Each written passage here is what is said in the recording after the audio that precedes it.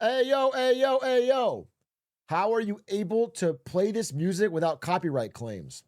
What I do is I take a little bit of money from every annoying weirdo pocket watcher and it adds up and I can pay the copyright claim. So your message actually really helps. Thank you. Hello, welcome. He's in Lincoln Park, so it's fun. You guys didn't know I was in Lincoln Park? You guys didn't?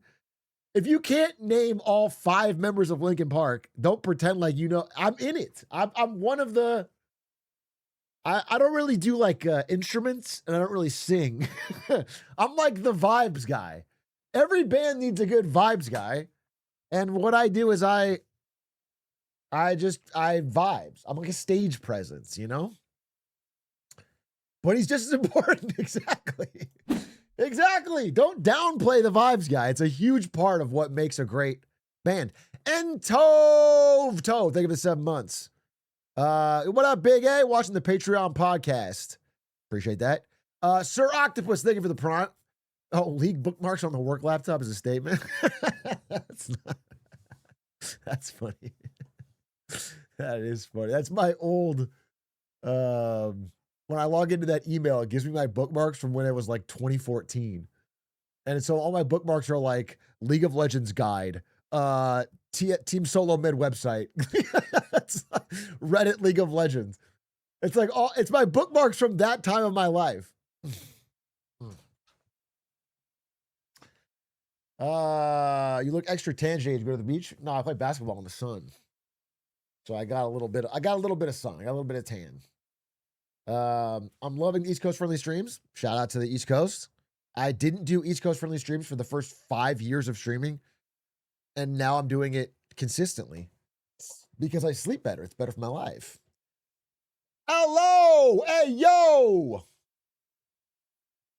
Atrioc, I used to make fun of your extremely disgusting, swollen, fat, Frank-like fingers. This is a terrible start to a message. I want you to know that. I want you to know this is not a good start to the message, but now my hands get crazy swollen in tears mornings, and I can't bend my fingers. I feel my heartbeat in my fingertips. How the fuck do you live like this? It hurts so much. I got compression gloves. I don't have this problem, but you seem to. I think you should go to the doctor. It sounds like you're having a heart attack. I don't know what the fuck's happening. You have diabetes or you have kidney failure. I'm not a doctor. I'm not going to help you. I don't have an answer for that. Hey, Ocean823 or 5shin, I guess. Thank you for the 5 gifted. Much appreciated. Yo, I just finished my first week at my dream company. They didn't fire me, and so far everyone seems happy to be there. Damn, bro. You were worried about a week 1 firing? That's a W, first of all. W, congratulations. But you were walking in hoping just to make it through a week? I'd say good for you. Let me take my socks off and let the dogs breathe, bro, because it's a little hot in this room. I'm going to keep it a buck with you. Keep it a $1.50. How's your Saturday going? Tech Tire, thank you for the 39 months. Jelly Enjoy, thank you for the 28. Blackthorn, thank you for the 3. I finished my first week, my first job. Can I get a shout out? Hey, shout out FireRick21. Congrats, bro. Congrats. Honestly, feels good. I guess I'm reading the room here and I'm saying that multiple of you are happy just to get through 1 week of a new job without getting fired. So times are tough out there. And so let's get a W. You know what I'm saying? It counts. It counts. You don't want to get a swift kick in the dick right as you start a new job. I started watching you when I was in college. Now I'm graduating W. How about that, bro? Appreciate you. Congratulations. Hey, Big Ad, I know you talked about this before, but you're considering making a Pokemon card video. It's so crazy. I saw yesterday there's now services that lend money against the value of cards. Dude, Pokemon cards is just absolutely, it's like the stock market is at its most degenerate right now. But for people that can't or don't want to get into the stock market, either they don't have enough capital or they don't understand it, Pokemon cards have become the degenerate stock market of the common man. Trading cards and collectibles have become the stock market of the common man, and everyone is just aping into the dumbest shit. I mean, they're adding all the stuff they have for the stock market at its most degenerate. They have margin debt. They have rampant speculation, wild price swings. It's crazy. It is just like the same thing, and it's having the same psychological traps, and people are going to get burned, bro. There's going to be some people holding some horrendous bags, and the bags won't be some dumb stock. It'll be Charizards. The bags are going to be fucking Raichus, dude. It's gonna be some new release Pokemon with nice art, and they're gonna just absolutely get destroyed. Did you vote for Barack Obama Shaw in the governor primary? I saw his name on my ballot, and I laughed because it's very funny.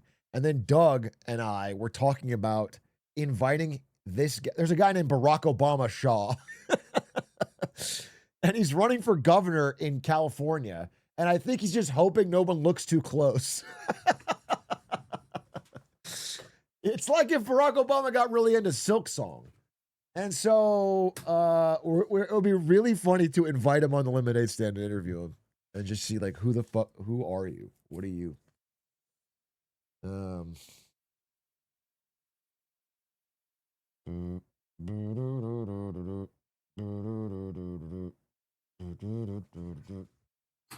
Japan really a canary in the coal mine with all its meme candidates? Dude, I'll call Japan the canary in the coal mine for anything. It's just my favorite thing to do.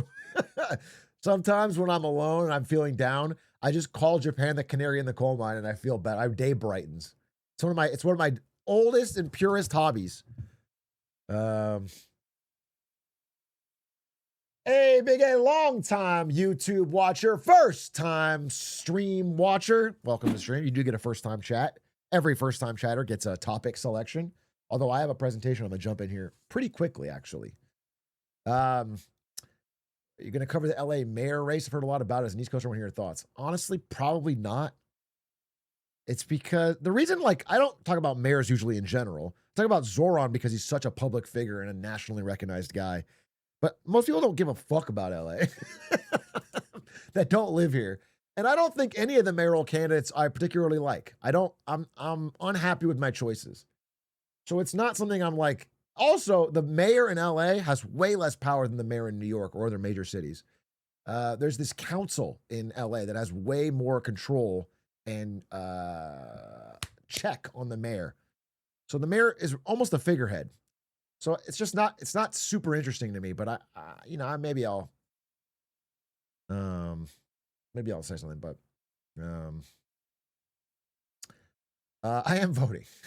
I'm just not happy about it. Should I be worried about American investment banks downsizing in Canada? Are you an investment banker in Canada? Then I guess that's an industry related reason you'd be upset. Bro, that's like so specific, bro. I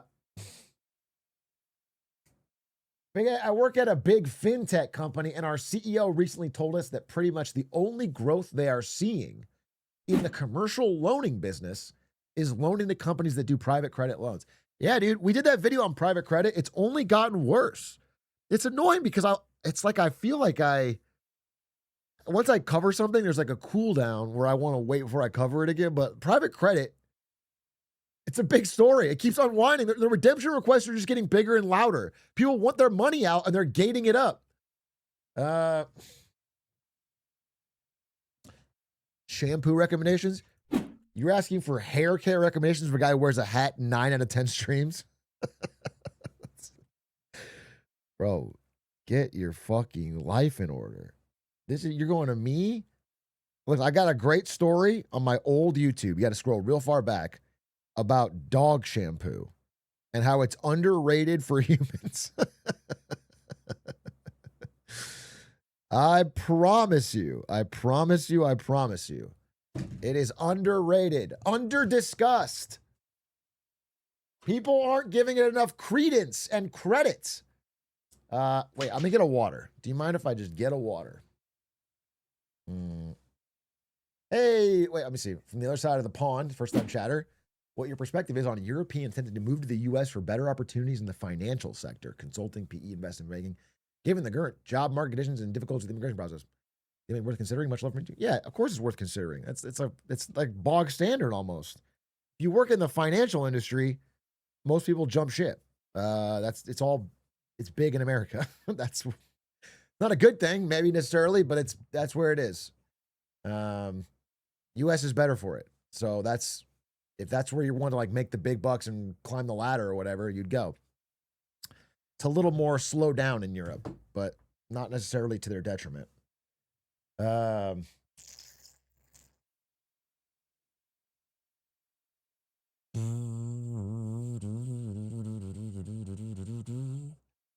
you think the stock drop will have any adverse effect on JD Vance's D's nuts 6-7 falling price of gold in the 2028? I have no idea what you're trying to say. You got me, I think. I was worried if it was like a JD Vance meme coin. The problem is, the world we live in, there could be a JD Vance D's nuts meme coin. And that's like something you're invested in. That's the world we live in, bro. It's so fucked up. And it's like a story I might have missed. Okay, I gotta grab a water. I'm thirsty AF. 1 second. Entertain yourself. I'm putting someone in charge of telling a funny joke. Bald Pigeon. You're in charge of entertaining the chat. Everyone stare at Bald Pigeon. He's going to tell you a really funny joke. He's going to keep you entertained.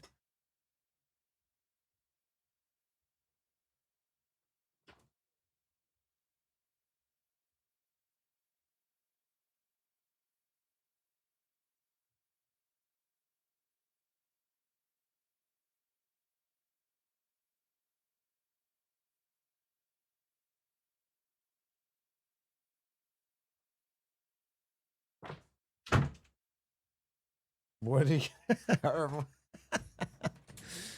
Dude, everyone is roaring. I came back and they are roaring with laughter.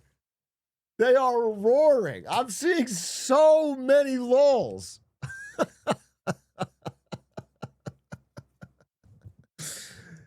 I had to be there, so you can't tell me what he said. What did he say? What was so funny? I'm just so impressed to see that much chat excitement. I was only gone for 30 seconds. Let's user Bald Pigeon 64. He said, glizzy, glizzy, glizzy. Wow.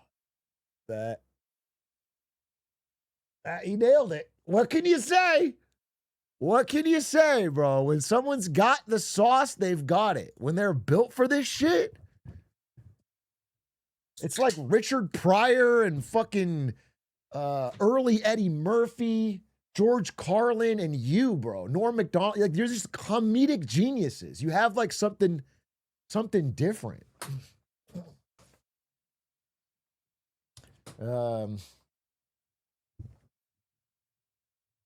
Big A, are you going to root for USA or Iran in the World Cup? I'm sorry, what? You think just because I don't support Trump invading Iran that I have to switch sides and like it's like if Hormuz isn't open, I have to cheer for Iran. That's just the way it works. I'm not sure. I don't think that's. I do play Persians and Age of Empires now though, so I'm kind of honorary Iranian. Do you know what I'm saying? I feel like I'm in the club. The club, if you will. You got a Persian hat yet? Bro, I haven't bought any hats yet. I'm soul searching. I don't even know what stripes I'm going to pick. Wait, quick check on the King's Gauntlet website. How we looking? Dog shit. My team is so dog shit, including myself. I have the worst win rate of any player in the competition. My captain plays no fucking games.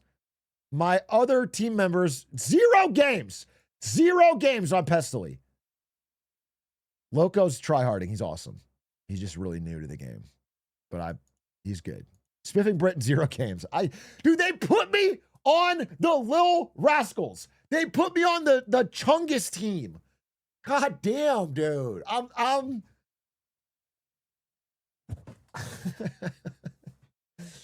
I'm on the fuck my Chungus life team. They need a big A carry. What am I carrying, bro? I'm carrying my fucking self to the funeral home and burying. I can't even finish that thought. I'm not carrying shit, bro. I'm 33% win. I'm crawling out of the debt. Actually, 10 wins, 20 losses is pretty interesting because I started out with 10 losses. So I'm coming back. What is the King's Gauntlet? It is a streamer Age of Empires invitational in which we were put on teams. And I am, I got drafted onto a team that I think is quite weak. Carrying your casket, you fucking idiot. You're right. That's what I wanted to say. That's right. You're fucking right. You're right. That's what I wanted to say. I don't know if you had to be so harsh about it. You're right. That is what I was going for. Okay? You want me to apologize? I'm sorry I didn't get it. Fucking asshole, dude. Fucking asshole. If Spiffing gets an ELO, you're in first plate. Dude. Big Ed, you haven't seen the Backrooms movie? No, but my wife saw it. She had a little girls' night. They went to see Backrooms. One of the girls dropped out last minute because she was too afraid it would be scary. So it was 3 of them instead of 4. And she told me about it last night, and she said it was quite good. Ari's a pretty much a connoisseur of horror movies, and she gave me a very positive Backrooms review. Well, I mean, she's got a high standard, but it was like a 7.5 out of 10, which is for her is like a really, that's strong. She's very happy that she saw it.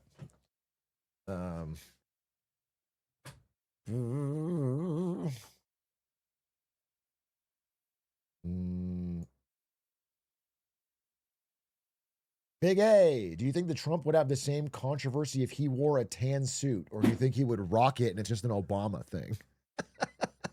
No. No. I think that would be the one thing that brings Trump down. Trump can get away with a lot in this country. His base is rock solid support. But if he were to wear a tan suit, it would be the end. Obama, it was not a partisan bias or a racial bias against Obama. It's the fact that we as Americans cannot tolerate a tan suit on our president. It's a bridge too far. It's a disgrace to the office. Okay? If anyone shows up in the Oval Office with a tan suit, I riot on January 6th.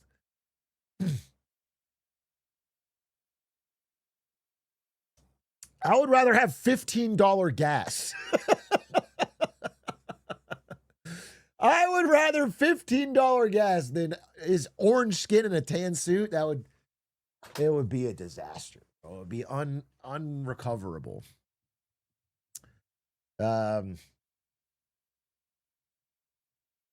Hey, Big A, long-time highlight viewer, first-time chatter. Don't check my chat history. You're not a first-time chatter. You have hundreds of messages. I checked your chat history. You're a 10-month sub. 10-month sub. So your question is great, though. You're talking about mid-luxury watch brands are suffering with the K economy. Lots of crazy stuff in watches with swatch collabs that have insulated it. But do you think it's a long-term thing? Yeah, I think I talked about this briefly on stream. But the idea is that in the few years post-COVID, like 21, 22, 23, every luxury company thought they figured out a secret to infinite wealth. Just raise prices. They literally realized that they keep raising prices and there was no ceiling on it. They just kept raising prices. Because as everyone came back from COVID, they started spending on luxury. And they raised prices like fucking crazy. And it worked. And their profits were way, way, way up. But then the hidden backlash of that started to happen, which is that there's a class of consumer who is not inordinately wealthy. There's the really wealthy who can afford to buy whatever the fuck they want. But these guys are actually pretty picky and they switch around brands a lot. They don't get tied down to one brand. It's hard to, but there's this classic consumer who's below that, who's like kind of well off, but they can't afford to buy, $80,000 watches or whatever. And what they would do is they would buy like a nice luxury item, rarely as like a big moment or a gift, like a Burberry scarf for Christmas. They would get someone a gift. That was the idea. Is that aspirational consumer. Aspirational. This consumer has been absolutely priced the fuck out of most luxury brands. And they've been turning away from it, and they've been looking for other alternatives. A big part of this consumer is in China. A lot of the new money in China was an aspirational consumer. They have started to buy local brands instead of global luxury brands. So the luxury industry, even though we have this K-shaped economy, where if you're like the absolute tip of the top, like you're a $150,000 watch or a super sports car or a yacht, you still have clients. But like the mass market luxury is getting fucking hammered. They're getting hurt by this decision they made. And the thing about luxury is that it's the one industry where you cannot correct this mistake by lowering prices. Once you've raised prices, you can't bring them back down because luxury relies on never discounting. If somebody buys a trench coat or a scarf or something nice from your brand, and then 2 weeks later they see it on discount, they hold a grudge for life. They hate you. They feel cheated. They spent all this money and now it's available. They don't like it. So you can't discount. You have to, they have all sorts of tricks to try and get it out to consumers discounting through other means. But so they're kind of stuck at these high prices and they don't know what to do.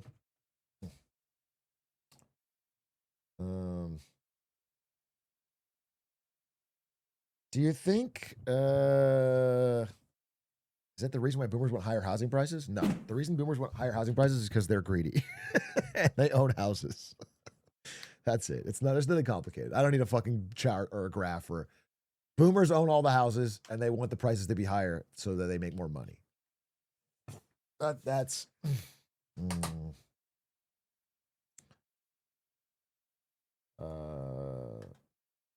Do you read fantasy? Sometimes. I'm on a nonfiction kick for almost a year now. I've been reading tons of nonfiction. I got book after book, bro. But if I find a good fantasy book, I get into it. I want them to finish In the Name of the Wind. I want to read more Red Rising. Is that finished yet? I think I'm maybe a book behind.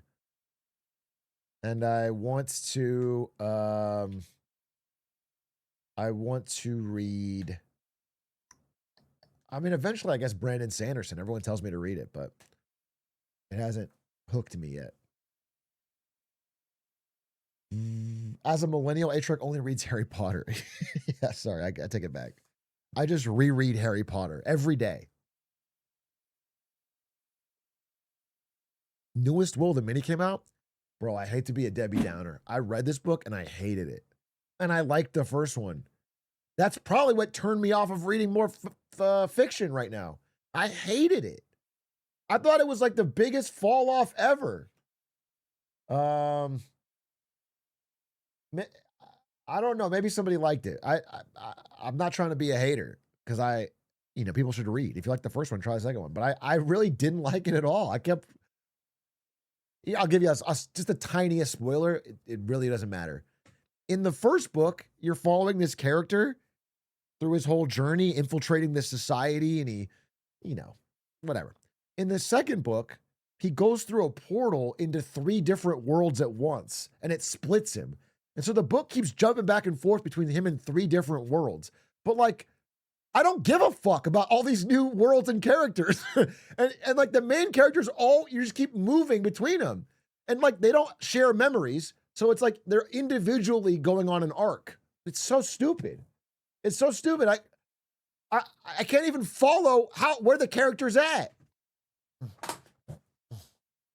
Yeah, there's 3 times the main character. He's all at different stages of development. And by the way, reading it that 2 of the worlds don't matter. So it's like they introduce 5 million new characters that aren't going to matter when it goes back to the main timeline. I think it was just shit. I don't know. Maybe it sounded like a good idea on paper, but once it was on paper, it was dog.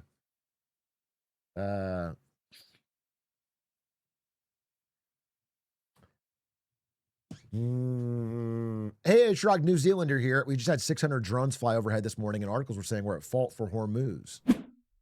Yeah, you are. We all agree on that, right? Everyone who's not from New Zealand, we all had that meeting, and we agreed to blame it all on New Zealand because I didn't want to take the heat as an American. Let's just put it all on them, bro. They're on their own island and they're the sheep. It was fucking New Zealand, dude. They fucked up. They fucked up Hormuz. You did it again, New Zealand. Insane. It's really insane. You guys keep screwing over the world. Everyone's gas prices are now higher because New Zealand wants to fuck around. It's frustrating. Retroactively Iraq too. Yeah. They're responsible both for 9/11 and for invading Iraq and Afghanistan, bro. The Middle East would be fine if it wasn't for these damn Kiwis.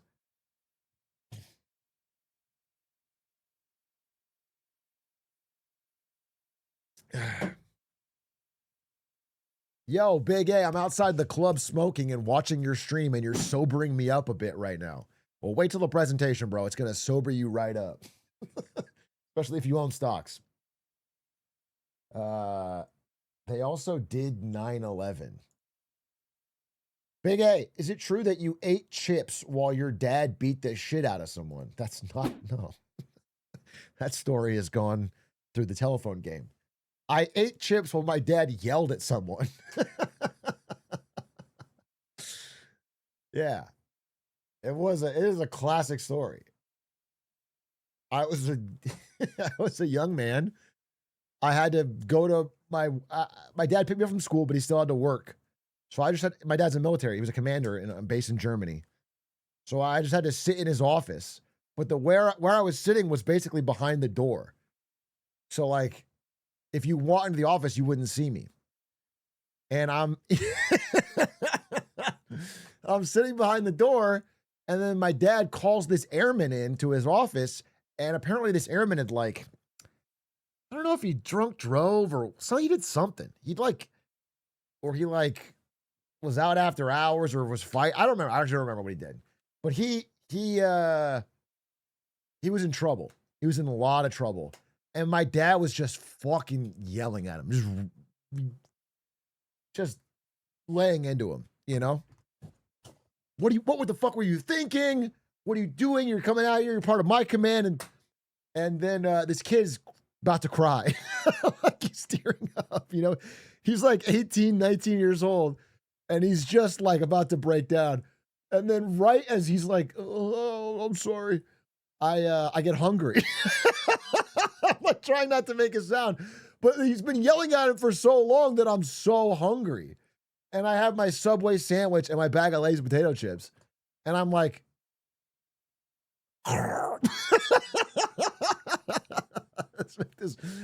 this loud crunch. And the kid, he looks back at me, and there's like a 14-year-old kid seeing him cry and just like, yeah, and his eyes get all wide. It's a classic, bro. It's a classic.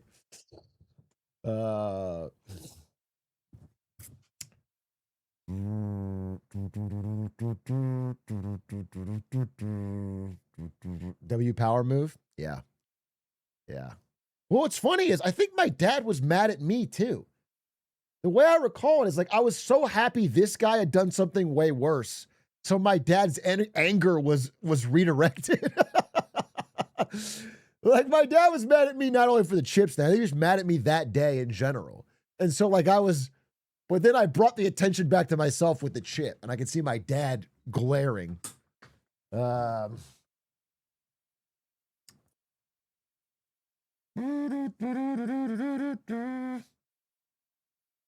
the maddest I've ever seen my dad, ever. I'll just tell you right now, I mean, he's been mad a couple times, but the maddest I've ever seen my dad is when Ari and I first started a little romance. I told you the story. She was in Europe for the first time. I lived there at the time, and during the summer went back, and she came, and we went on this Ryanair flight to the UK. Went to London. I've never been to London. I wanted to go, so Ari and I go to London on these, cheap ass Ryanair flights, and we're college freshmen on summer break, and that's where the romance starts to blossom or whatever, right? So, and while we're there, we have a flight back, and we miss the flight because there's like a fire in the London Underground and the train is delayed. And I'm like, we take a bus to another bus, and we get whatever the fucking tube, dude, the tube, the tunnel. And so I get to the airport, and we're just, I mean, I can't tell you how much we were hauling ass. We were hauling ass. And, you know, we're just sweaty and drenched, and Ari and I are running with our bags.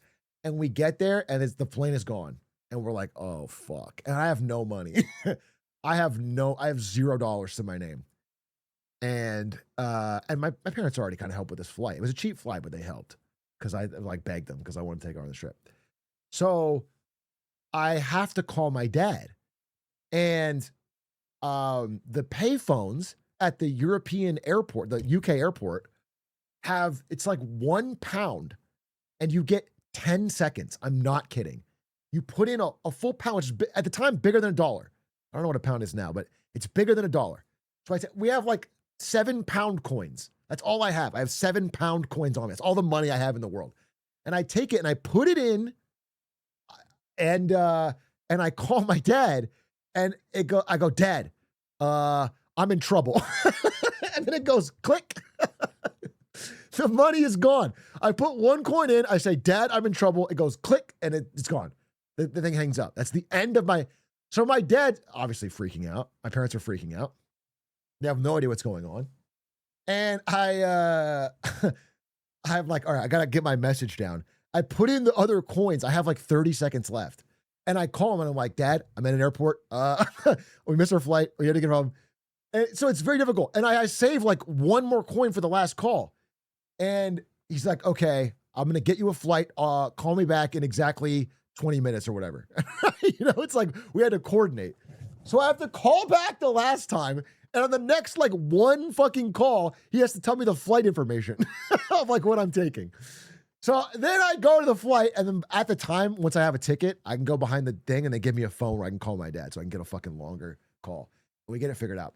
He is furious. He's very, very angry. It's very, very expensive. This is a last minute flight, not Ryanair. It doesn't even land anywhere near where he lives. So the nearest place it lands is like, you have to go through Germany, through the top of Belgium to the western edge of whatever. It's like far. And he has to do it on a work day. So he gets us this flight. We fly back. It's very expensive out of his own pocket. He's very frustrated. And then he has to drive all day to pick us up. And then, dude, that's whenever we landed. And oh, by the way, on the flight, you know, it's like I had a good trip with Ari. And I'm a fucking young ass idiot. So I'm like kind of having a good time. Like, I'm not really I know my dad's mad at me, but like I get off the flight and I'm kind of like smiling. And I see my dad's face.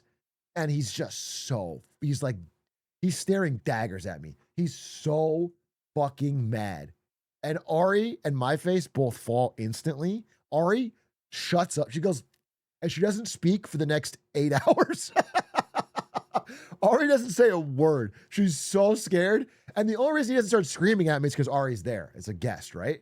But it almost makes it worse because if he screams at me, he's like, I've been through that, bro. I'm a League of Legends gamer. Instead, he's like seething.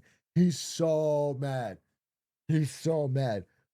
And so we start driving all the way back. It's this long ass car ride. And by the way, all I want to do is fall asleep. My dad is like, you better not fall asleep. Or he doesn't want me to fall asleep on the car ride back. Just like he wants, I don't know. And so I'm just sitting there trying to stay awake, but also say nothing. It was horrible. It was a horrible, horrible time. Truly one of the most mad he's ever been.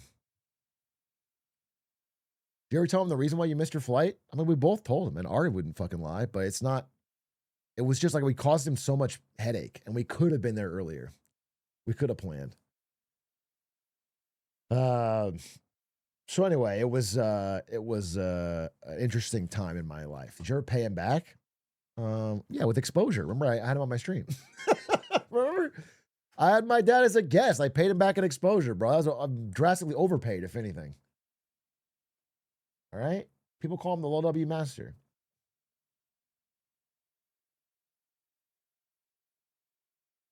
He got to meet Slime. Yeah, exactly. Exactly. His Twitter popped off. Yeah, exactly. Do you know who Professor Jank? Yeah, I know. Yeah, I mean, listen. I'm not a fan, bro. I think he's a bit of a loon. I think he got one half right prediction. Wasn't even fully right. It was half right. And then people have been. He says some fucking batshit shit, dude. Including everyone's got their own pocket crazy pick he's got, but the one that's the craziest to me is that his theory of the world is that Japan and Germany are going to rise to become the dominant powers in the near future. It's like, bro, what are you fucking smoking? What literally what are you smoking? Those are both declining middle powers. China and America. I mean, it's like insane. It's that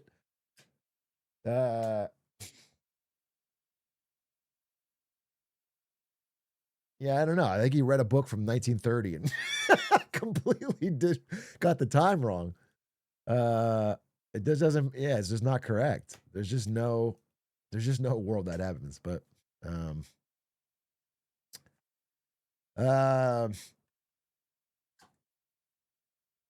anyway, that's the thing. So let me see. Am I ready to do this presentation? Because I kind of want to just jump in, bro. Kind of just want to jump in. Do I have what I need to talk about? Bada bing, bada boom, bada bing, bada boom. Yeah, I think so.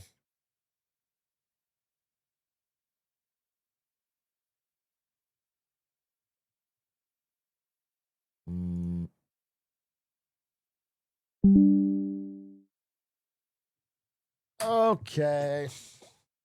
Couple games of TFT. I know you're just joking, but literally anyone suggesting TFT to me sounds like a heroin dealer. I can't even imagine reinstalling League of Legends. To even play TFT feels like it would be shameful. I would feel bad. I would feel like I'm re-injecting a needle into my arm. This set is so bad it doesn't matter. Dude, this heroin is so stepped on. You won't mind. Don't worry, you're barely gonna get addicted, bro. It's such a they cut it with so much shit. No, I don't want it. I don't want it. I'm clean, bro. Pope John Paul, thank you for the 10 gifted. They're not lying. The set is awful. Yeah, I mean that's probably better for me because the good set just destroyed me. It was just so addicting.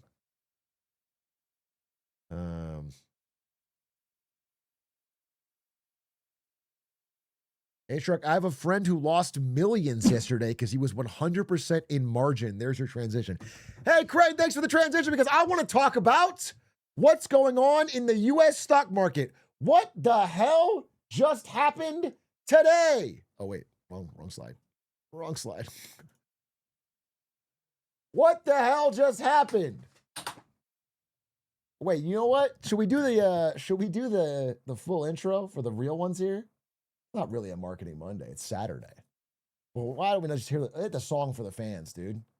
Why don't we hit the song for the fans? All right, 3, 2, 1. The hell? What the hell just happened? We just had one of the most red days in stock market history. Not an exaggeration. This was the single largest point drop the NASDAQ has ever seen in the history of the stock market.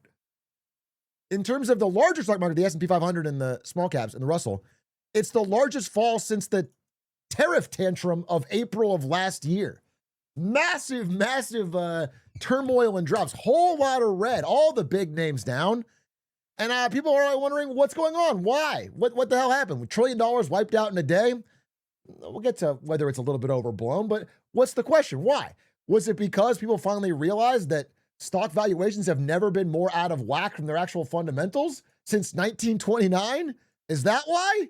Is it because the Pope is now granting religious exemptions to using AI at work? So people are getting out from having to use AI? Is that why? Or is it because this guy on Wall Street Bets finally caved and bought all the hot stocks?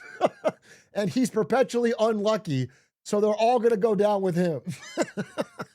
I don't care about making money now. I just want all of you to lose. Is the final dumbass of Wall Street Bets joined and killed the whole market? So are you ready to freak the fuck out, as Warren Buffett says, and panic sell everything right now? It's fucking over. So let's level set here. This is a truly massive single day drop, like unprecedented. I believe it's the 4th largest one-day drop for the broader stock market ever. And it's the largest in NASDAQ history. But let's look at one of the high-flying stocks, Micron. This is Micron, the memory company that has been absolutely astronomical recently. Micron dropped 15% in basically a day. Massive drop.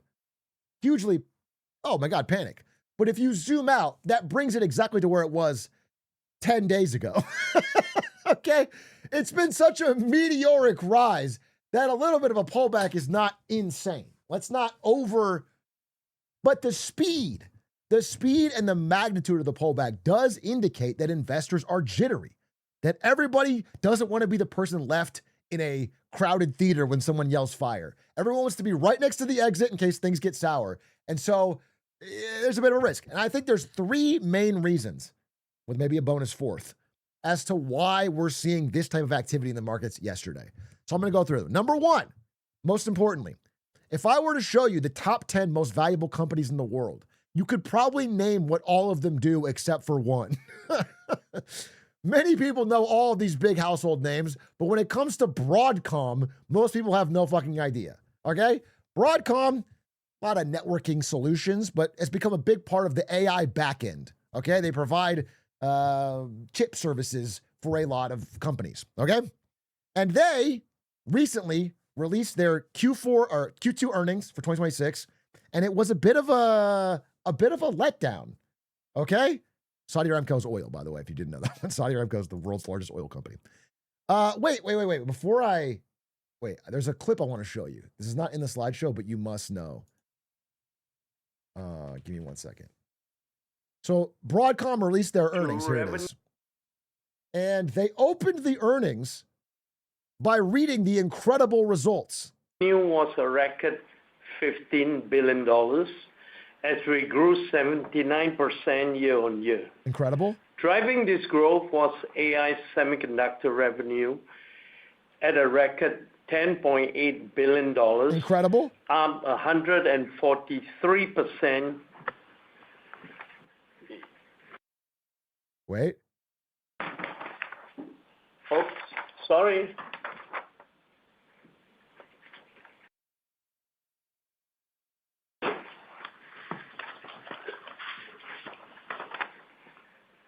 Well, let me restart. It turns out he was reading the notes from last year's earnings. He had the wrong transcript and he was reading the numbers from the last year. In fact, this year's numbers were not as good. They actually went under analyst expectations. And so not only did he open with a fake start, but he had a much weaker earnings than expected. And Broadcom investors reacted in almost a frenzied panic. Okay? Broadcom shed, again, something like $300 billion in value in like minutes almost. Just incredible, because the AI results, specifically, the revenue guidance was fine.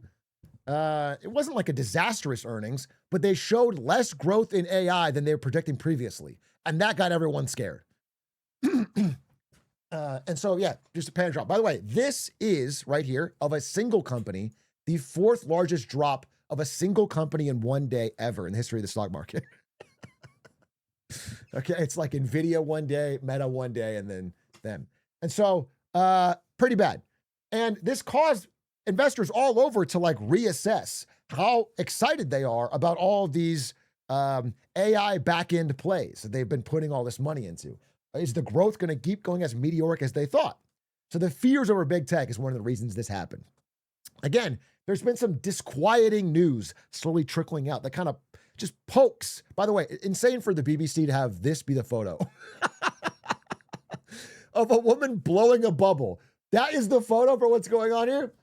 So disquieting news. Like, for example, the FT had a piece about how since agentic AI has come out, there's been a massive increase in the number of apps being released, but the number of ones seeing any significant usage has gone down. People are putting out a lot more slop, but there's not like any more there's no like big AI coded app that's having a huge win. Nothing's like breaking out from the noise or making a lot of money. People are starting to ask, like, where is the money?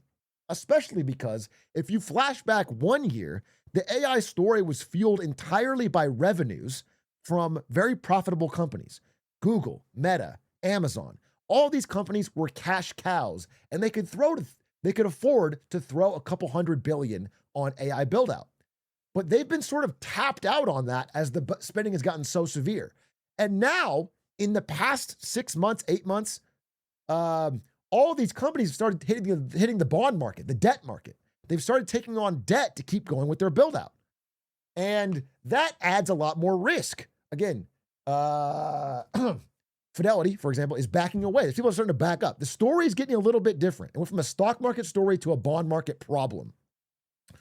So that's the first part. That the debt-fueled mania and Broadcom underdoing expectations is like the beginning of this disaster.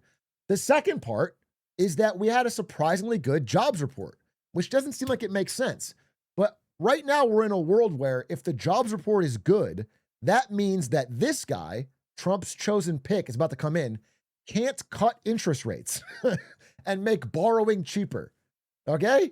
If jobs are good, he can't cut rates and make it easy to borrow. And if you can't borrow easily, the debt gets more and more expensive.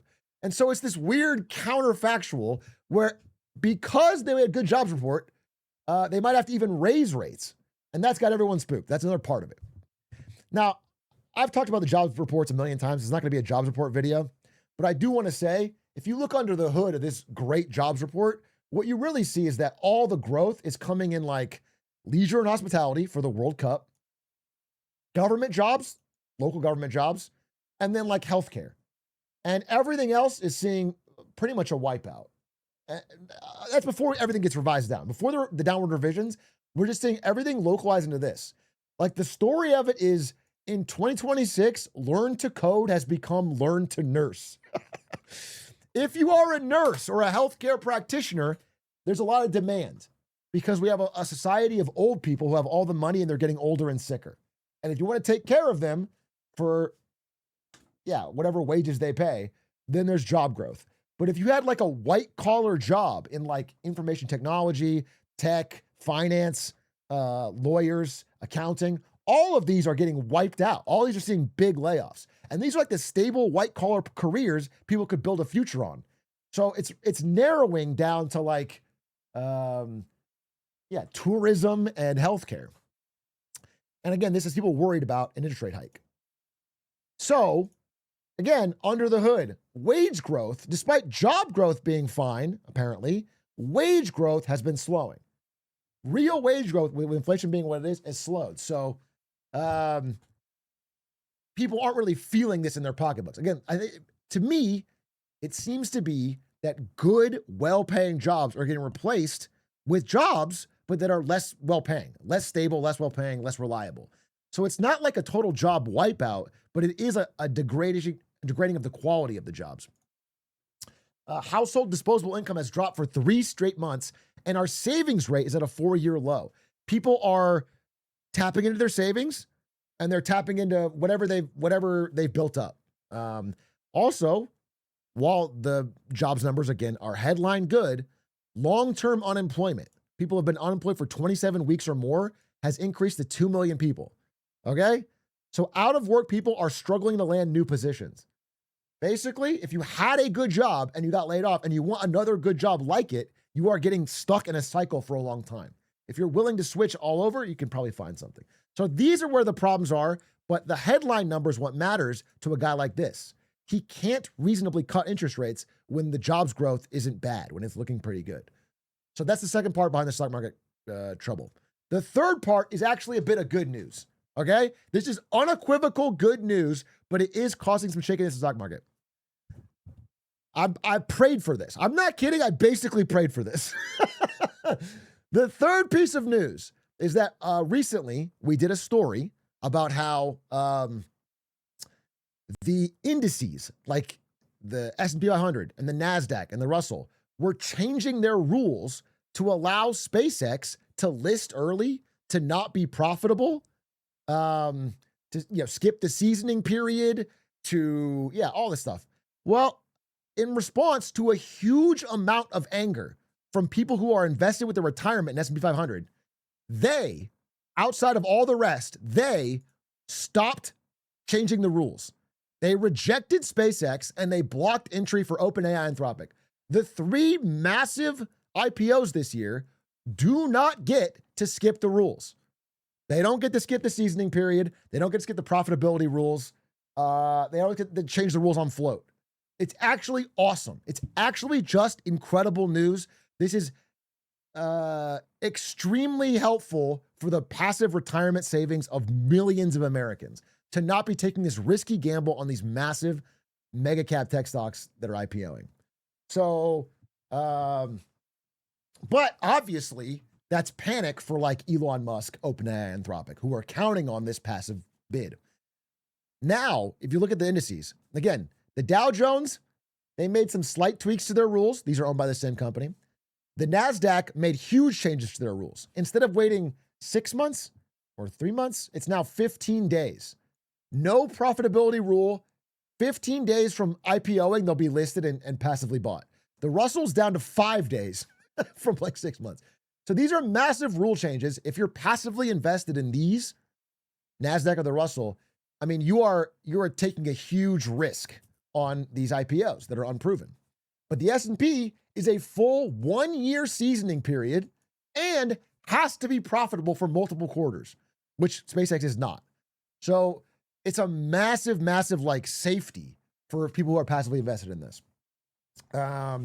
Very, very cool. That means Elon Musk has no way to get access to all this passive money until 2027, like late 27 at the earliest. And that's if he finds a way to make SpaceX profitable. So just very, very good. Very, very good news. However, a lot was riding on these IPOs. Okay.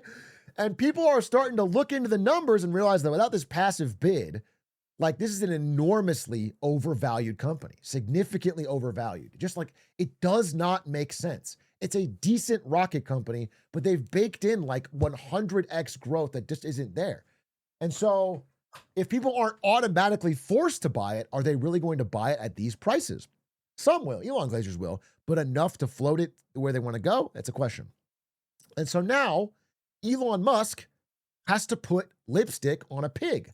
Now, I used AI for this photo because I thought it would be funny if I generated the same photo 19 times and paid nothing for it as a way of explaining why this makes no fucking financial sense for them.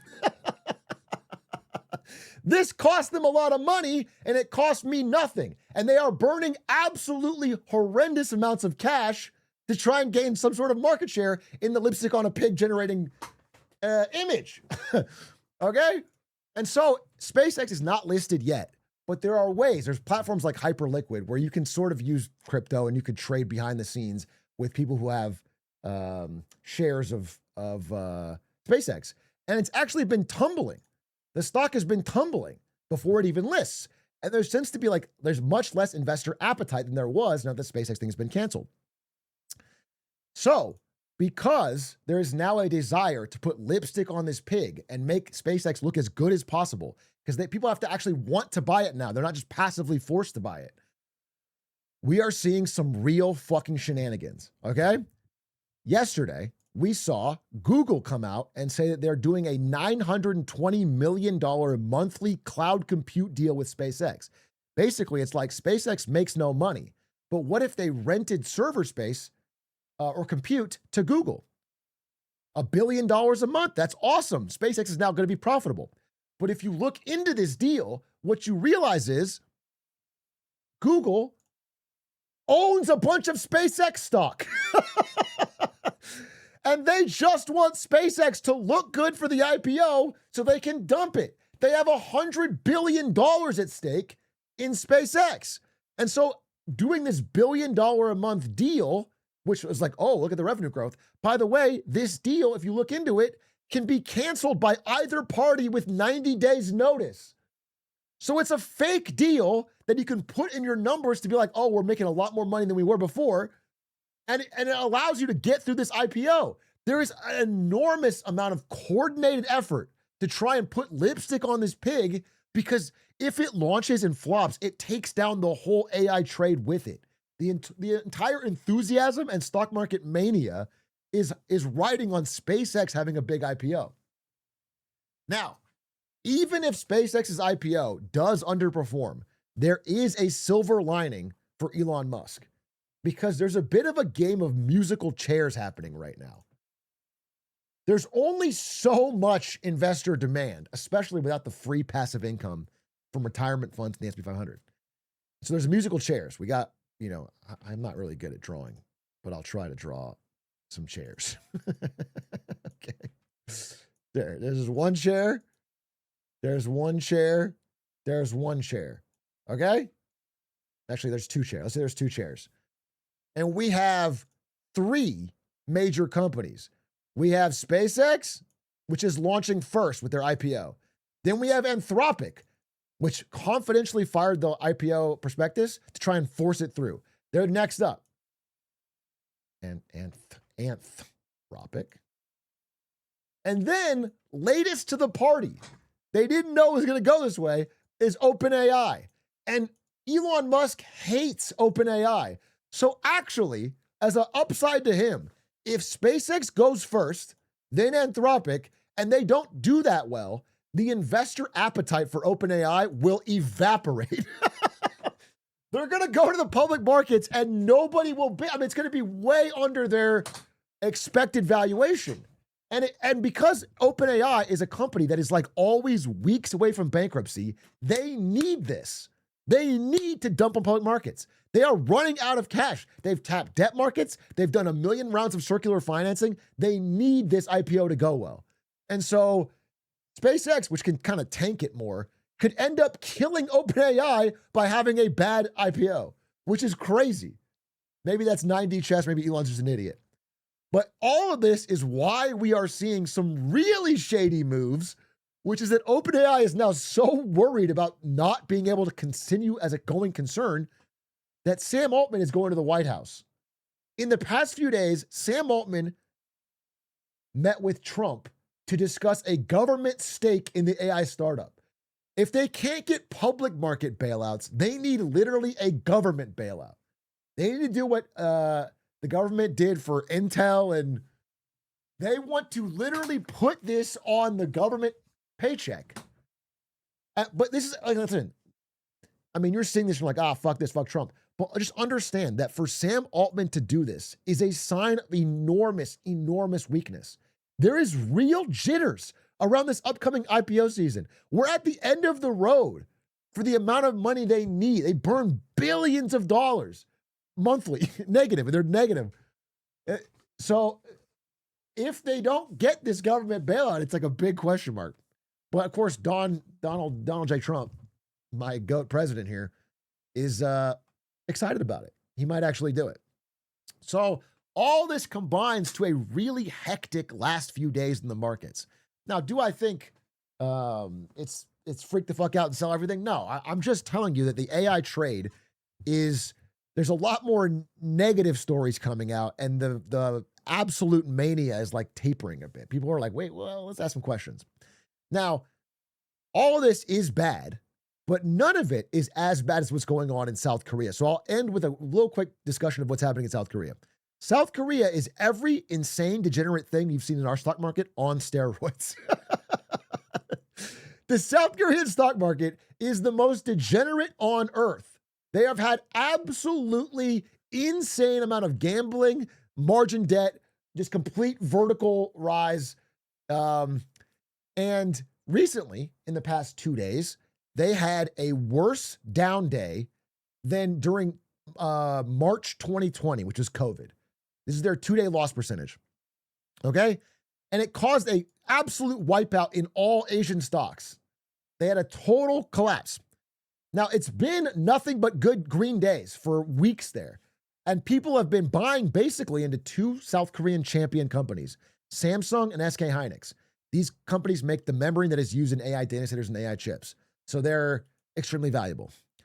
And SK Hynix 2X ETFs, which is like a leveraged bet, leveraged 2X bet on SK Hynix, have become the largest single stock ETF in the world.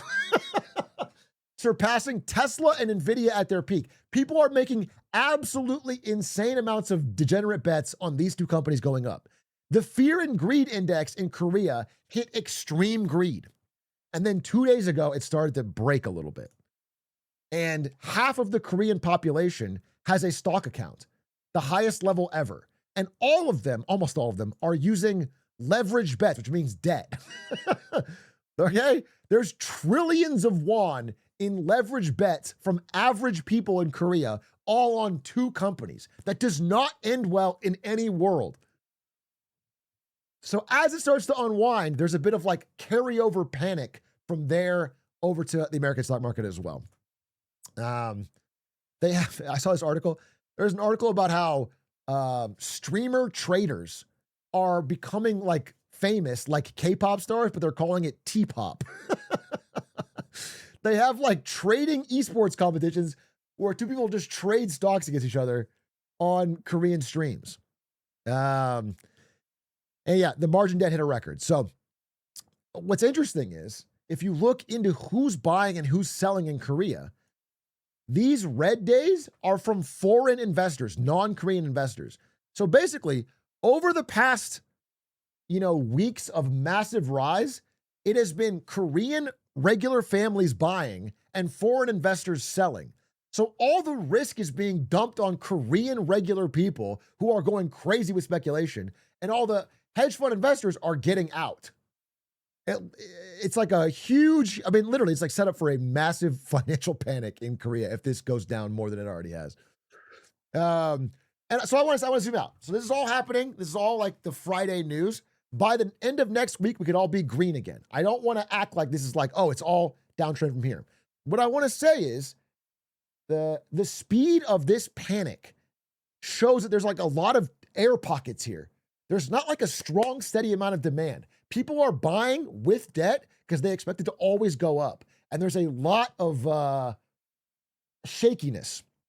And it reminds me, it's like a weird metaphor that I've made before, but I want to bring it up. It reminds me of the last scene of episode 1 of The Boys. Okay.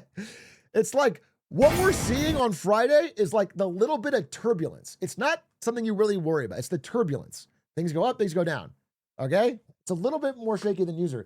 But what you're really watching for, what really makes people switch from extreme greed to extreme fear is the next round. If it's bad again, if you go from bad, then you kind of come back a bit, then it's bad again, that's when you get what happens here. Okay? That's when everyone starts capitulating. That's when there's panic. Until then, it's all just noise. But that's what's going on in the past way. I wanted to give you some analysis, and thanks for watching. See you on the next clip. We'll talk next week about, or next clip about crypto, because that's a whole different story.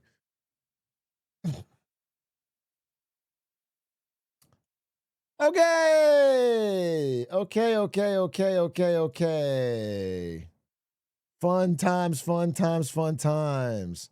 Linkus! I saw your presentation. It was good, man. I thought it was good.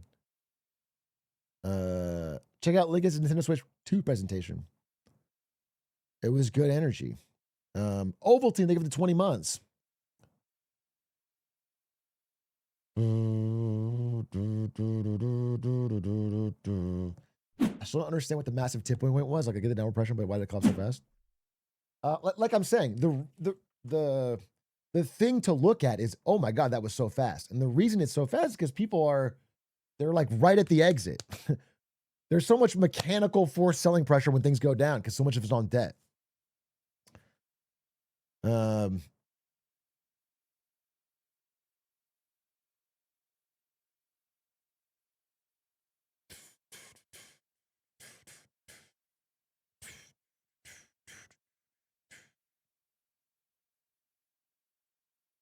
Converted all my 401k to margin in Tesla over the weekend. Smart man.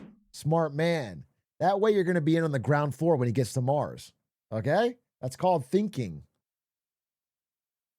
So just to be clear, I want to be saying, I'm not saying buy leverage puts. I'm not saying freak the fuck out and sell. I'm not saying anything. Actually, if you're in the S&P, this is kind of decently nice news for you not putting a large percentage of your wealth in 3 massive new unproven IPOs. Well, what I am just saying is that there's been so much greed and so much mania. And it does seem to be like the saner heads are looking around a bit. Whether they get overwhelmed by insane people, that's super possible. How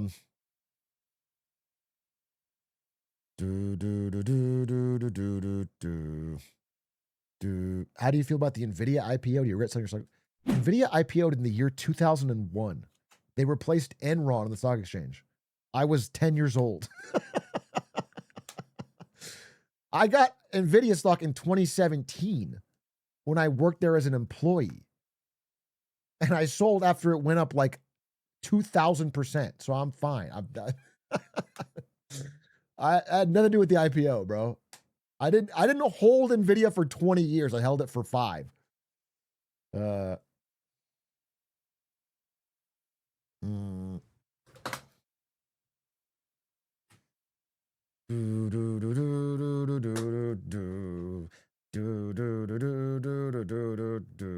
you regret not buying the IPO?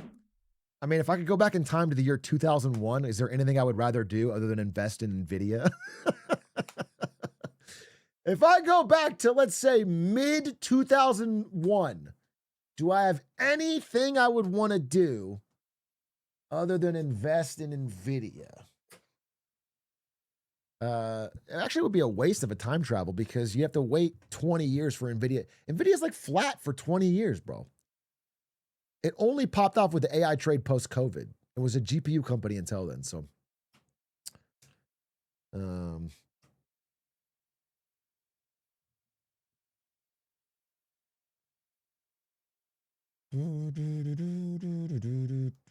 Is there calculations for? Yeah, it's a great question. That's a great question.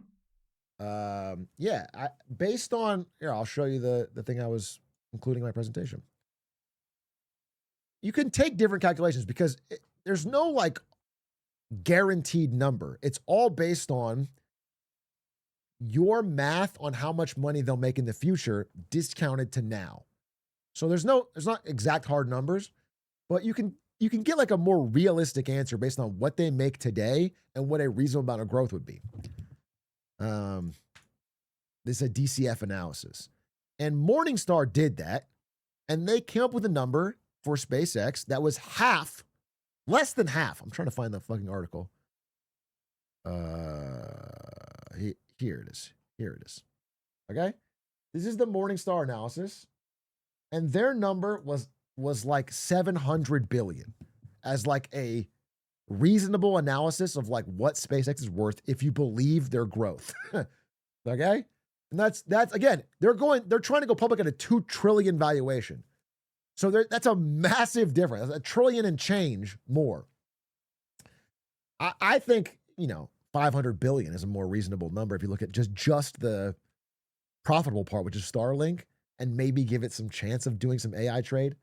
But to be honest, it's like the company makes no money currently. It was profitable for a quarter, and then they bought Grok, and then it tanked it.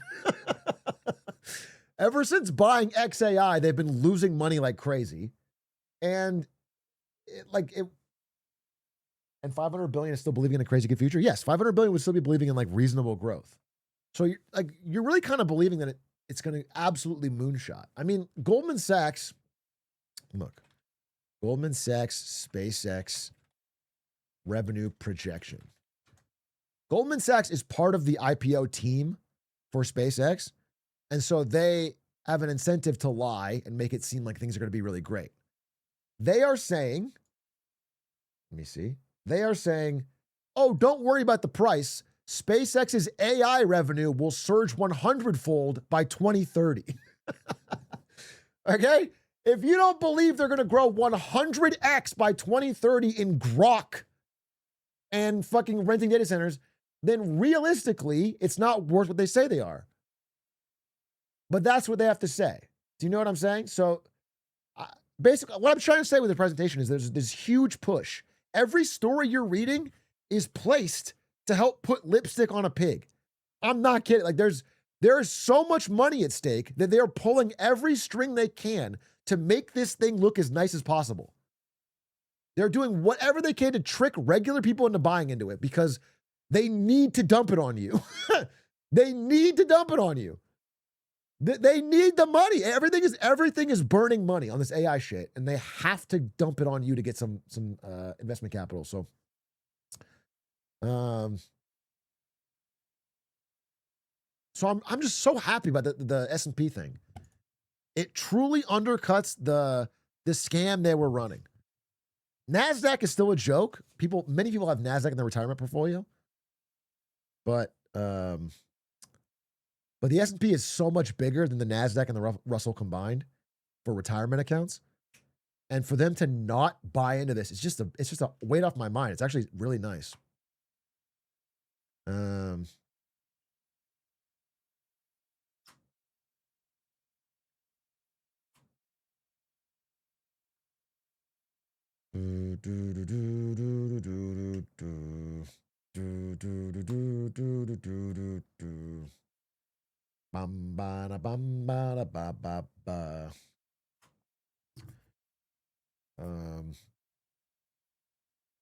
It's funny. Every second post I see on Oz Finance is how do I avoid SpaceX and my ETF supers? No, that's why I'm happy I made that video. I mean, it wasn't even close to me, but a lot of people made videos on this. I think Patrick Boyle made one. There was like a AI generated cartoon one that went viral, but like people knowing about this was actually important because a lot of people reached out to their financial planners and said, hey, can I get a version of the S&P 500 that doesn't include the IPOs? And it got the S&P to panic. The S&P was like, wait a minute, we don't want to hurt our brand. We do not want to hurt our brand and like have people not trust us as the retirement account. And so they didn't change the rules. And like, if people had not panicked, the rules would have been changed. And I'm so happy that happened. Like, yeah, I don't know. It's really fucking cool because I mean, that would have been hundreds of billions of dollars of retirement money flowing into these dumb fucking IPOs.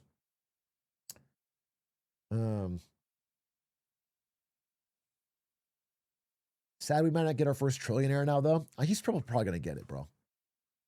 Even if this IPO isn't the best, it's still the first. And he owns such a huge share of it, he's probably going to be a trillionaire after the IPO. Or very close. And especially if he merges it with Tesla. Can you explain what is an IPO? Yeah, I will. This is a good, simple question. Let's get it out of the way. So, you start a lemonade stand, okay? And any company you want, you start a company. It's private. It's just a company that you made. And you own 100% of it. Now, let's say you want to bring in another friend, okay? You own 100% of your lemonade stand. You want to bring in a friend, like let's say Aiden Calvin, okay? You want to give him a share. So however you decide to split it up, that's just the way stock is, okay? So if I give him half, then we use stock to represent it. So maybe there's only 2 shares of the company. I have one, he has one, 50%, 50%. It's fine. Let's say I want to bring another friend, okay? So we issue a 3rd share, we have one each, so we each have 33%. Stock is just a way of signifying ownership of the company. You can issue as many shares as you want. It could be 1 million shares, and you split it out, so you get 280,000, you get whatever. You're just trying to find a way to show the ownership of the company. But it's all private. It's just people between you and friends and people that you're investing with, okay? Doug. When you want to list it publicly, which means allowing anybody to buy and sell these shares, that's when you do an IPO, initial public offering, okay? That means it's no longer just you and people behind the scenes. It's open to be traded on public exchanges. Anyone can go and buy some shares of your company, or they can sell some or whatever. That's the idea. That's the initial public offering. So for the longest time, companies would IPO when they needed money for growth. You'd be a new company like Google or Facebook, and you're kind of just getting off the ground, and you would IPO, you would issue shares to the public, they would buy them, you would get an infusion of cash, they would get some ownership, and they could trade and sell those shares. And you would grow from there. Recently, the companies have been doing all their growth privately. So instead of like, if this is your company and it's been growing, usually you would IPO here and everyone could buy your shares low and grow with you. But now you've been IPOing here, kind of like after you've gotten all the growth and you're at the massive valuation, that's when you're dumping it on the public. Okay? And the big question is, why here? Why not here? And people are saying it's not because they need the money. It's because they see this happening. They see that like this is the right time. This is the mania. This is when you want to get out.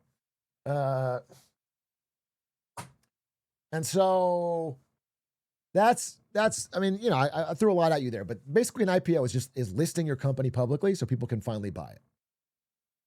It's I can't buy a SpaceX share as a regular person. Unless I know Elon and he wants to sell me one, I can't get one. It's private, it's behind the scenes. Have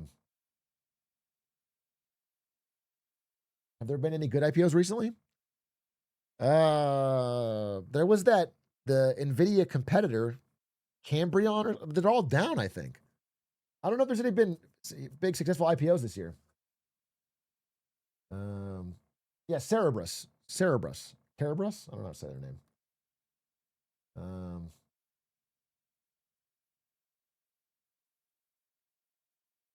Figma's down. Yeah, all the big recent ones are down, I think. I don't know if anyone's had a big pop.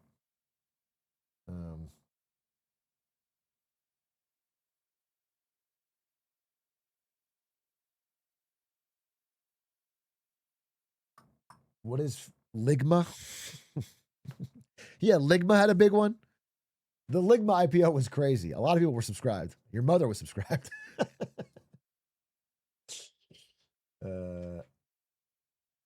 How's FaZe Clan stock going? It got delisted, bro.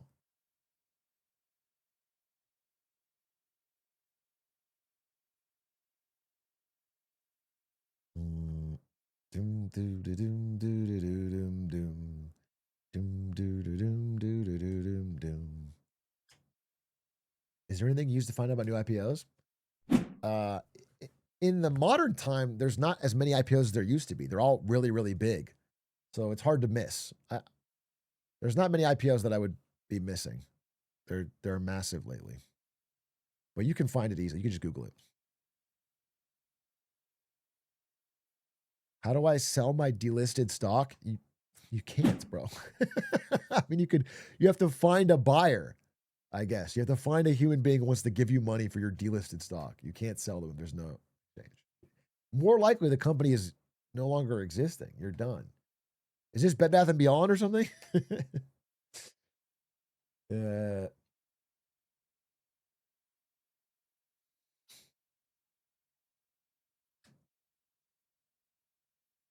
you ever exercise your voting rights? I've voted. Not just in real. I've voted on a couple stocks I own. It doesn't matter. It's not about. When I talk about voting rights, like in regards to China or whatever, it's that you have a legal ownership.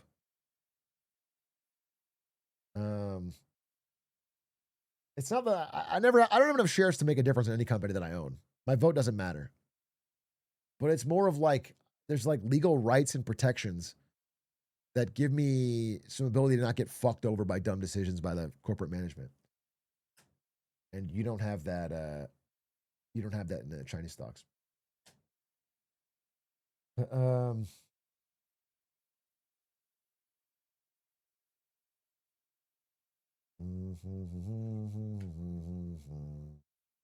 He writes in Trump out of principle.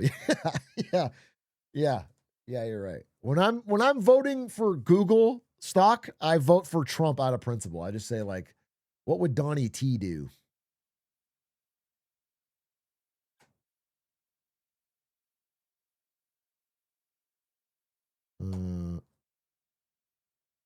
What do you think about the idea of data centers in space? I think it's really stupid. I think it's really, really stupid and expensive. The failure rate on GPUs in data centers is already really high. How the fuck do you replace them in space cost effectively? There's no air, so there's no cooling. It's not like there's no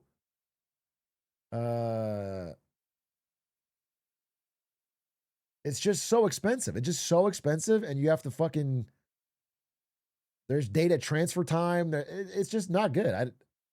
The fact is, we haven't even cracked data centers on the ground, dude.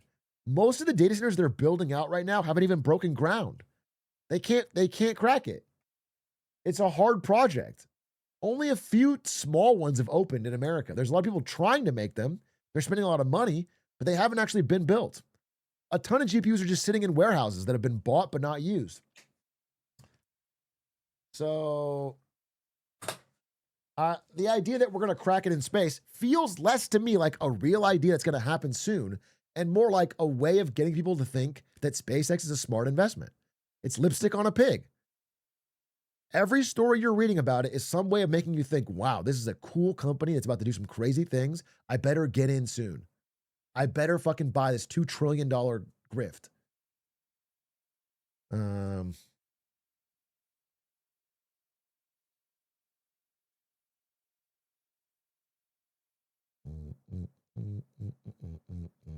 Has there ever been a vote that went against what the company wanted to happen? Seems unlikely, right? It's unlikely, but it's happened many times. There's been hostile takeovers where outside investors buy enough of the vote, enough of the shares to have a majority of the vote, and they go against the board and the CEO and they oust them. That's happened. There's a great book called Disney War about how this almost happened at Disney. There was a huge stockholders fight at Disney over control of the company, over who gets to be CEO and what the direction of the company was. It's a great book, Disney War.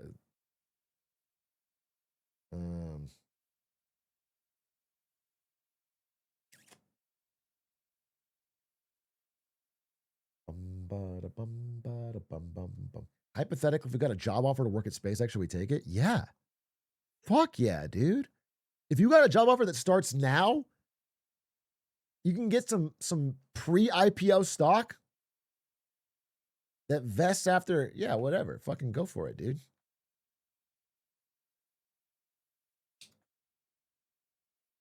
And plus, it looks good on a resume.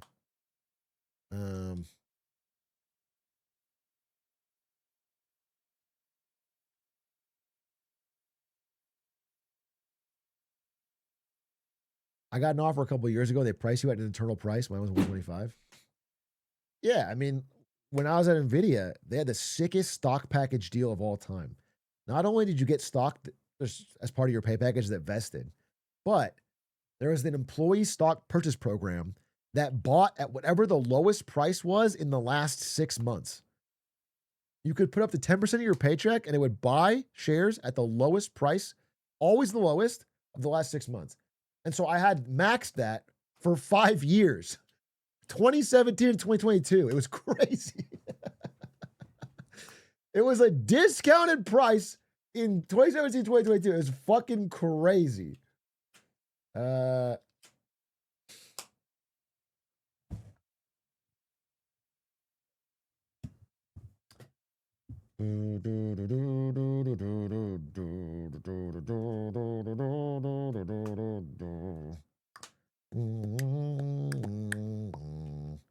you diversified since then? Yeah, I sold out in mid-late 24, and I put it into a diversified portfolio of stocks and gold. Because I was fucking stressed. Yep, Caleb, thank you for the 61 months. Yeah, I literally, it's the thing I've talked about, the fucking fuck you John Goodman speech. I was like, dude, there's enough money here. If I just keep watching this every day, I'm gonna freak out. I sold, I diversified, I paid off every ounce of debt, and I'm just fucking chilling. That's what I did. I just never want to have to fucking panic.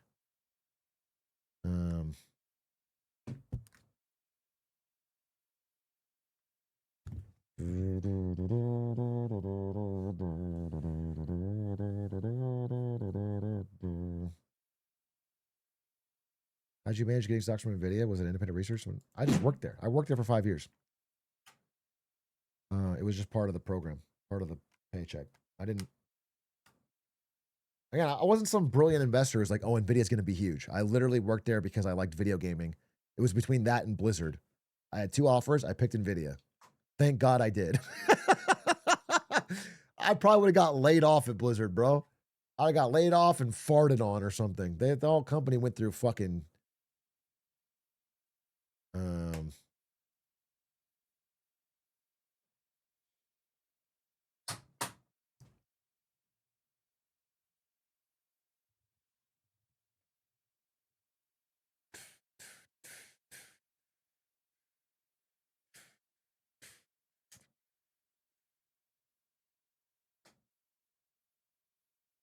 Yeah, plus I worked at Blizzard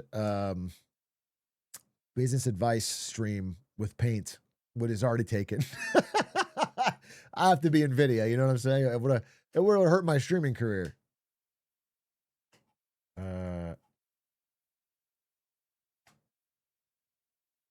Hey, so I was thinking that we do a little bit of a Get Smarter Saturday today and watch some very interesting videos and learn about the fucking world, huh? Maybe that will be a fun thing to do. Now, if you're new here, the rules of Get Smarter Saturday are very simple, and they're going to make us all a lot smarter.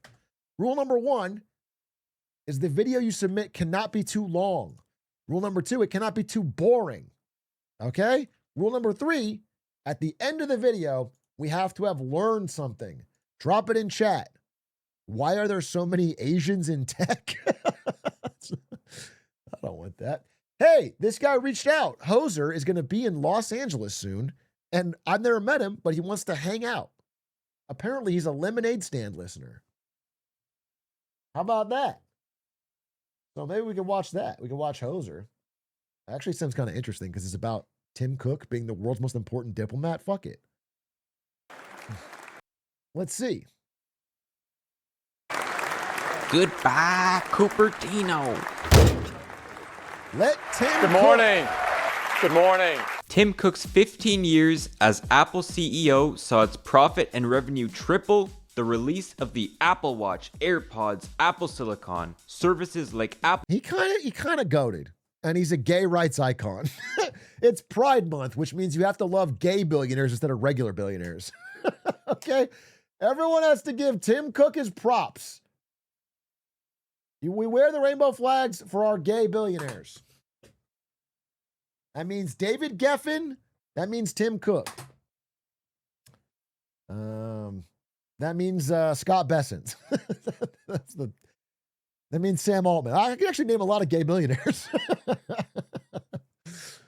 Apple Music, Apple TV, and Apple Pay. Okay. And its market capitalization increased from $297 billion to over $4 trillion. Sheesh. Which means that Apple increased its market value by... Okay, this is totally unrelated, but I've noticed this, and I want to know if you fellow YouTube addicts have noticed this. You know how there's a lot of channels that have been faceless for a long time? I feel like all of them are starting to put their face in the video to stand out from the AI slop. I'm noticing it. So like Hoser is not normally in his video, but they realized that if they don't have a personality or a face to it, then you can't be differentiated. People can just yoink your video, feed it into fucking Gemini, recreate a script, do something. And the amount of AI slop on YouTube has gotten absolutely horrendous. And so you're starting to see it. It's crazy. So I'm ahead of the game, bro. I'm ahead of the fucking game. I've been doing personality-based, clip-based content to get ahead of this fucking AI slop wave. All right, Hoser, let's see. $682 million a day on average under Tim. He did well. The one thing he faltered on was AI and the Apple Car and those weird goggles. Yeah. But by all accounts, he was one of the most successful CEOs. I just want to say real quick, it's like the AI thing is still a big question mark. Tim Cook could end up being seen as the smartest CEO in recent tech history, like decades, if AI ends up being a bit of a financial bubble in the short term, at least. If there's a huge downgrade, he can pick up a bunch of shit for pennies in the dollar, and he saved Apple from... Listen, every other tech company is burning hundreds of billions of dollars on AI, all with no profits yet, no return. And so he could either be super wrong and super late to the party or a genius. And it really comes down to how it happens. I mean, it's the big question mark. We don't know yet. In American history. I'm not talking about his executive management in this video, though. Instead, let's focus on that is a good point from chat, is that he's stepping down. There's a new CEO coming in, and the new CEO might immediately make the mistake. It's like the new CEO might go, oh shit, I'm late to AI, and then just dump all of Apple's free cash flow into fucking AI. It's possible. So the plan might not hold, but... Equally important part of his legacy. Tim Cook's diplomacy. His ability to court governments across the world and influence them for favor is unprecedented for a tech company CEO in the modern age. With his geopolitical maneuvering reminding me more of like a Standard Oil company in the 1900s or a Dutch East India Company in the 1700s, just without the subjugation. My premise is that there are two Tim Cooks. One is Tim Cook, the manager, the CEO, the guy you see at Apple's presentations. Okay. And the other is Tim Apple. We appreciate it very much, Tim Apple. The smooth talker, the... Wait, this is embarrassing to admit. I never knew that Trump actually said that. I thought he just typed it in a tweet. I never knew he actually called him Tim Apple to his face. I thought he just Truth Socialed it. That's hilarious. That's hilarious. That's so funny. That is so funny. It's like it's like how you'd put his name in your phone to remember him.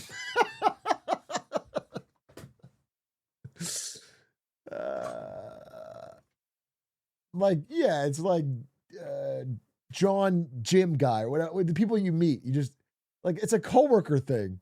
Politician, the diplomat you see behind closed doors. And I think this is a fitting name for Tim Apple because his diplomatic strategy was often just to... Brandon, YouTube, are you putting me in your phone? You don't need to do that. You don't need to... You shouldn't have to know my last name, but you certainly don't put me in your phone. We appreciate it very much, Tim Apple. Cave into strongmen's demands. His two favorite strongmen are Xi Jinping and Donald Trump, and during their times in charge of China and the US, they have been trying to assert their dominance over one another, trying to wrestle control of key materials and technologies, and constantly threatening to cut off trade with the other, despite trading with each other basically more than ever. Right. A little recap of Apple in China. Back in 1997, Steve Jobs had revealed that the company was 90 days away from bankruptcy. So, to cut down on costs and clean up their supply chain, they brought in an operations guy who'd worked at Compaq and IBM. That's my ops. Your what? My Senior Vice President of Worldwide Operations. My Global Supply Chain. Specialist. Look at him. You notice anything different about him? Look at his Wonderful resume. That's pretty racist. Look at his. Good morning. I'll give you a hint. His name's Tim Cook. He redefined America's global economic role by setting up manufacturing. In China. Apple had previously tried to outsource much of its operations, setting up shops in places like Singapore, Ireland, South Korea, and Mexico. But their most important relationship was with Taiwan, particularly with this guy, Uncle Terry Go and his company Foxconn. Go! Foxconn's business model was to take the product design from Apple and handle the manufacturing themselves across Asia. And as the Chinese Communist Party seemed to ease up on regulations of foreign companies, more and more Taiwanese businessmen got interested in investing in the mainland. Yeah. After all, they understood the culture well, meaning they better understood how to finesse the government out of subsidies than Western ones. So if these businesses could start manufacturing in the mainland, the relatively infinite amount of workers would make manufacturing so efficient. Tim and Terry led the push into Chinese factories. They started by moving iMac and iPod production to contract assemblers across the Asian mainland. Then, when the iPhone 4 I mean, just to be clear, this was a really, from an American POV, incredibly short-sighted move. Obviously, it was very profitable for Apple. But Apple specifically made Shenzhen into like one of the tech centers of the world, tech manufacturing centers of the world. Because moving all the iPhone production there meant that like battery companies started springing up nearby, and then like glass companies, and then all the manufacturing for all the different parts, chips, batteries, wires, drones, all that stuff ended up in Shenzhen. And then because they're all near each other, the idea started to percolate, and the manufacturing experience started to percolate, and they started to get really fucking good at all that stuff. And then you get startups like DJI drone company, and then battery company, CATL battery companies, and then all these companies start popping up, and they become world class, and then you get EV companies that are world class, and then all this stuff start popping up because the manufacturing moved there first. And when you get rid of that base level, then that's where the learning comes from to get the top level. Least, Foxconn invested heavily into a complex in the mid-sized city of Zhengzhou to make iPhone City. At its peak, half of the world's iPhones were at least partially assembled in Zhengzhou. And now, Apple is so dependent on China that roughly 90% of iPhone production and assembly happens here. But remember when I said the Chinese communists seem to ease up on regulations? Well, just go back a bit. They've tried. Tim Cook is no supply chain dummy, bro. They've tried in the past few years to move some of the production out of China now. They're like, oh, we're too dependent on China. There's a lot of geopolitical tension. But they can't anymore. It's like very hard. They moved some to India, some to Southeast Asia, but it's hard because all the highest level processes and expertise are now here. They've all moved here, and they were so efficient at it that everyone else has shut it down. But remember when I said So it's like you have to start over from scratch. the Chinese communists There is Vietnam, there is India, but again, it's a small percent. seem to ease up on regulations? Well, that turned out to be more of a fad.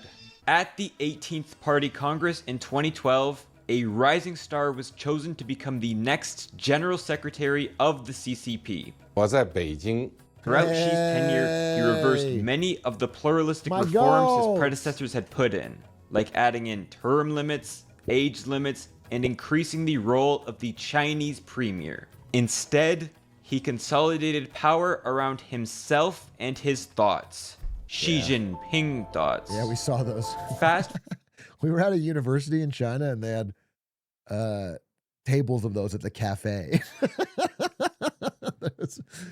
Just tables of the Xi Jinping thought book. forward two-party congresses and at the Xi Jinping. Did I read it? Did I read it? Bitch, I basically ghost wrote it. Okay? That's right. Xi Jinping asked me for my thoughts on a lot of things. I told him, and then I look around, he's written this book, Xi Jinping Thought. And it's a lot of my fucking ideas. Thoughts.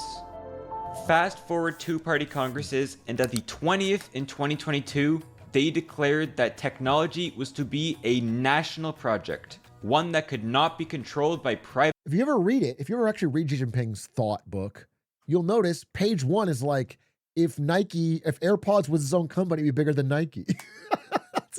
That's like the first thing he writes. Where do you think he got that shit, dude? That you fucking yoinked. Private companies. Uh-oh. Apple's a private company. Uh-oh. Tim, do something. Tim, think. This is your technology, not theirs. Good Huh? You have an idea? morning. What is it, Tim? Tim. 早上好，北京今天天气真好。每个党员、每个工人、每一句话、每一件事都必须符合全党的利益。我感谢习近平总书记给予我成为党。The first moment that set the scene happened just as Xi took over.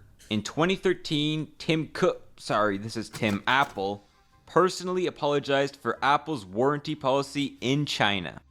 Earlier in the year, a state-run TV program had condemned Apple in the country over a shorter warranty period being offered in China than in other places.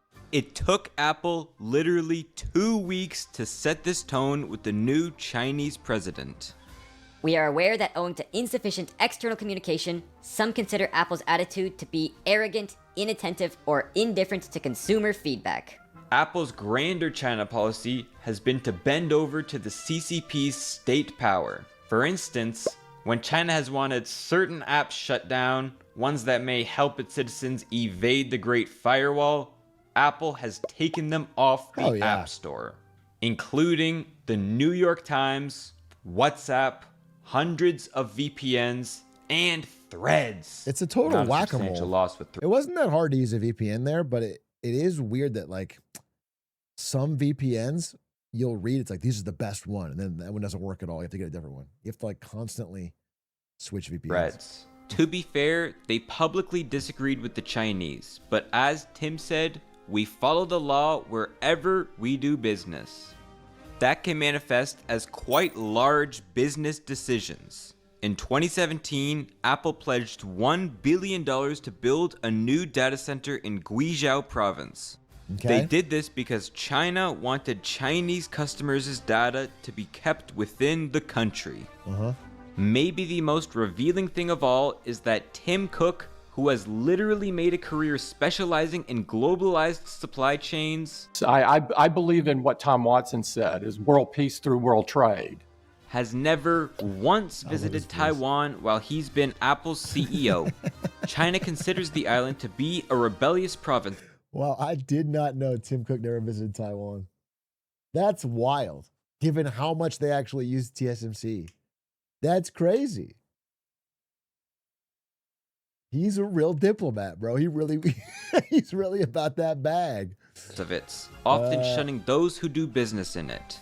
But Taiwan is also the world's leading semiconductor manufacturer, with one company, TSMC, making almost all of the world's advanced chips, including Apple Silicon. Okay, yeah, there you go. You would think Pre-watched. that Tim might want to meet with the company's leaders or local government to check on his chip progress. But nope, that would compromise his relationship with an even more Maybe he important sneaks partner. in. Maybe he wears a fake mustache and he sails in by boat. Maybe Tim Cook actually has a second family in Taiwan, but he just doesn't tell anybody and he keeps it off the grid. He balances both. He goes into Taiwan as Tom Orange. Tim Apple isn't just the company's top diplomat abroad. Apple consistently underspends other big tech companies on lobbying Washington. Instead, the company has found that, shocker, it works better to talk to these politicians face to face rather than talking money to face. Wow. In this way, Tim has become Apple's most important lobbyist. The only one that calls me is Tim Cook. He calls me whenever there's a problem. He'll call. Especially with this guy. Call me on the cell phone. Tim Apple made a big gamble in 2017 when he started a relationship with Trump at a time when no other tech executive wanted to be seen near him. How times have changed. Tim and Don got along quite well outside of politics, and in it too, especially with that tax cut. But the one political thing they disagreed on was China. I don't think Trump sees China's rise through the same lens that Tim does. We are now making it clear to China. I believe in The theft of American jobs and wealth has come to an end. world peace through world trade. And yet, during the eventual trade war the president launched on China, Tim had managed to get Apple products, a leader in outsourcing to China. That was insane, dude. It was like, there's a tariff on every electronic except Apple's. They're okay. It was such a fucking weird carve out. Exempt from any tariffs. How? In his corporate memoir of Tim Cook, Trump wrote that Tim called when he had a problem only the president could fix, his face-to-face strategy rather than using million-dollar consultants, and of course, that he was impressed he could get— It made you hate Tim Cook more than you already did? I mean, I don't disrespect anyone who wants to hate a fucking crazy tech billionaire, but that story would make me hate Trump more than... Like, Tim Cook, of course, is going to try and get Apple products exempt from a fucking stupid tariff. Of course he wants that. It drives up the cost of every iPhone. But the fact that Trump would be willing to pick and choose winners like that and make an incredible, dumb, two-tiered system is like horrendous for the American economy. It's just dumb. That's the corrupt backwards part. Not that Tim Cook is trying to like not be a part of this tariff. Every company is being part of the tariff. The fact that he takes the call of one and the head of Apple to kiss his ass. So that's how. Even back in 2019, it was reported that Apple bought 50 business class seats a day to Shanghai because of the frequency which company members would meet with Chinese bureaucrats. That's crazy. Tim himself has done many tours of China. Here's him in a greenhouse looking at an iPad. Here's him in a Chinese Apple store trying to connect with the public. Here's him at Tsinghua University meeting with the vice premier. Tim, for some reason, was actually made chairman of the university's board and has donated plenty to the school. He brought a lot of money in. Himself being a big believer in China's future development. He has said that he believes in Xi Jinping's new productive economic forces, which is basically just all this new electric-based technology. Yeah. Apple was one of the largest corporate sponsors of the Made in China 2025 program to become the largest producer of those NPEFs. And in Apple's most famous China gamble of all, they pledged to invest $275 billion over 5 years into the country. $275 billion! For reference, the CHIPS and Science Act to revitalize America's cutting-edge factories only pledged $53 billion. Yeah, that's crazy. It's crazy because this is a lot of money, but it's a rounding error on what they're spending, what everyone else is spending on AI now, which is like trillion plus. But it is wild how small the CHIPS Act was by comparison. Over 5 years. Now, to be fair, it is suspected that she might have, extorted this a bit out of Apple. This was made after China had made vague threats to Apple services, and the actual meeting was done in secret in Zhongnanhai. What we do know is that Apple signed a memorandum of understanding with the National Development and Reform Commission to pledge its support for 12 causes promoted by China, using more Chinese-made components, making these islands bigger on Apple Maps. You know, typical business stuff. In exchange, Apple hasn't been totally cut off from the Chinese supply chain and consumer market. So I guess you have to spend some money to make some money. You gotta spend money to make money. Just 1 month after Trump returned to office, they pledged to spend almost twice the amount they used to calm the Chinese government. Over the next 4 years... This is the problem. Like, even a great diplomat like Tim Cook is...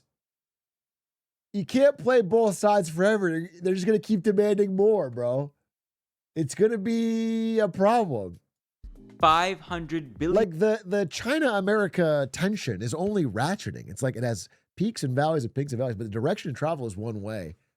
And eventually it's going to be tough to be easily working in both fields. Was to go into homegrown semiconductors, data centers, research labs, even Apple TV studios all across the US. And surprise, surprise, Apple products were exempted from the tariffs that defined Trump's first year back. He's the GOAT. This time around, only seeing rage from the president with their Indian line of production. After relying too much for too long on China and Chinese wages rising too high for Apple's comfort, the company has started a campaign to diversify their production, particularly to Vietnam and India. Tim is pretty bullish on the now largest country in the world. He said that he expects India to produce a quarter of all iPhones going forward.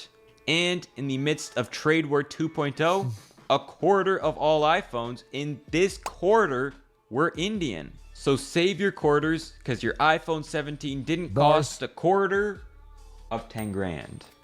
It is amazing that this move hasn't seemed to anger China, as the relations with Vietnam and India break down. But it did anger Trump.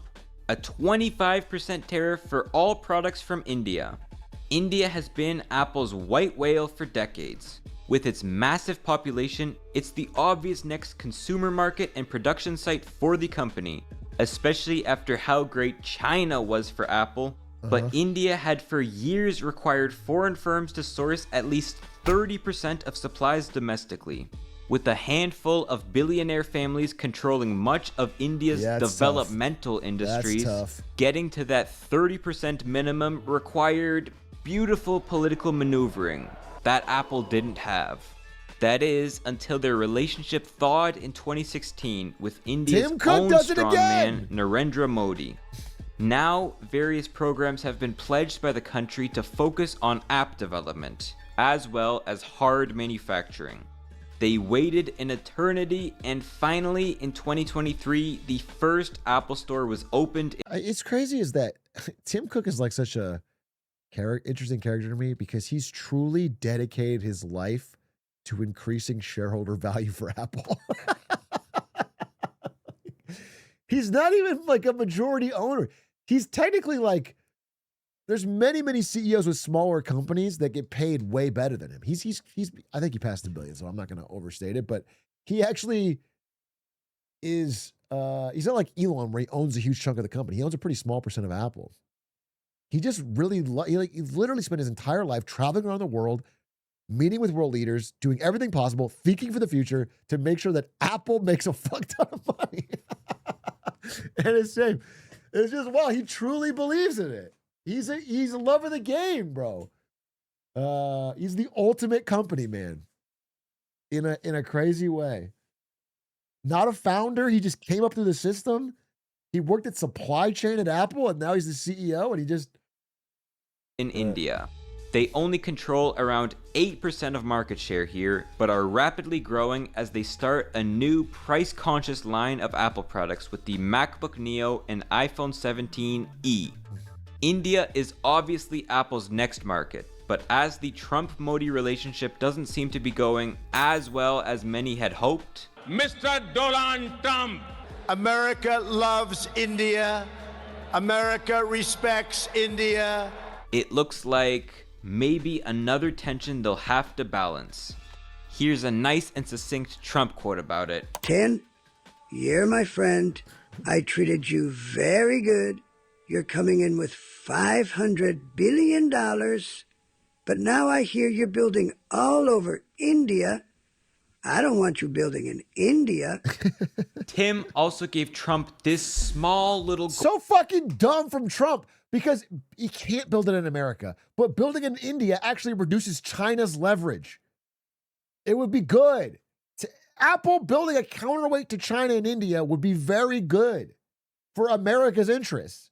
But Trump is too fucking dumb to see that. And so instead of like bringing it back to America, he's actually forcing it to be in China by adding this tariff on... Golden plate in the Oval Office, which shouldn't mean much. But come on, it was 2025. You know this plate with a golden base from Utah and a box made in California is going to shift the needle a little bit on their relationship. The $100 billion extra pledged for the American manufacturing program probably moved the needle the rest of the way. Ken is just an incredible guy. The next Apple CEO, John Ternus, has been instrumental in creating some of the products that have defined Apple's last The pencil. decade. He's an engineer's engineer, which is to say, people are a little bit iffy about his diplomatic ability. Will John be able to maintain good relations? Dude, what if he like corners world leaders at parties and talks about Dungeon Crawler Carl?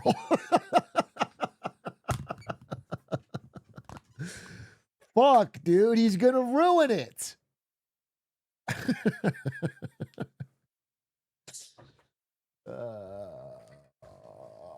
Plus, he's straight.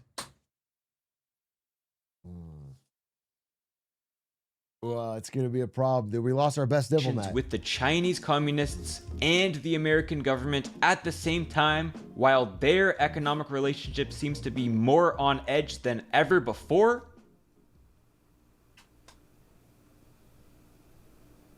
We don't have to answer this because Tim is staying with Apple.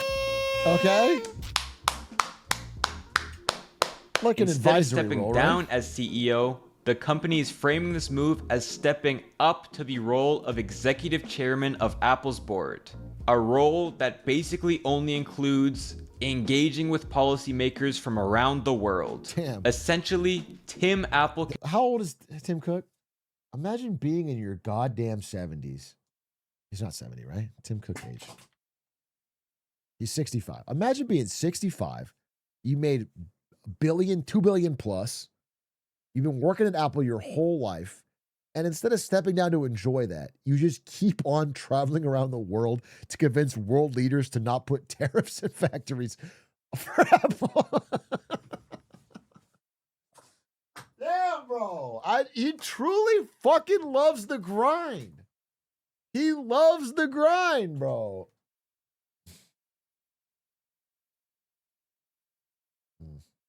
Can focus on what he's done best for the last decade, somehow maintaining every critical relationship to the company all at once, all while they don't like each other. That boring day-to-day stuff, that could be left to the engineer. Focusing on the big picture, bigger picture than that, there is one reason why Tim Apple, the Diplomat, has had such a successful time in office. Subscribe. That was a great video. That was a great video. Shout outs to Hoser. Very interesting look at the Tim Cook, Tim Apple dichotomy. Very, very interesting. Very interesting. What else do we have? Let's get a little shorter, funnier one. The Lego scandal keeps getting messier. Oh, yeah? Let me just do a quick check here. 26 minutes on the Lego scandal. So there's been 1, 2, 3, 4, 5, 6, 7, 8 Lego scandal videos. 8 Lego scandal videos in 10 days. On Charlie's channel. 30, 50, 56, an hour plus. I mean, there's like 3 hours of content.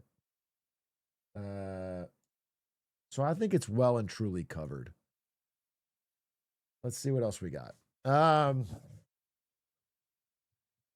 Brunson's breaking the NBA. He is playing insane in these finals.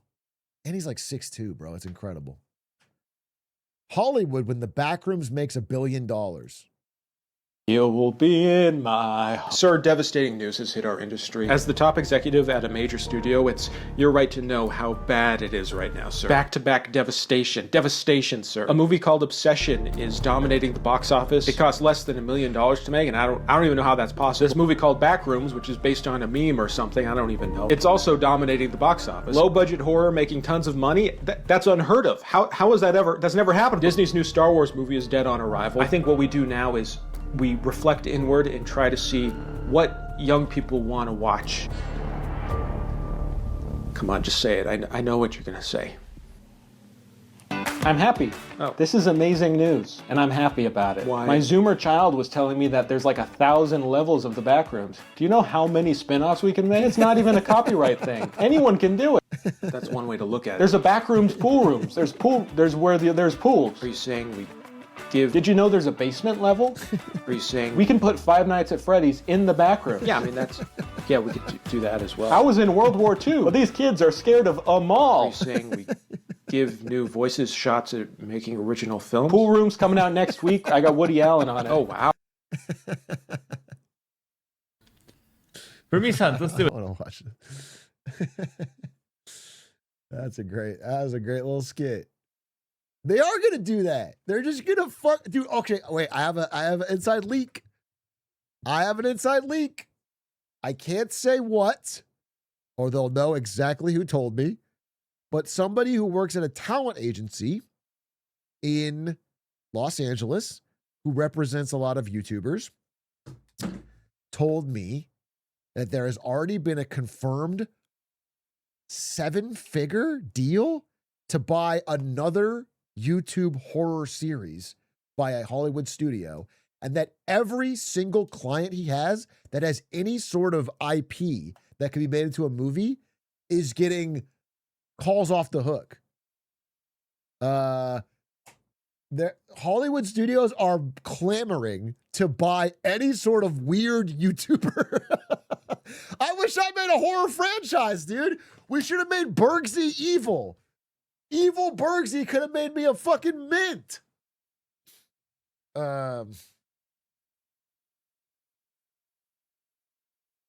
So yeah, whatever your favorite YouTube horror was growing up, there's probably going to be a fucking theater movie now from Disney or someone. They're leaning into it.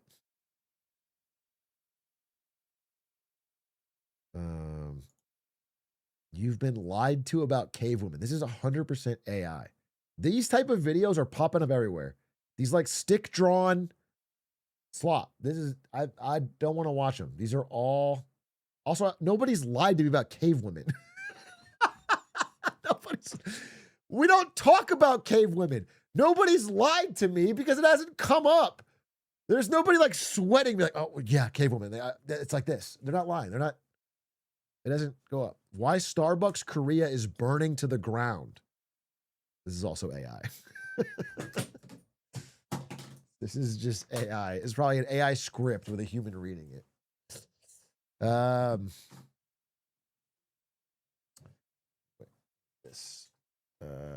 How the tiny capsule that caused Brazil's Chernobyl. When a housing boom turns to bust. The viral myth that made you think your job was safe. The most profitable restaurant on earth nobody talks about. Din Tai Fung. The politics of One Piece.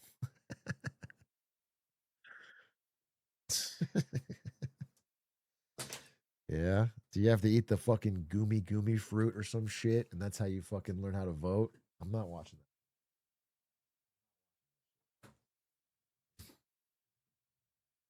Friend Group A versus Friend Group B. Let's watch it. It looks funny. Let's get some funny ones. Now.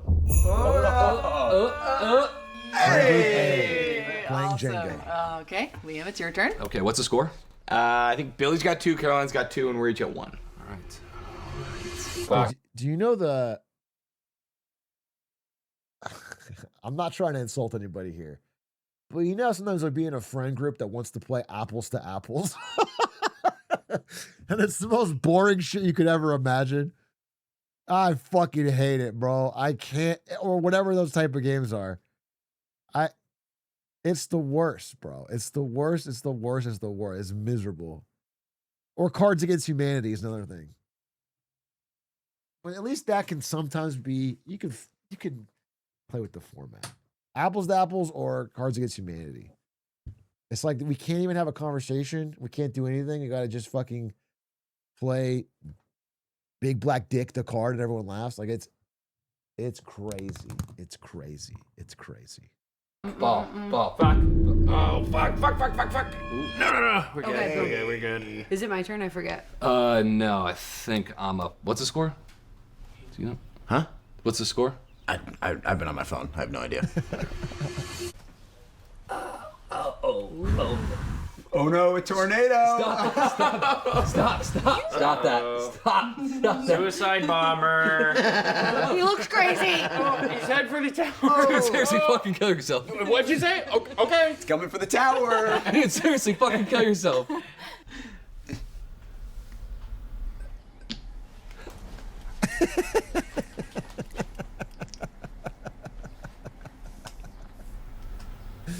This is actually me, bro. Because I get on stream and I say shit all the time, and then I get in my real life and I'm like, I can't talk like that. I can't talk like that. Dude, you guys have ruined me. You guys ruined me. I talk to chat and it's like I can't speak like the way I speak here anywhere else but here. What'd you say? No, I didn't mean it. I'm kidding. Don't kill yourself. No, I didn't mean that. Don't kill yourself. I'm Just kidding. say in Minecraft. Just say in Minecraft. It's the easy way out. Come on, that's funny. I know.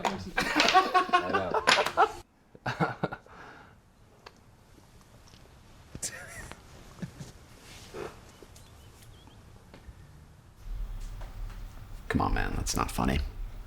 Why is this guy playing Jenga with two separate friend groups regularly? That's just do different thing. Why are you always bringing out Jenga? What are we gonna do today?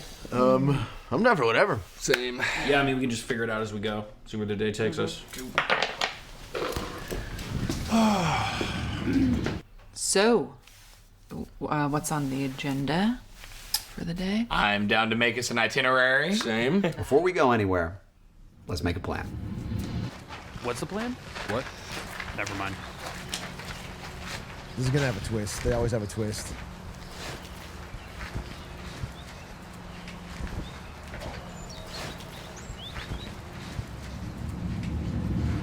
Great. So how are we getting there? Should we carpool or drive separately? Let's carpool so nobody gets lost. Good idea. Love it. Angus, where are you? Hello? Is that you guys? Yeah. Where are you, man? I don't know. It's really dark in here. I can't see. Oh, God! Oh, there's something moving in here. What? You know what they're doing is they're trying to make a horror series so they can sell it to Hollywood. This is Almost Friday soft pitching a new fucking backrooms called The Caves. They can make $200 million. There's something in here. What is it? What? Oh, my God. No. Oh my god, this is gonna be so fun! Ah! Something touched me. I can check the traffic and see when we should get out of here. We gotta get the fuck out of here. I'll drive.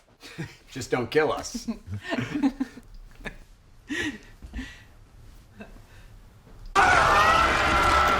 kill me, killer. Don't kill me, killer.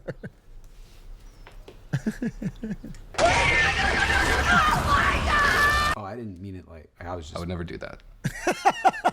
I'm sorry.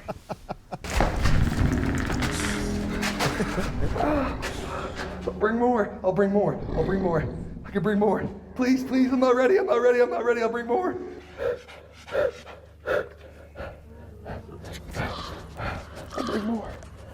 I'll bring more. I can bring more. All right, should we leave? Yeah, let's do it. go!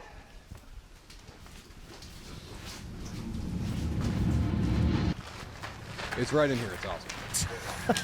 Okay, it's just cinema.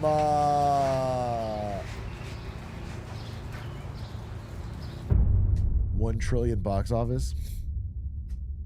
Please. So, you went into a cave with people who definitely shouldn't be in charge. And now you're dealing with the consequences of their bad actions. Yeah. We can't help with whatever's in the cave. No! But if you've been This is an hurt, actual ad? That's funny. That's getting picked up. That's a box office hit. Dude, I fucking hate these videos. Every Backrooms movie theory explained in 9 minutes. Just AI slop. These explained in X minutes with the 6 thumbnails. Every fucking Wikipedia article has one of these now.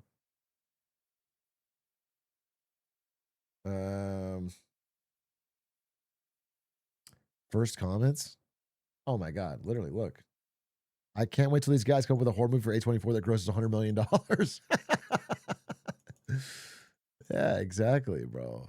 Fucking exactly. All right.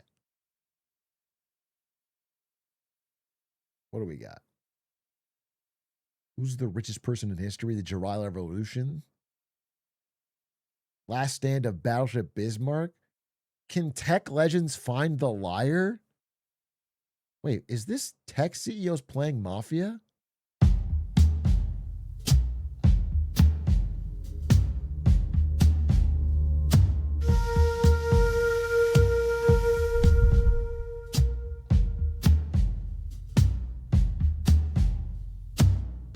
I'm not going to watch this, but is this...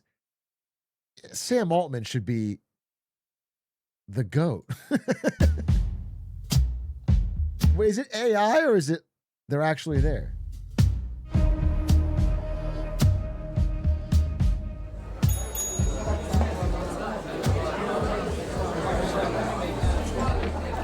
living.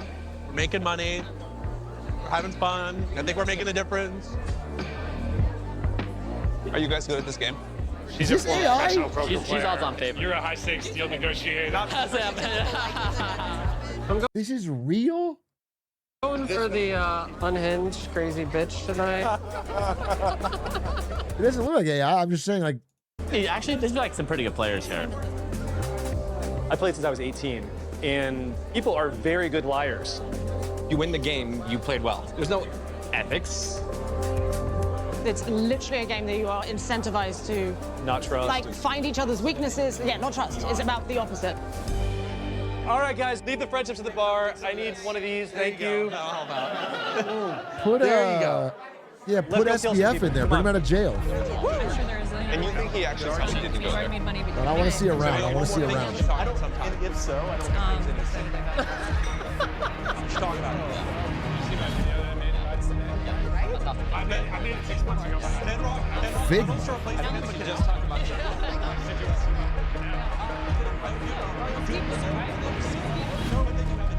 Figma balls. Yeah, well said, chat. Well said. Thanks for adding me in. Okay. A bunch of CEOs playing Mafia. I want to get it going. Thank you. I'm now in charge. I'm the narrator. Thank you for coming out. Very excited to play another game of Mafia tonight. I know we've mostly all played together, but there are a few new faces here. So I'm just going to go over the rules again and the gameplay. I'm holding 12 cards in my hand. I'm going to give each one of you a wake up, and I'll announce who was murdered. And the rest of you will engage in an interrogation of each other to ferret out who from the game. Mafia's, and the townspeople win if they eliminate all members of the Mafia from the game. Let the games begin. Everybody go to sleep. Everybody go to sleep. Eyes down, heads down. Will the Mafia please wake up?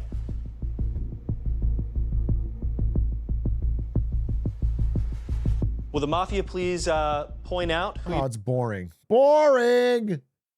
I thought Symbol would be Mafia. It's not, it's like, wait, nobody, none of the big CEOs got Mafia. Is there another game? Who won this one? Round one. Very high, so people can see you. 1, 2, 3, 4, 5. It's unanimous. Josie was bopped in the head, dragged to the center of the town square, and given the electric chair. Oh, she Sorry, wasn't very Josie. good then. You were dead. They got her inside. That was either really good or really bad. Like, the Mafia is there operating, or is like a remotely operated electric This is the town. The town did this. You did this. Okay, you just did this. So, Josie. Okay, I understand now.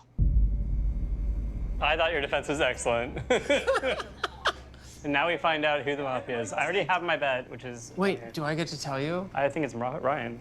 Oh, because I was Mafia. Oh, fuck. Everyone, I thought everyone in America had to read the lottery. I read it like every single year in elementary school. Oh, I love Shirley Jackson. Yes. Yeah, the stoning. Yes, it's called the lottery. Yeah, sorry, it phased out. That's awesome. Thank you. Great reference. The smartest one at this table. Enjoy your old understood the person reference. stuff. Thank Old you. Man. They've never read the lottery? Man, that's bull. It was total bullshit. We agree. Read the fucking lottery, chatters.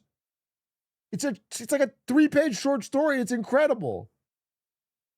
It's a classic. That's what the last. Read it. It's a short story. You can read it. It's fucking good. I'm so sorry. It might as well be AI. I'm gonna kill myself. I want to blow my shit off smooth. Why would I read the lottery when I can just generate a new short story right now at ChatGPT? Why the fuck would I want to? Lose my fucking mind. It's great. It's a great short story. It sticks in your brain for the rest of your life. Gemini, please summarize this story in 2 sentences. I'm going to kill myself. Gemini, I have a fucking report due on this short story in 1 hour. Can you give me the fucking bullet points? God damn it, bro. God damn it. Am I crazy or it was like based on nothing? Nothing. Everybody go to sleep. We go to bed. Okay. Everybody go to sleep. I'd vote up Homer Lucky just on the fucking vibes. Everybody go to sleep. Man, you're dead. Sam Altman, they got him. Learn about everyone, and I am default shy. Trey can speak to this. We work together. And I speak when it's important. And so had I been the sheriff, I would have spoken up. But I'm just a villager. I run a little bakery down the street.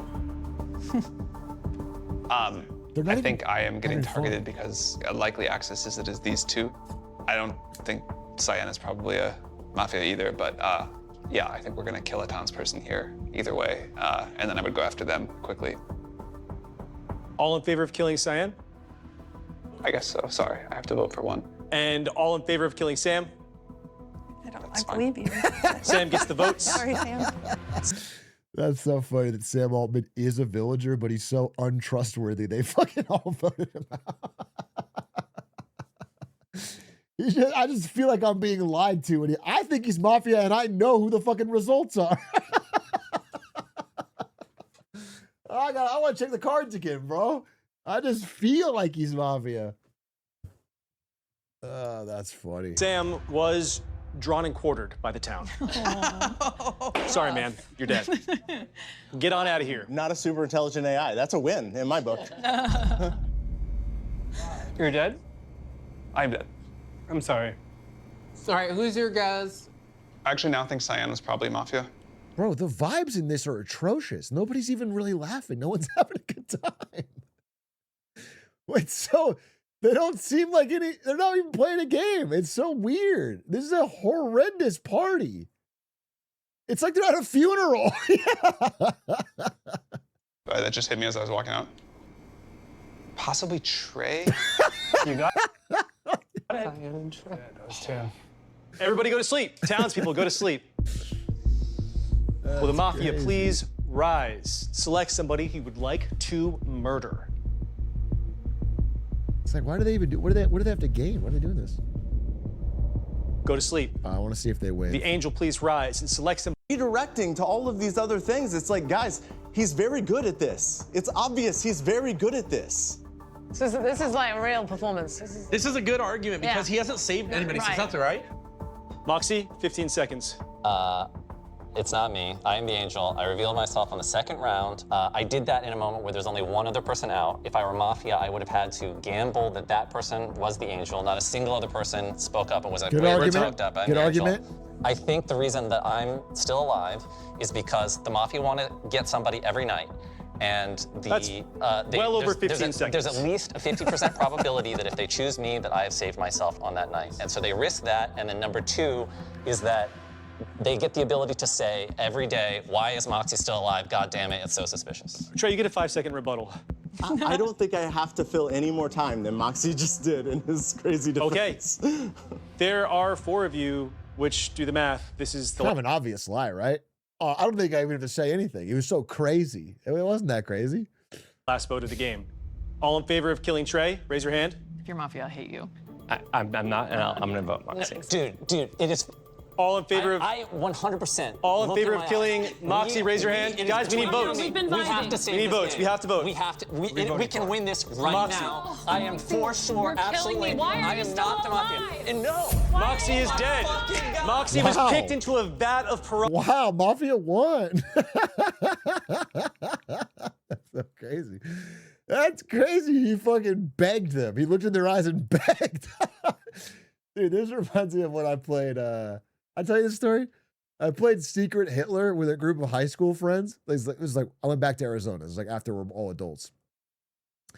And one of them got so mad that we thought he was Hitler that he started like tearing up and yelling at everybody and then walked out. And he was Hitler. But he was mad that we didn't believe him because he was acting so passionately. He was like, it's not me, guys. Guys, look at my fucking eyes. It's not me. And everyone was like, no, I think you're Hitler. And then he got so mad we didn't believe him. He hard sold that so much that he believed it. It was crazy. And the Mafia win! Yeah! Let's go! Let's go! Did he come back after and say it was just acting? No, he ruined the vibes of the party and walked out.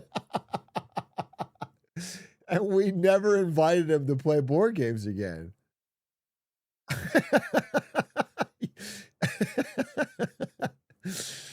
It was like not a joke.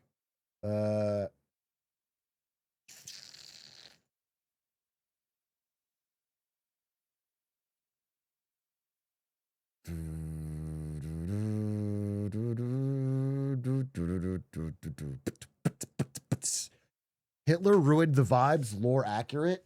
True. When you're right. And then he invaded Poland, so he stuck to his guns. Wait a minute. I do want to watch more videos. Don't get me wrong. I'm enjoying Get Smarter Saturday. These have been pretty funny and good so far. But I also want to play the Moon Hitman Challenge is the thing. I investigated the country where it's illegal to be fat. I promise you it is not illegal to be fat in South Korea, and it doesn't walk around with massive Ozempic signs on every corner. What is this fucking... No, it is not illegal to be fat in South Korea. Why are you saying it's a good video? I can't imagine it's a good video. It's an AI slop thumbnail, and the title's a lie.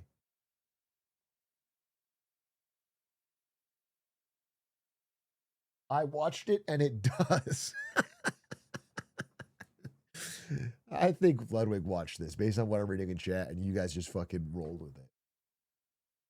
That's a crazy, crazy, crazy thumb. Bro, I lived in South Korea. There are fat people. They weren't hiding from the law. Okay. It just can't be true. All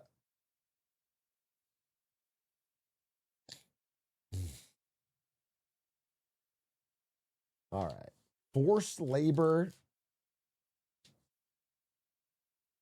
How much would a PS5 cost in time? It's a great video. We've already watched it, though. Russia's quest for warm water. A new casually explained the boys versus the girls. Fuck it.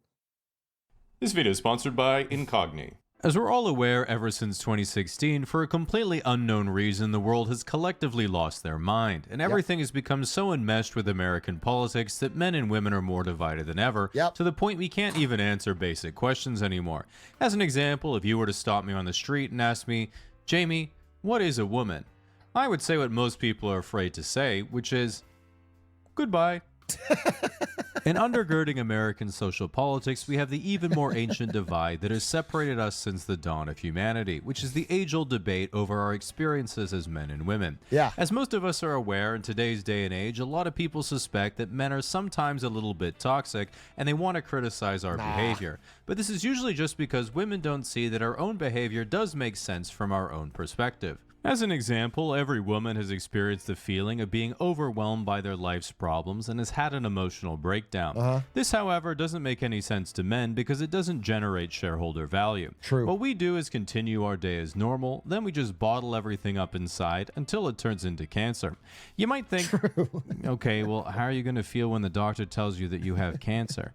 This is once again wrongly assuming we would ever be going to a doctor. Nowadays, many experts on male psychology, aka podcasters, believe that a lot of men are acting out of line because we have a lack of good male role models. While this is a generational diss to dads everywhere, when you think of male role models of generations past, you had people like James Bond or Indiana Jones. And if you asked someone what they admired about them, they'd be like, he doesn't cry. Then, he wins. Maybe one day. But society has moved on, and the last time I got some intel on modern sensibilities was when someone asked, women, who do you think is actually a good male role model? And the top comment was Aragorn from The Lord of the Rings. And this actually makes a lot of sense because everyone's seen those videos where a girl outside of a nightclub is like, he has to be 6 foot and make $500,000 a year. And we all think that's an unreasonable expectation. But if a girl were to say, he must reunify the divided kingdoms of man, we'd all be thinking, that's kind of based. Oh, I'll get right on it, my queen. Seems to me that guys don't need role models. We just want other people to give us important quests. Now, in order to understand men and women, you have to understand not just how they use their words differently, but how they use their numbers. This is why you need to understand how we do quantitative analysis differently. Okay. For those who are unaware, Girl Math is returning a $200 dress, buying a $180 one, and now you can treat yourself to a nice lunch because you just made $20 profit. Girl Math is knowing that if you pay in cash, it's free because your bank balance hasn't changed. Girl Math is knowing your vacation this month is all expenses paid because you bought the ticket 3 months ago. In contrast, boy math is lending a few $1 trillion to people who can't pay it back. Then you bundle those loans together with some slightly better loans. Then you slice the bundle into tranches so all the risk is in the bottom ones, leaving the top tranches risk-free. Yep. Boy math is knowing that the global financial system is now perfectly safe. Now that you're an expert on male and female psychology, you're ready for one of my favorite internet debates, which is... I mean, you know, regular people, boy math is all gambling and stocks, though, or crypto, or gambling, or sports betting, or that's where all the boy math comes from. Is saying I'm lifetime up in Vegas because of the free drinks.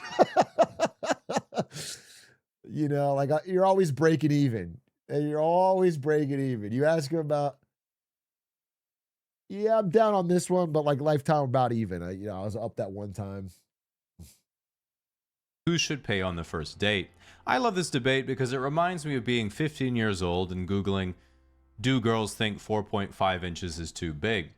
You need to realize, unfortunately, you're worrying about how to finesse the boss when you're actually still in the tutorial. In practice, it's not really a philosophical problem of egalitarianism, chivalry, or social reciprocity. It's more like assessing what your date is accustomed to and where you should go from there. Like if you're on a date with a Dutch guy and he says, oh, this is a really good burger. Do you want to try? And you say, sure. Want to try mine? And he's like, no. Not only will your feelings be hurt, you will also be getting invoiced €1.12 for your insufferable greed. Now, as a late-stage millennial who dodged the crying, laughing generation but will still be wearing ankle socks when I'm in my casket, one of the more interesting cultural shifts in urban Gen Z is the extremely negative attitude towards age gaps in relationships. Back in my day, if a 20-year-old model was dating a 50-year-old movie producer, everyone was like, yeah, it's pretty weird, but obviously he wants a hot girlfriend and she'd rather have a luxurious lifestyle than work the tar sands in Alberta. Well, that's pretty extreme. Gen Z is so panicked about age gaps in predatory relationships that my 21-year-old niece was like, so before you meet my boyfriend, there's a bit of an age gap, so I hope it's not weird. And I was getting excited to meet Leonardo DiCaprio, and then she was like, he's 25. Like my sister in Christ, neither of you have ever burned a CD even once in your life. What was the worst you were expecting me to think? That he files his taxes on an iPad?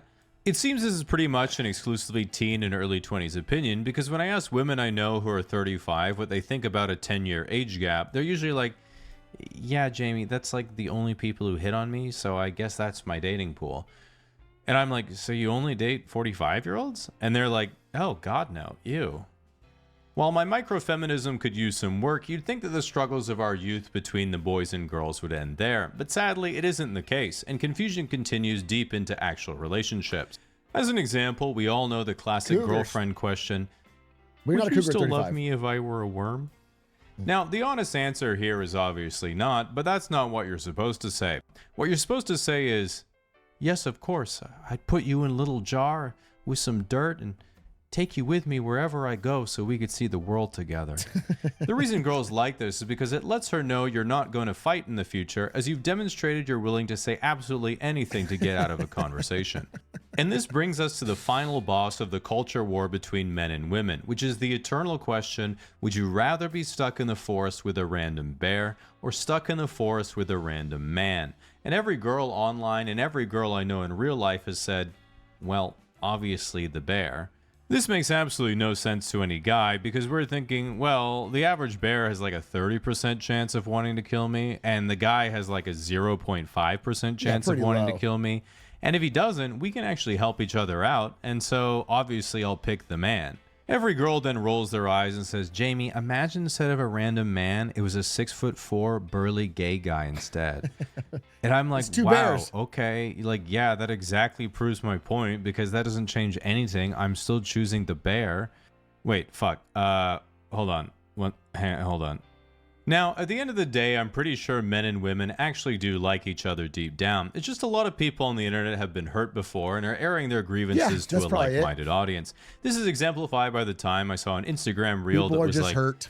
All right, men, say one thing you appreciate about women, and women, say one thing you appreciate about men. Honest answers only. Okay. And a girl commented, I really like how my man makes me feel safe and cherished, like I can just be myself with him without being anxious or self-conscious. That's sweet. Then a guy commented, well, I think women are the whole point. All my ambitions are to make the world better for any woman I hope to meet in my life. to be better for her, to make the world safer for her, to make a better future for our kids if that ever happens. Chill out, but there'd be no point without women.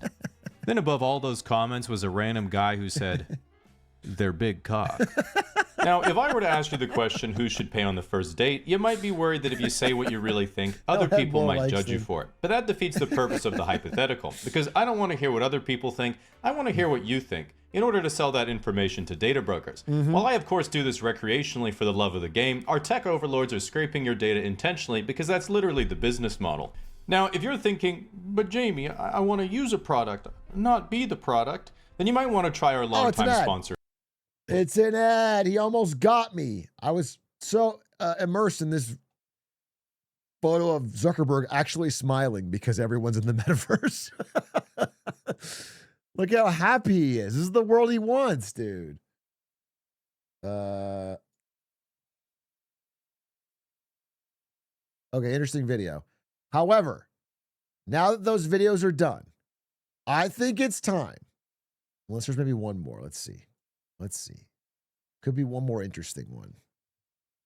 Chess is when you microdose infinity. Interesting title. Interesting thumbnail. Might be AI, though. Why the Kit Kat heist was actually genius? It's a good thumbnail, I gotta be honest with you. It makes me think, why are they stealing the Kit Kat? Why?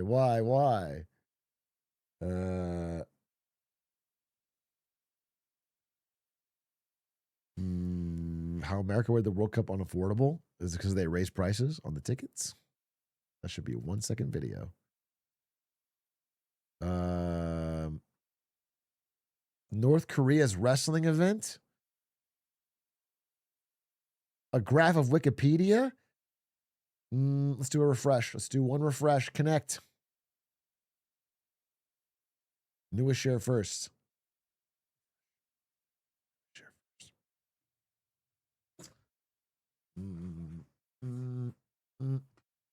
What's gone wrong with Indonesia's economy?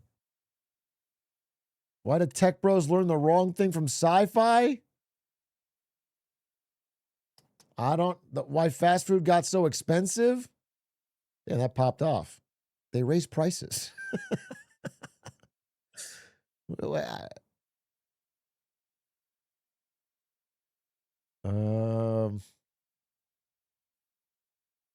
This how Google Maps, the Count of Monte Cristo. Is Mark Carney doing Ezra Klein's? I lost it. The Hunger Games, but better. None of these are standing out to me, folks. I'm trying to find something really, really, really like Pog, to put it in Twitch parlance. Otherwise, I want to play Hitman. I want to do what was that? Was the dollar? The profit paradox? Could be interesting. The most corrupt World Cup in history? Wait a minute, this could be kind of good. We investigated the most corrupt World Cup in history.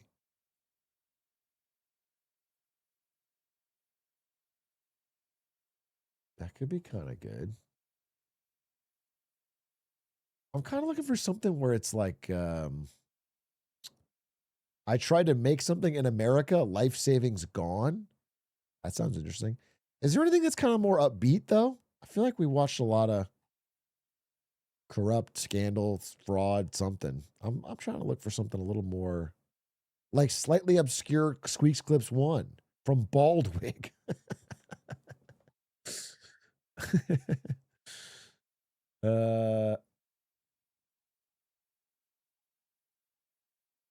Maybe like why do car windows have these black dots? That's an interesting one. The Ukraine, this top 5 smoke spots in the Strait of Hormuz. I'm not gonna watch the whole thing. And that's not all. The Strait of Hormuz is still paralyzed. They threatened that if the war continues, they will close the strait, that not a drop of oil will go through the Strait of Hormuz and out of the Persian Gulf. So what this means? So I'm gonna take it from here, low, bro.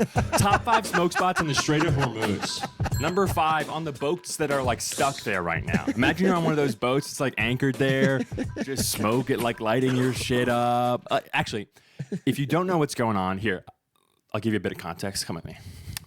So basically what's going on right now is in the United States, when you grape a young woman, you get to become president.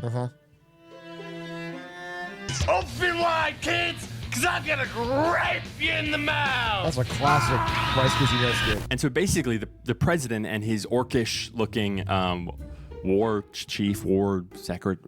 I just want to know the smoke spots. What's number one? Leave. What's number one? It is now time to show more resistance to the Americans. SpongeBob? Spider-Man?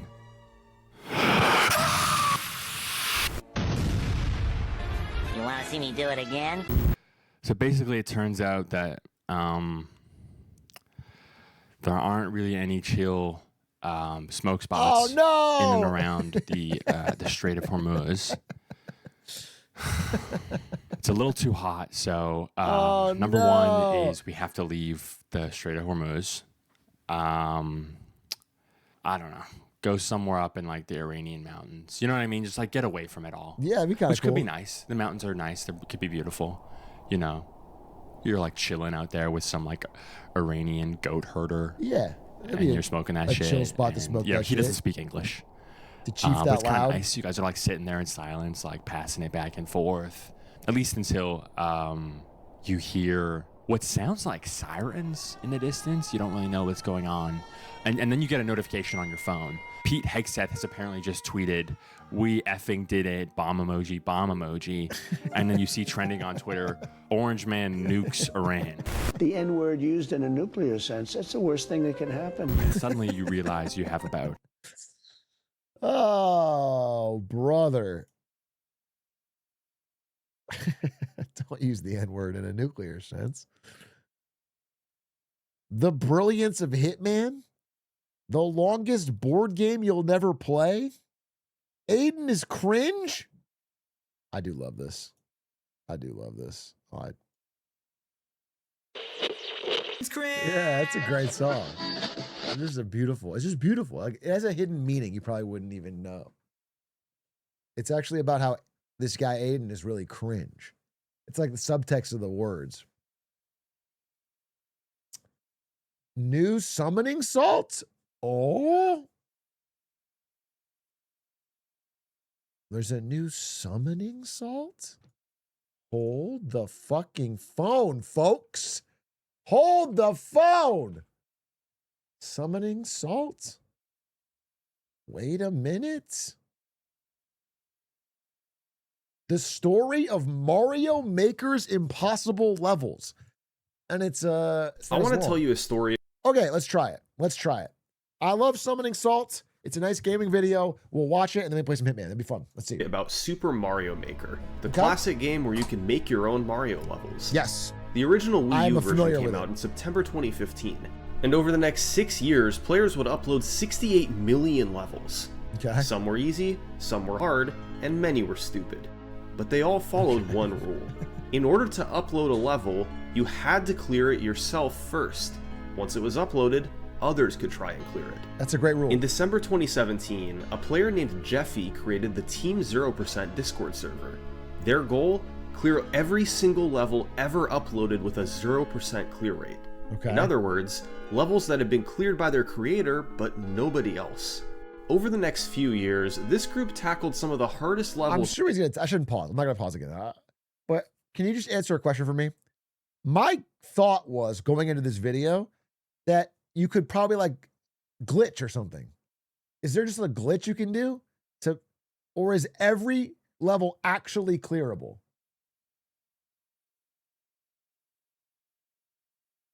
We'll get to that. Okay. All right. That Super Mario Maker players had ever created. Fast forward 3 years later. In March 2021, Nintendo announced they were shutting down uploads in Super Mario Maker. You could still play and clear existing levels, but nothing new could be uploaded. Oh, interesting. There was now a finite number of remaining uncleared levels for Team 0%. That's cool. That's really cool. They kept chugging along for the next couple years, clearing hard levels and making good progress. But then, in October 2023, Doomsday arrived for Team 0%. Okay. There's a timeline. Nintendo said they'd be closing the Wii U's online services on April 8th, 2024. Team 0% had just 6 months to clear all Wait, remaining that's levels awesome. before they'd be physically unable to do so anymore. That's 6 stakes. How many were left? 26,486. That's what stood between Team 0% and their ultimate goal. And well, this is the story of what unfolded over the next 6 months. Boy, that's one of the best intros he's ever had.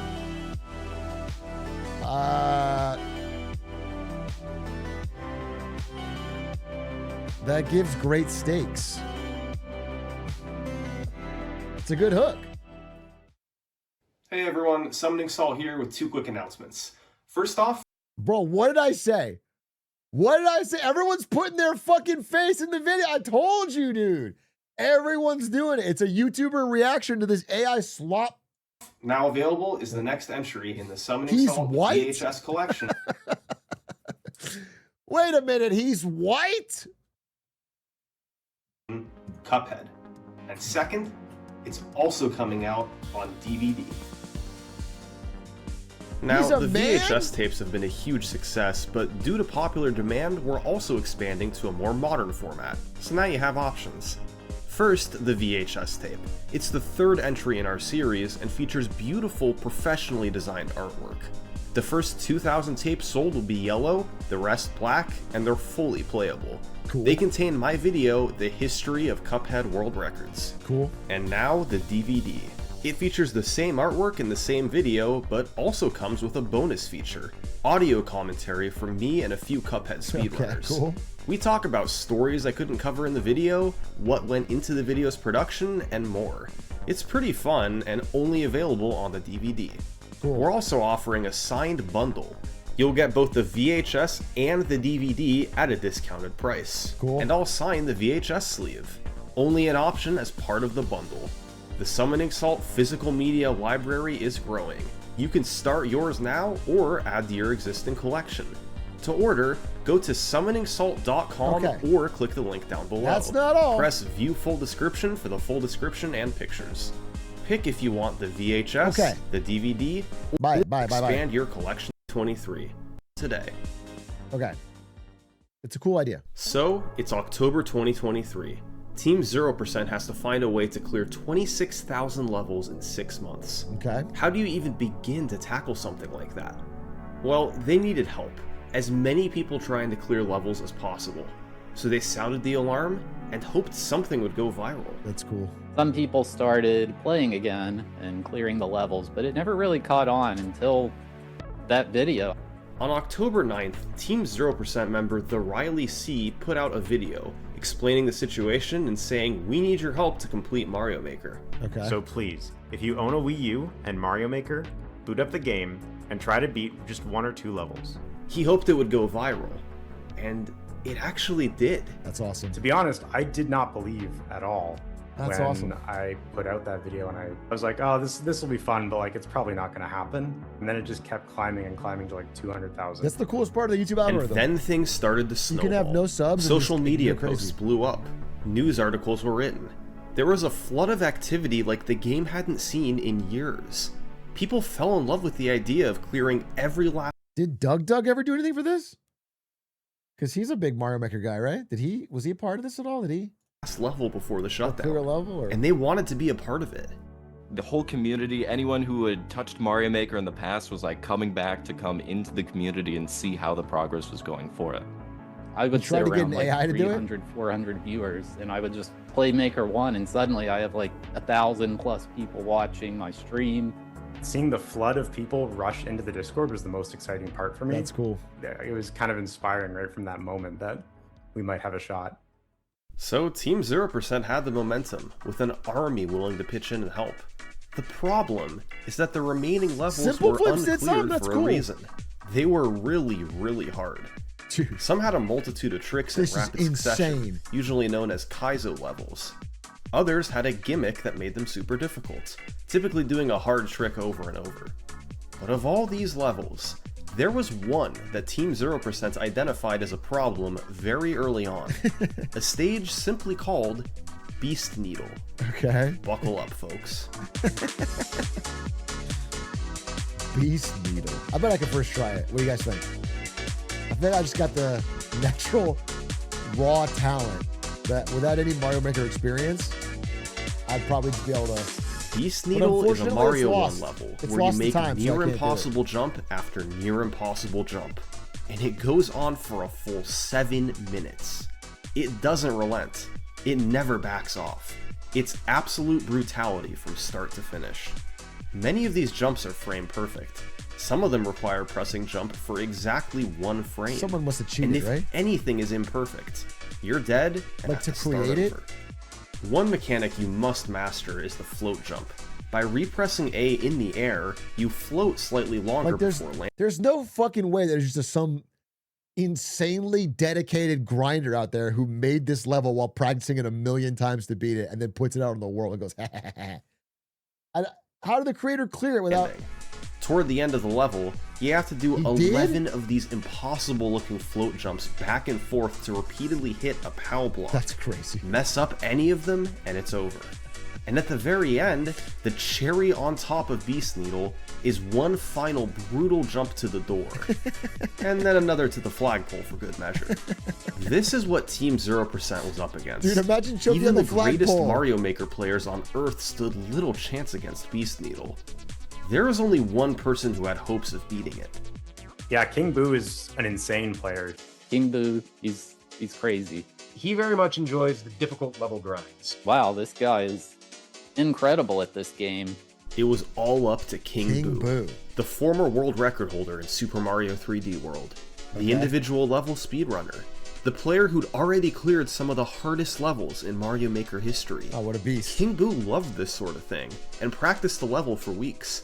He found a couple cool strategies. For instance, on some jumps, he paused and looked for a visual cue. If he was on the correct frame, then he could simply unpause and hold the direction to guarantee he made it. That's so crazy. But for most of the level, there was nothing to help. He just had to get good and build his consistency. That's ridiculous! And after a month of playing, and so many promising That's attempts, ridiculous! I would be King so Boo frustrated. managed to pull it off. He beat it? Seeing how some of the best players in the world reacted is pretty Wait, that's telling. awesome. One of the hardest remaining levels was now That's out of awesome. the way early. But if Beast Needle was a sign of things to come, Team 0% had their work cut out for them. As the weeks passed, the group made some good progress, clearing hundreds of levels every single day. If this continued, they were on pace to clear every level by the deadline. But as they played, they kept encountering rather unique levels from one particular uploader, Conan. Conan's levels weren't Conan the most O'Brien? impossible, but they were sadistic. They usually involved doing a difficult trick over and over and over, while you waited for an item to slowly make its way along a track. In general, Team 0% hated Conan's levels. What is wrong with this person? Why are they uploading these levels? But thankfully, one player It's like disagreed. a Linkus pistol style contract, bro. According to Budoko himself, he wasn't good enough to tackle the really difficult levels, but he had both the skill and patience to take on these levels that nobody else wanted to play. The top players, if we wanted to really grind it out, we could beat them, but it's more, can somebody else deal with this? Like, I don't want to. Budoko being willing to waste his time, honestly, with how stupid some of those levels were, was very appreciated. That's crazy. The last Conan level was an insane one, where you had to build a bridge for a Goomba using nothing but 2 P-switches over and over. There were many failures along the way, but after a long grind, Budoko was able to take out that level too. What a beast. Another step on the long journey of Team 0%. As monotonous as they were, even these levels took a fair amount of skill to complete. Yeah, but every now and then, Team 0% would run into a level on the complete opposite end of the spectrum. Meet Lucky Draw. Okay. This level was made by a player named Phenotype, who is known for making some weird ones. As you can see, Mario is in block jail and can't move as he gets pushed toward the goal. Above, there are 3 P-switches. If any of them activate, the blocks turn into coins and Mario instantly dies. So, Mario needs to make it to the end before any P-switches activate. Okay. Simple enough, right? Well, up high are 6 Magic Koopas that will turn their question mark block into something. This has a 6 in 7 chance of being an enemy or mushroom, which will fall on the music note block and activate the P-switch. 1/7 of the time, it'll instead turn into a coin, which half the time will move left and still activate the P-switch. To not activate a P-switch, you need a coin that moves right, meaning a 1 in 14 chance overall. 3 times. For all 6 Magic Koopas. Total odds of 1 in 7.5 million. The level was first allegedly cleared by Pasty White MF in May 2019, but he didn't record it, so it couldn't be verified as legit. There was then a big push to clear Lucky Draw on video. I mean, at that point, I think we just had people like leaving on their Wii U's. Wait, I don't fucking understand. Wait. You have to get every one of these recordings verified? I thought the game was telling you that someone had completed it, no matter what.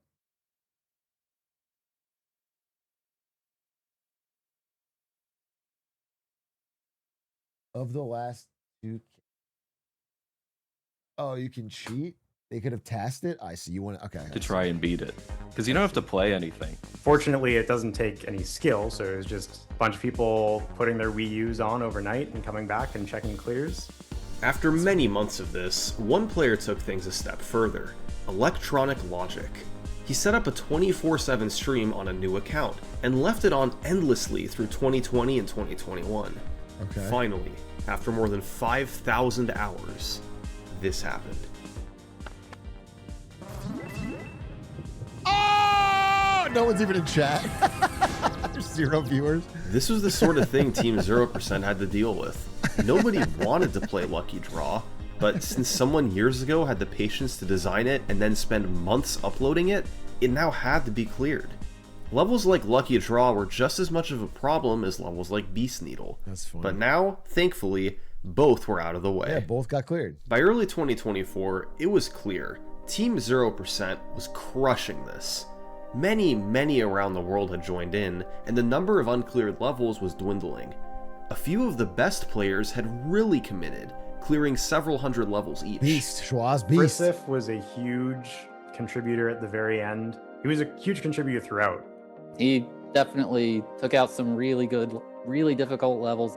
Fly, who cleared a lot of levels at the end too. Fly was extremely good at figuring out, I think you need to do this, or sometimes I'd be on my stream and be like, I don't know that I can beat this one. Do you want to try it, Fly? And they would clear it a couple days later. March 8th, 2024 marked 1 month to go until the deadline. And Team 0% had exactly 100 levels left to clear. Oh shit. Things were certainly looking 100 good. levels in 1 month? With each cleared level, the community got more excited. But for all the optimism, there remained one fear. What if they ran into some impossible level they couldn't figure out? What was out there in these final 100 levels? After all, they'd survived uncleared this far. We're eventually going to run into some that are really hard. Can we beat those? The closer we get to the goal, the less people who can help. I don't know, is there something horrible out there that we don't know about? As Team 0% began playing the final 100 levels, they found that they were certainly a step up in difficulty. Jesus Christ. But they weren't encountering that one impossible level they feared. Even though their pace slowed, they gradually worked through the toughest levels Mario Maker 1 had to offer. Like one called Wasted Summer, cleared by Megan Narwhal. Oh, cool. But shortly thereafter, Team 0% stumbled upon a pretty unique level. The last standing uncleared water level, the hardest Muncher Stairs. We've seen precise levels, and we've seen repetitive levels, but this one took things a step further. Hardest Muncher Stairs. That's going to be an A24 film soon. It's pretty visually obvious why this one is difficult. Then factor in, once you reach the top, you're sent right back to the bottom. This summer, Muncher Stairs, starring Tom Cruise. It's gonna be fucking huge. Bottom of the next staircase. Finish 4 staircases, and you've completed 1 lap. Finish 4 laps, and the level is over. 16 staircases, and 1 slip-up means you're done. You have the tiniest little bit of wiggle room to kind of swim in place. So it's not so much about being absolutely frame perfect every time, but it's about being frame perfect enough and doing it quickly. The tedious boring, same swimming motion for 8 minutes, 20 seconds straight. Imagine getting 8 minutes in and then dying and just feeling horrible. Oh, yeah. Serious efforts to beat the hardest Muncher stairs began in February with a player named Noble D4. On the 18th, he became the first person to clear 2 staircases, 1/8 of the way there. A week later, he managed to complete a lap before dying midway through the 5th staircase. All that effort, and he was only a quarter of the way done. He stopped playing after this. As other levels were cleared, attention begrudgingly turned back to the hardest Muncher stairs. On March 7th, a player named Kill a Dragon became the first to reach the 6th staircase. 2 days later, Noble D4 came back and made it to the 7th staircase. Later that day, Kill a Dragon reached the 8th staircase. They were building consistency, but there was a long way to go. Bro, you can go through it. fucking Anyone can do frustrating. each individual jump. But to do that, I mean, what was it, like a 7-8 minute long level? To where you're just going through the entire thing, and it's a consistency-based level. Around freak then, show. a third player joined in, Cap. There were now 3 high-level players all going for this. On March 10th, Kill a Dragon became the first to reach lap 3. A short while later, Noble and Cap made it there too. They were all pushing each other, but they were still only a little over halfway there. One of them would have to take their best effort so far, then duplicate it on the very same That's attempt. so crazy. Well, on March 11th, Cap once again made it to lap 3, and this time set a new personal best by reaching the 10th staircase. Oh. But he didn't die there. He cleared staircase 10 and set the furthest mark anyone had ever reached in the level. But he still didn't die there. Okay. He cleared the 11th staircase, and then the 12th. This was the first time Holy. anybody had ever reached lap 4 of the hardest Muncher stairs.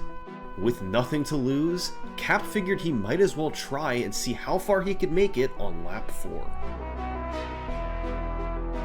Dude, too nervous. I'd be too nervous. No way. No way. No way. 1. Oh my God, I'd be sweating.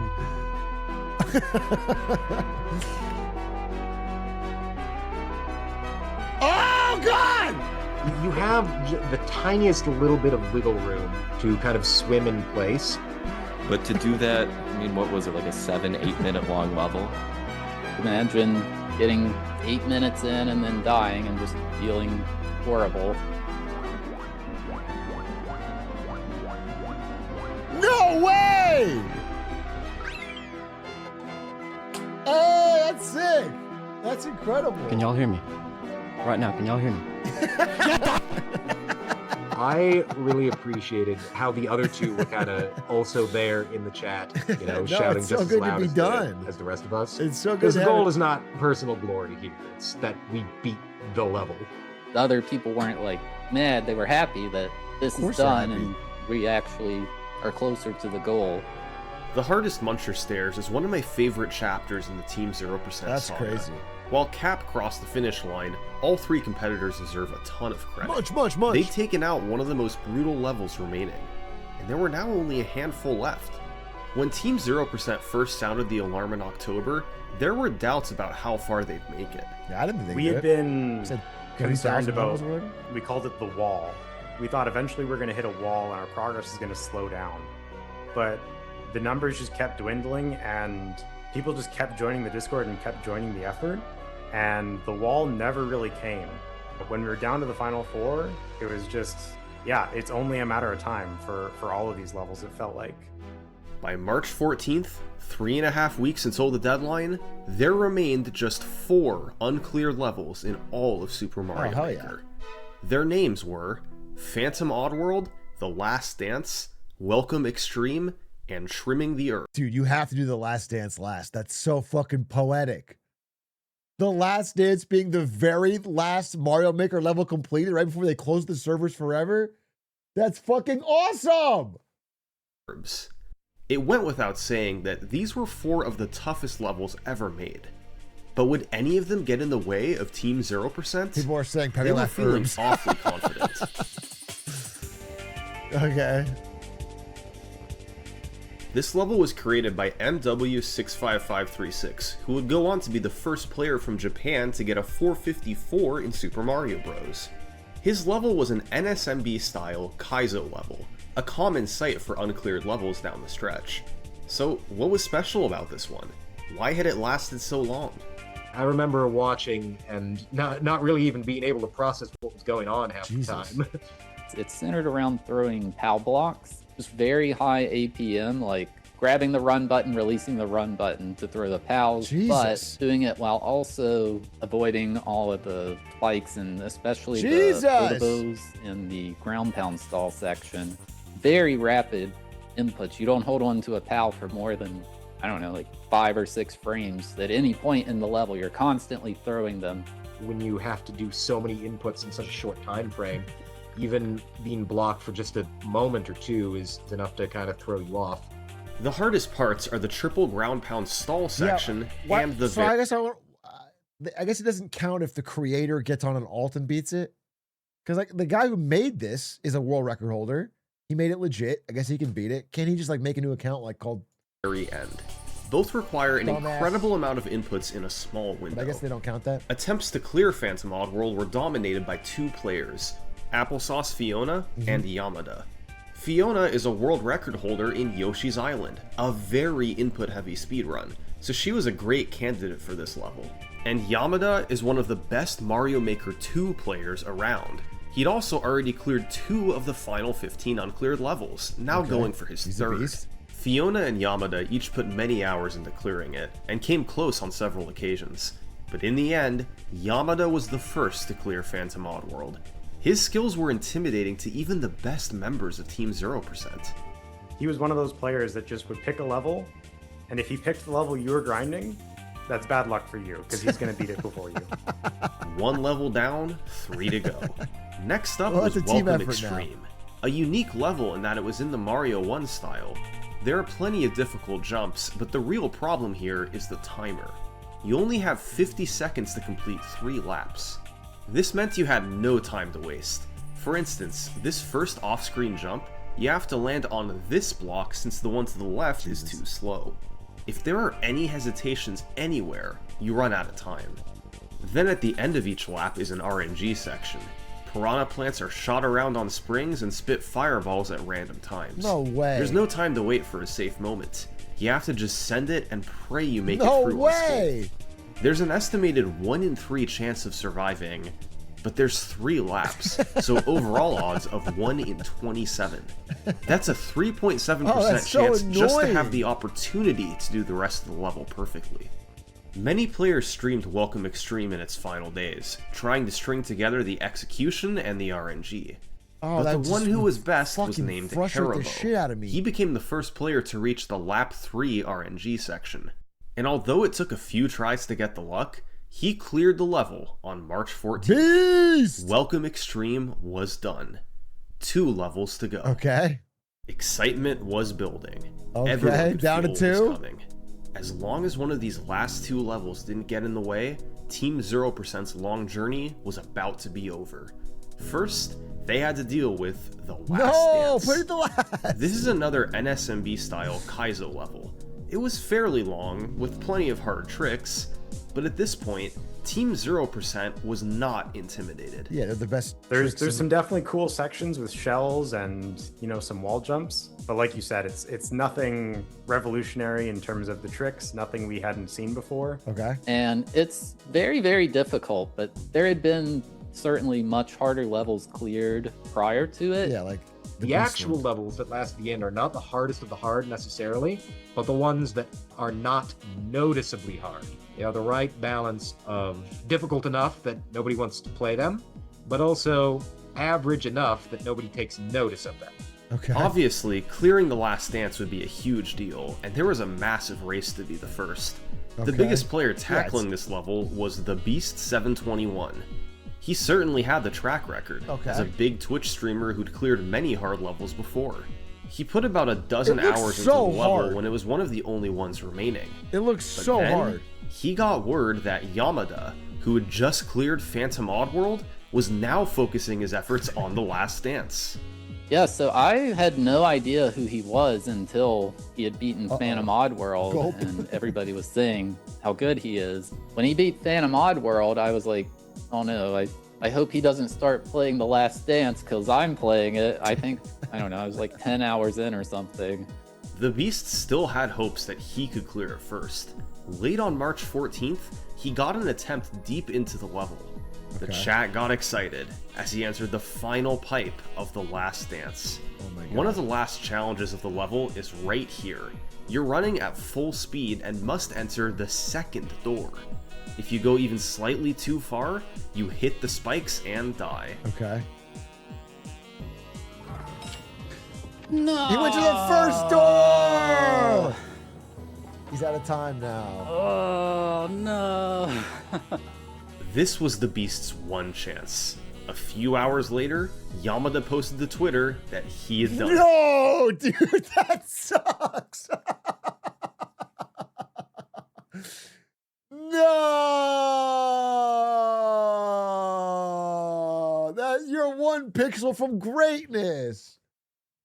Oh, that's a gut punch, bro. He entered the correct door, feel bad. finished the level, and cleared The Last Dance. Unbelievably, Yamada had now cleared the 4th to last and the 2nd to last levels in He's a Super beast. Mario Maker. All these amazing players, yet he was the one to get both. I wasn't surprised that he beat it before me, but I had like a 10 or 11 hour head start, and that he still did it, that was a little, this guy's definitely a tier above me, so Sad. he's incredible. Sad. Team 0% had done it. They'd rallied the troops, inspired an entire community, and cleared the hardest levels humans had ever There's created. a lot of time left, and that means One by one, they all went down, as There's that only one level impossible left. level that they feared never arrived. Now, on March 15th, well before the April 8th deadline, there was one final level remaining: trimming the herbs. After all they'd been through, clearly it was just a matter of time until this one fell too. Tens of thousands down to one.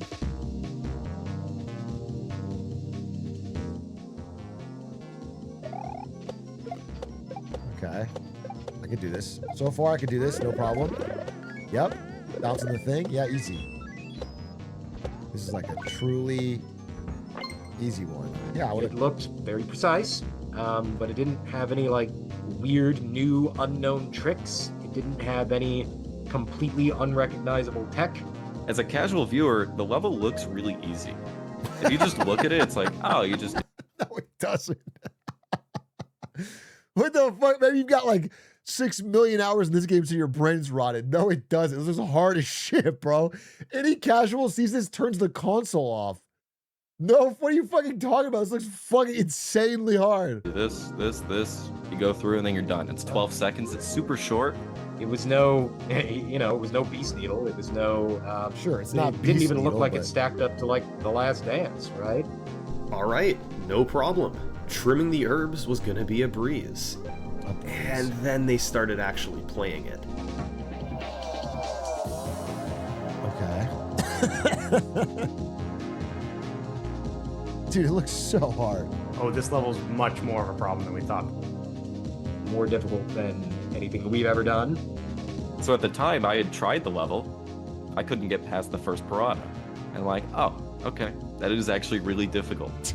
Just the amount of pixel-perfect positions you have to be in, the number of frame-perfect inputs you have to input Oh my God. in such a short amount of time. It's really hard to describe, like, this is one of the hardest things I've ever tried to do. And I didn't think I had the ability to do it if I put in 1,000 hours. I think part of the hidden difficulty of that level is the momentum control. The frame perfect input was really just scratching the surface. The momentum control in such a tight space, all while perfectly dropping the bomb, God damn. just does not translate visually. How hard is trimming the herbs? Yes. Dude, wait, are they not gonna beat the Team last 0% one? had gotten through hard levels before. Surely they could push through this one too, right? But as days passed by, very little progress was made. How had this level slipped under everyone's radar for so long? So I think a few people had like pulled up the level, been like, yeah, I'll try it there. Like, oh, this is too hard. Move on to something else. You don't really think much of it. The player who was primarily grinding it out at the time goes by Yoshi. His big conclusion was that this is far too difficult. He had been grinding trimming the herbs for weeks, if not months. During his grinding, he kind of came to the conclusion that this level's so ridiculous. Yeah, they need Yamada. Days passed. Bring out Yamada. He's the only one. Were on trimming the herbs. He's the only one who's got the fucking progress. sauce. Nobody got even close. This was a hard level. Too hard. There was something suspicious about it. Trimming the Herbs was uploaded back in 2017 by a player named Ahoyo. He was a known skilled player, having previously made and cleared the incredibly difficult level Bombs 5. Okay. But was he this good? Had Ahoyo really cleared Trimming the Herbs all on his own back in 2017? While nobody out of thousands could clear it in 2024? That's a good question. Or had he somehow cheated to upload it? He must have. Two camps formed. Some thought the level was cheated, and some thought it was legit. So it became kind of public discourse, and unfortunately sort of toxic at times within the community, of people going, it's fake, we're not even worried about it, it's stupid. And then other people going, you have no proof of that. Why would you accuse a trusted player with like such a good reputation? So half the community is saying, this is obviously way too hard, he must have cheated. And then the other half of the community is saying, well, okay, that may be, but he could not possibly have cheated. The tools didn't exist. Oh, interesting. Like, oh, maybe the clear video is spliced, maybe he wasn't recording, but we looked at the video and there was no splices. Okay. Watching the debate, that was not my favorite moment of the community. Team 0% had long decided that only legitimate uploads were part of their criteria. In other words, if Trimming the Herbs was cheated, then Team 0% was already done. All legit uploads had been cleared. Okay. But while some disagreed, the majority thought that there probably was no cheating, and that meant the level had to be cleared. Okay. The best players in the world kept pushing to try and beat it. If it is cheated, the story is still you beat it on the last dance being the last one, which is kind of fucking epic, either way. And if it's not cheated, well, then I hope you can beat it. Their efforts were going nowhere. If you're like a skilled player who thinks you actually have a chance of beating it, you're like, okay, I've been playing for 6 hours and I've gotten past the second piranha plant 0 times, you know. So I would have, I don't know, 2,000 plus people in my stream watching me die in the first second of a level for 3 hours. I think as soon as influential people started saying, I don't think I have a shot at beating this ever, that's when so crazy. People started to really Dude, wonder, 9 like, hours maybe we're not stream, going to thinking do that's it. the beginning. Moo could do it Out of the for blue, sure. I'm on my stream playing Trimming the Herbs, and I get a Discord message from Ahoyo, and it says, hey, I want you to come here and listen to what I have to say. Oh, was he going to reveal he cheated? I got invited to a server by Ahoyo, and it was like, okay, lay it out, here's what happened. Myself, Riley, Lil Curbs were in there. We were kind of shocked. He told us, yes, it was tasked. It was when Mario tasked. Maker first came out, like the internet was kind of going crazy a little bit when they saw people having difficulty on levels. But like that intensity of like, you know, outsider viewers never returned to the game really. And I thought it might never return unless there was like some crazy level. And I wanted that kind of like experience to come back to the community again. So in June 2017, in an effort to get eyes back on the game, Ahoyo designed a practically impossible level, Trimming the Herbs. He cleared it by secretly using a tool that his friend reverse engineered. He made all the perfect inputs on a computer ahead of time, then played it back on a console to clear the level. This is known as a task clear, or tool-assisted speedrun. Ahoyo then waited for people to notice his impossible level, but they never did. I suggested people should play it.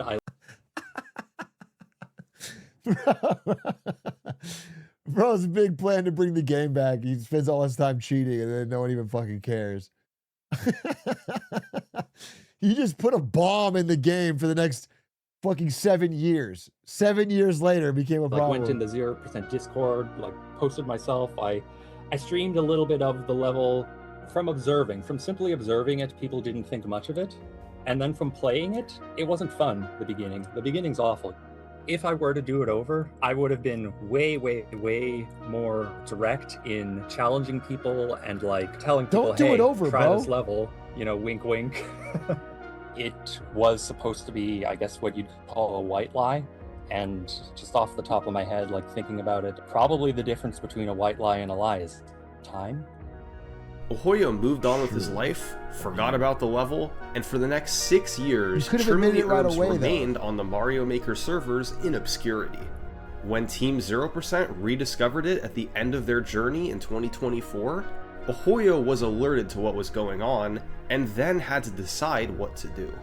Like, I know I was like with the monocles, twirling the mustache, you know, seeing how they would go in the last week. I think I was still not satisfied with the lack of attention on TTH. So clearly I did nothing for a little while longer. Well, But you should have. as soon as it turned to infighting amongst the group members, that's when really shortly after that, that's when it's like, hey guys, you got to know about this. Truth be told, it has haunted me like a ghost of a pixelated houseplant. You know, hey kids, don't do what I did. Well, now, this was the reality of the situation. Trimming the Herbs was invalid. Okay. And so Team 0% was done.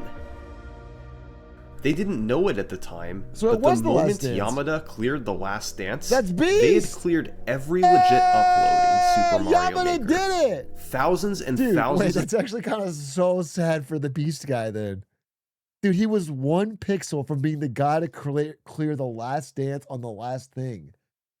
He would have been the guy, the last one ever. That would have been so sick. I feel a little bad for him. He grinded it. clears across many months, and it had all built up to this. It felt so hollow. It was more. Yeah, it's a really sad I don't ending, know be how to honest. feel about this. Some people were upset that we didn't get to have a proper celebration of beating all the levels. They felt as though Yeah, just to be clear, by the way, I think what that Ohoyo guy did is really fucked. I really don't. I'm not trying to be a fucking downer on this guy's video. It's like super fucked. And you definitely were aware that everyone was doing this like final grind for the levels. And you should have said it right then. You should have said, hey, I'm sorry. In 2017, I did this. Don't count this level. But like leaving it around so you can be like part of the story is fucked. It's fucked. It's stupid. And it's super, super lame. It's like really, really, really, really attention grabbing. kind of went out with a whimper instead of a bang. As underwhelming as this all was, there was one obvious way it could be salvaged. There was still about 2 weeks until the April 8th deadline.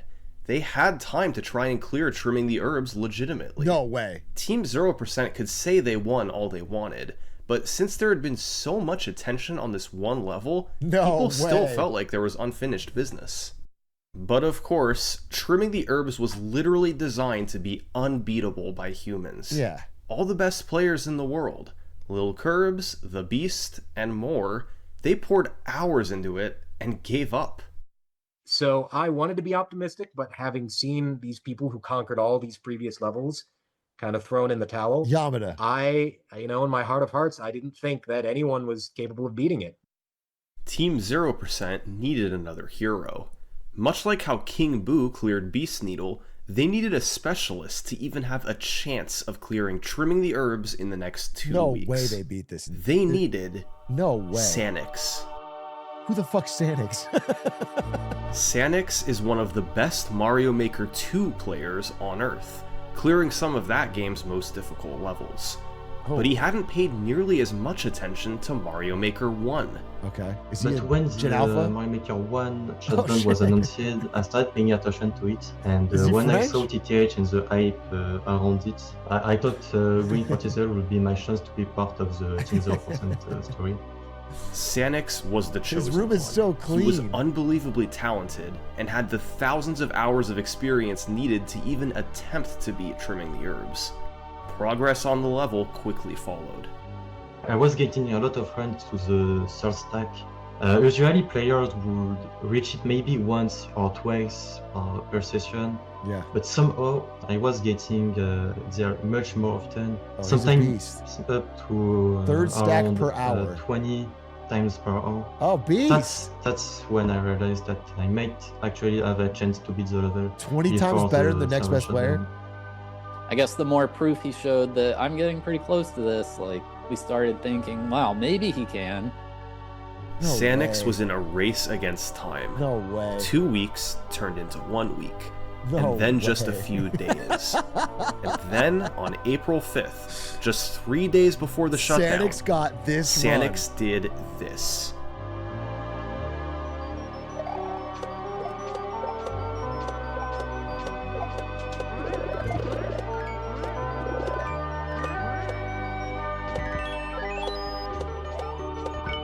No fucking way! No way, dude! No way! That's awesome! Take that, Ahoyo, you piece of shit! No way! He had done something that was literally never designed for any human to do. Man versus and then just the complete machine. elation that came after from That's not awesome. only him, but from the chat and from everyone in the community. It went like completely viral again. Dude, in right the before it gaming goes space. offline, that's so sick. While this was the perfect end for Team 0%, That's this so story sick, isn't bro. just about the top dogs. This was a community-wide effort. Thousands of players pitched in to clear levels. They came together to give Super Mario Maker the final send-off it deserved. And this is just the beginning. This is why I believe that when Peter Thiel sends his AI drones to try and kill us all, we're going to be okay. Because someone like this is going to figure something out. They're going to figure out some way to bring him down, dude. We'll figure it out, bro. I'm not too worried. Team 0% is hard at work on Super Mario Maker 2. When those servers eventually shut down, we'll probably see a Someone similar French, push to maybe. complete that game. Who knows what stories will one day be written.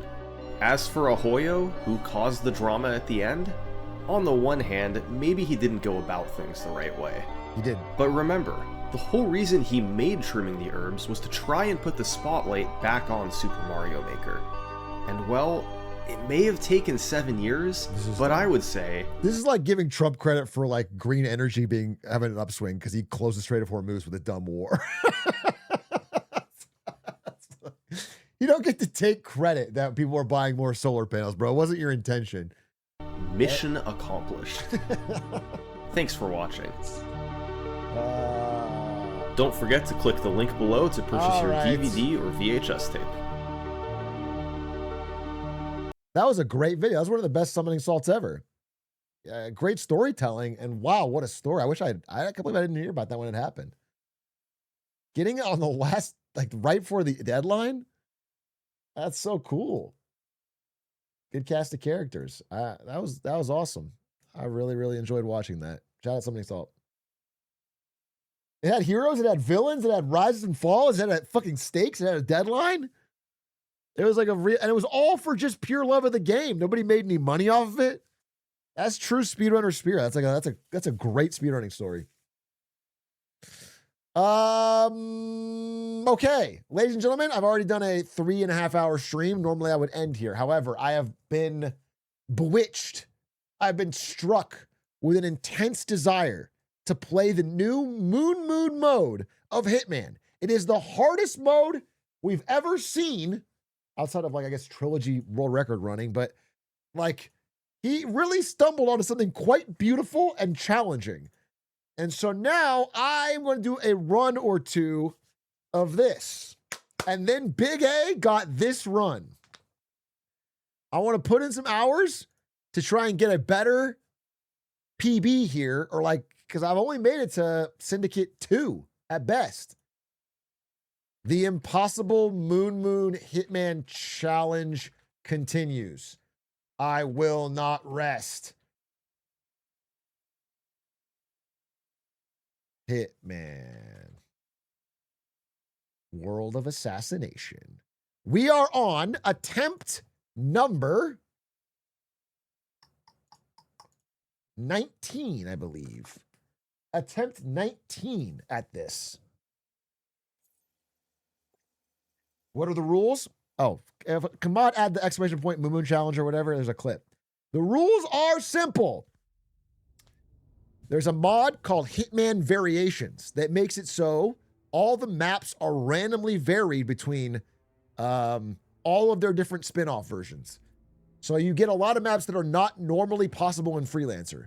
So there's like an infinite more possibilities, much harder to remember routes to know where every NPC is. It's like very, very hard to, almost impossible, the number of variations. Additionally, whenever Silent Assassin is offered, you have to take it, which is like 100x more difficult. So you have to, it's a roguelike mode where you're thrown into levels, you have to kill everybody, kill people, your targets. And you get 3 choices here, prestige objectives. Whenever you get Silent Assassin as one of them, you have to take it, no matter what. And there's already things we figured out, like Silent Assassin, no firearms is an option. It's bugged. If your target even sees you before they die, you lose. That's not true in any other Silent Assassin mode. But in Silent Assassin, no firearms, they coded it wrong. And if they even see you before they die, you lose. So there's like, it's an insane grind, bro. It's an insane grind. And we're going to try a run today. I grinded weapons. What is this? What level is this? This level is just slash. There's just a level called slash, dude. I don't even know what the fuck that means. Have to try it? Fuck it. We'll start off with a bang. Isle of Scale, Whittleton, and slash. Slash for 4. All right. Easy start, relatively. I got a full inventory, and I'm ready to jump the fuck in. I'll be in touch when you reach your destination. Is slash just Ambrose, or is it some kind of weird variation? Welcome to Ambrose, all right, it's Ambrose. Island. Intel tells us that there are syndicate members in the area. Okay. I trust that you can find them. One target here. Where we at? We got one on the beach. We got one in the compound near the metalworking hut. This one's really easy. This one's in the hut by itself. And one in the top level of the cave. Quite difficult. And I'm on a timed get disguises clock. All right, this target's relatively easy. Syndicate member eliminated. Pack the bags, get going. The hard part now is that I need a disguise. I will not have time. I will not have time. I will not have time. Yo. This, I can maybe get this guy's disguise. God willing. Uh-huh. Let's do what we're paid for. What did they do? Die, lady, die. This will surely be a blow to the syndicate. Oh, shit! Oh, shit! No, I'm dead already! I'm dead already, bro. Holy fuck, that guy busted in quick! Oh, brother. Epic Games Launcher. All right, definitely not just one run, then. One run past Syndicate 1. All right? I'll go late if I have to. One run past Syndicate Run. They don't fuck around. They don't fuck around. I did also fucking aim badly. Wiz Khalifa. So they added Wiz Khalifa to Hitman, and I thought it would be really cool. But it turns out it's just a reskin of the Conor McGregor level because Conor McGregor's a rapist. Conor McGregor was convicted of rapes. They took him out of the game, and then they put Wiz Khalifa in. But it doesn't make any sense because it's like a UFC fighting mission. It's just Wiz Khalifa, who's a rapper, in a UFC cage match. It doesn't make any sense. They didn't change the level at all.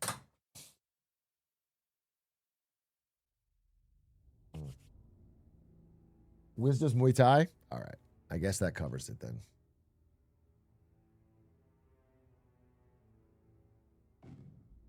Play for free. All right, let's go. Let's go. Not a great start, I'll be honest with you. Not an inauspicious start, but maybe that's the warm-up I needed. Ambrose. Very, very odd level. Okay, we reset. As long as I alt F4 in time, we're okay. About Berlin, Mendoza, Sappy. sounds fine. Or Colorado, Mendoza, Miami. Colorado could be train, though. The problem with variations is that Colorado could be train. Silent Assassin, no firearms on train is an instant loss. That would be an instant loss. Oh, but these both have 4. Okay, dude. Okay. Silent Assassin, no firearms. Fine. This is a fucking instant loss, bro. Silent Assassin, no firearms on train. This is attempt 20. I just want to look at it. I'm just going to Alt F4. Safe journey, 47. It could be Colorado. It's Colorado or train. You don't even know. That's one of the hard parts of the variation mode. Oh, the game crashed. No, I didn't do anything. I swear to God, the game crashed. Maybe it was loading fucking train wrong or something. That's a sign, though. We're not going to count that one. Thank God, actually, I got out of it. Why is it Colorado/train? So the variations mod makes it so that levels that are not normally possible are put in as alternates at some other levels. So train's not normally a freelancer level, but they made it Colorado, which is crazy because it's a fucking horrible dice roll. Because Colorado base is a pretty decent freelancer level. But Colorado variations are hard, and then train is impossible.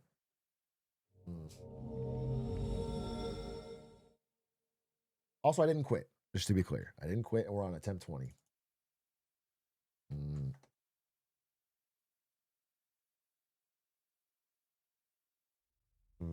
Carpathian Mountains included? Yes, it is. Why is it called Moon Moon? Because Moon Moon invented this mode. He's the one that found it. I didn't know he was such a Hitman guy. But he found this mode, and it's fucking awesome.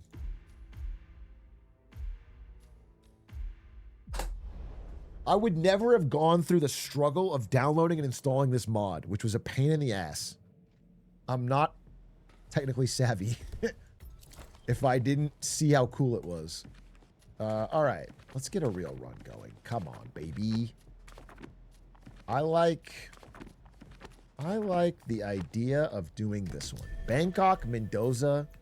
Bangkok for 4, Miami for 4, Mendoza for 4. No, we'll just not do that. We'll just go for something a little better. You want to start off with a nice clean run, bro. I don't want to... Here, this is perfect. Bangkok, Hokkaido. For 4, for 2, for 4. Okay.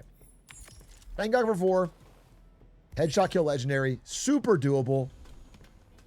Super doable. Very, very... Have a good trip, 47. Tap it in. What's the rules? You have to pick Silent Assassin, any variation whenever it comes up. Yes, that's right. Oh, wait, it's crashing every time now. Oh, no. Oh, no. Is this mod borked? Is it because of the fucking...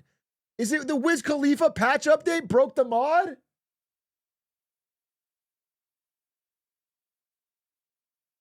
Oh, bro. Wiz Khalifa! Damn you, Wiz Khalifa! I'll try it one more time because one level worked. But we did get the default start. Everything he does it big. Oh, even fucking ruined speed runs. I have codex. Can one of you guys type into a LLM? Please fix the mod. Make no mistakes. Can you guys, somebody please get the AI to update it for me? And then send me the code.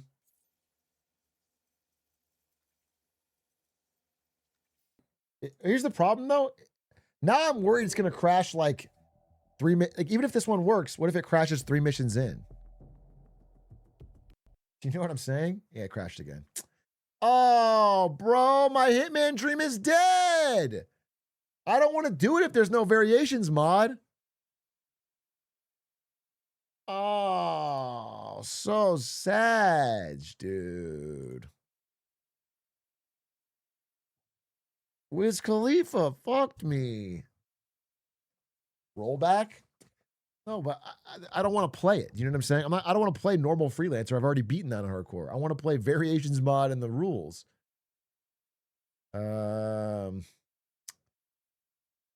Bummer. Roll back the update? Oh, it's always online. It wouldn't be possible. The game's always on.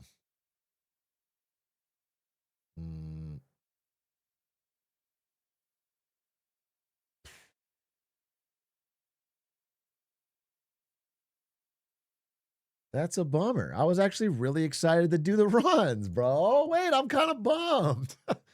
Wait, who works on that mod? Can they fix it? Can they update it for the new patch? Like, if I don't get a chance to beat it, I'm gonna be really sad. It's like my last levels. It's like the time. I really wanted to have a chance to grind that.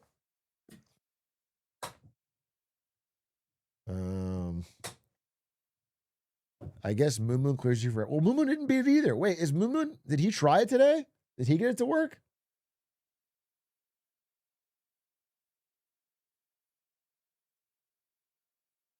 You got to the very last mission? No, I'm not. I know he hasn't beaten it yet. I'm saying, did he get to play it? Like, has he played it since Wiz Khalifa? In Oblivion? Moon Moon is playing Gothic Timing on 1. So, no, I don't think he has played it. Bro, that is a bummer. Everyone's saying 007.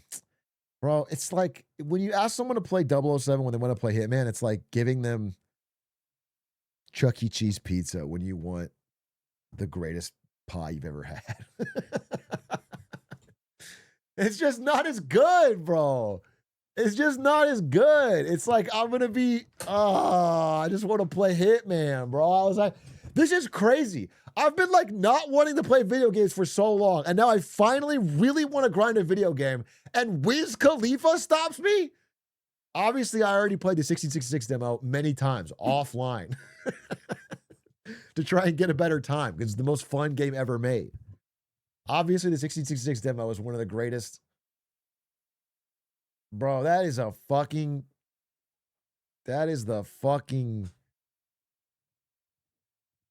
punch to the Chungus gut. I guess I'll play fucking 007. God damn it. I might as well try to beat it. People said I was close. 007. It's not a bad game. I'm not shitting on it. It's like Hitman Light. Do you know what I'm saying? It has none of the depth.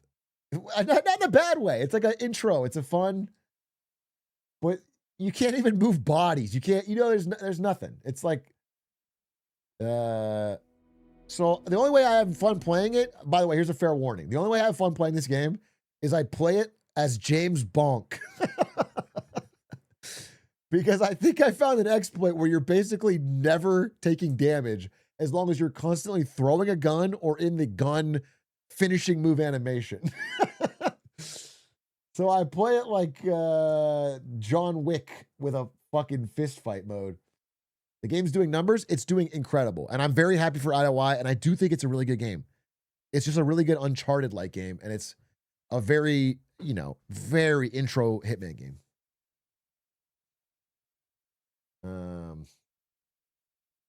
It got patched? They patched the Atrioc strategy?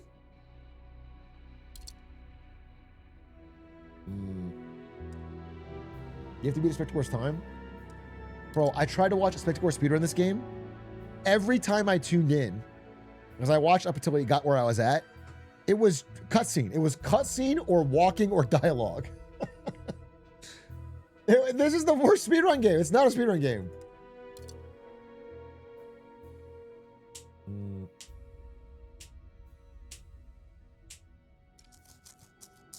Okay, story. We're back in it. Resume game. Or you could try escalations. Yeah, but then why wouldn't I do Hitman contracts? You know what I'm saying? If I'm going to do escalations. There's escalations in Hitman and they're like crazy. You could have like the insane levels. Okay, we were breaking into the AI corporation with my tsundere mentor, Greenway. And we are going to try and stop Elon Musk, British Elon Musk, from destroying the world. And I think There's like lasers or some shit. Yeah, I forgot. Knew it couldn't be that easy. This is a door. This is a door that's always open unless you walk on lasers that are on the floor.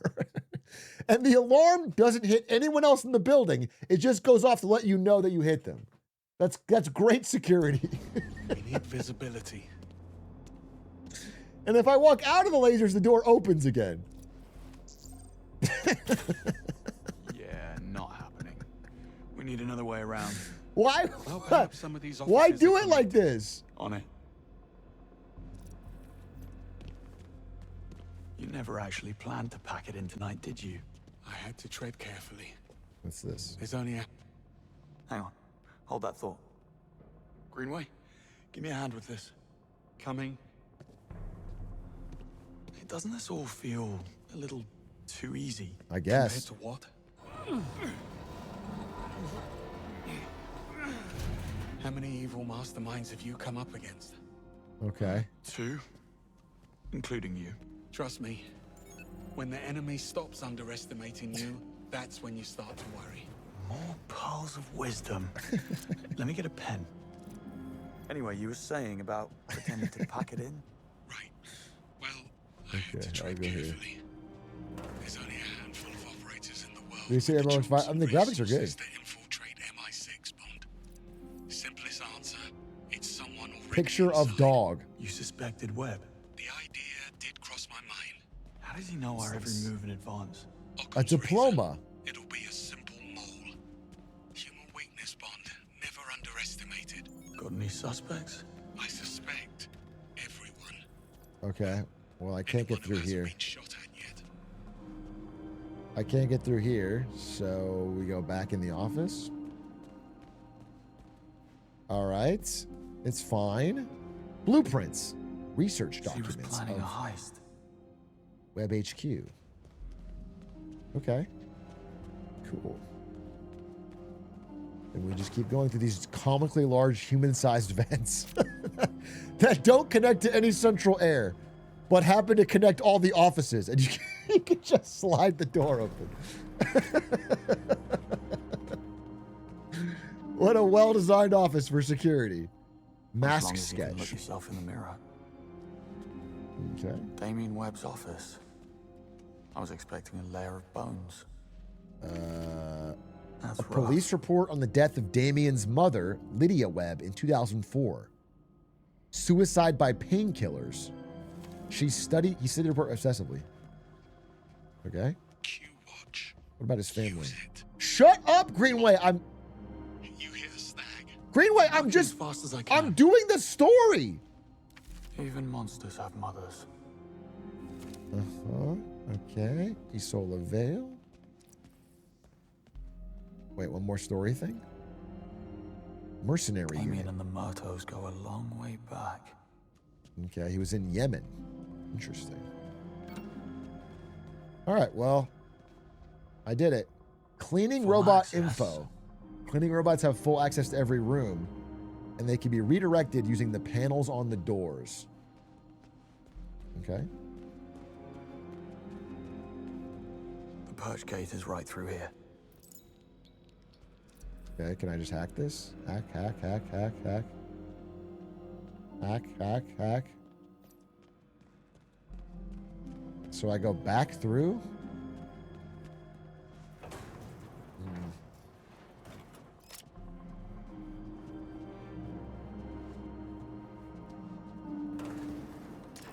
Okay. And then what? Oh, cleaning robot. You got full access. Can I hack you? Just fucking get over here. Do I have to make a mess or something?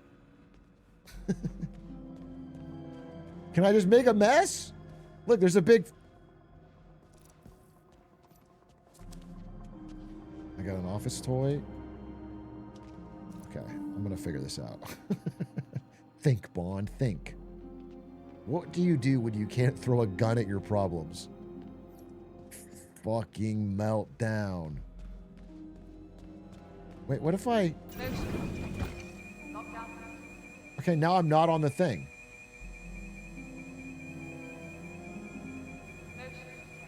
I'm not moving. I'm not on the laser. If it's too loud, you're too old. And if you know that quote, you're too. You got me there. What is that? It's so stupid. Well, it's so stupid. Come on. Come on. Come clean. I'm gonna piss on the floor and you have to clean it up. Okay. Here's what we're gonna do. Here's what we're gonna do. We're gonna go back through here. We're gonna go back through here. Taunted by a clanker. We're gonna go back through here. We're gonna go back out this way. I'm sure that there's just something I can hack. Bro, Greenway fucking won't stop fucking talking to me any other time. I have to read this again. I skimmed it. I have to read it. I have to read it. The cleaning bots have access to every room on the floor and may be redirected to a specific location using the control panels situated throughout the floors. The doors open automatically when the electronic sensor is dedicated to a programmed robot. No human assistance required. Okay. So I just need to find the panel situated throughout the floors. Okay. I don't see the panel. I don't see a hackable thing, but I'm quite sure that I'll find one. So maybe it's back all the way to the fucking beginning.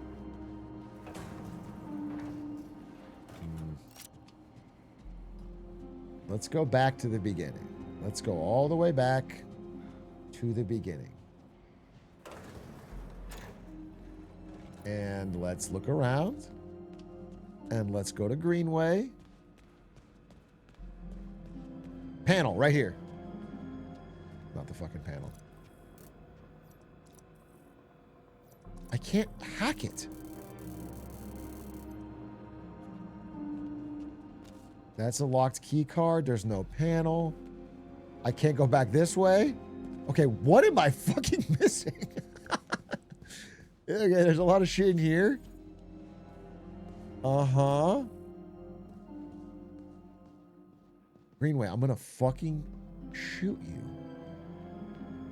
System resets upon leaving. Here, what if I just go like this? I can walk through it. I can go out here. Open. I can go here.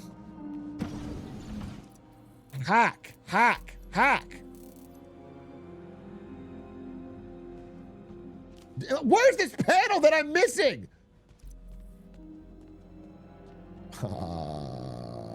Okay. Okay. Okay. Dude, I feel like something is so obvious that I'm not seeing.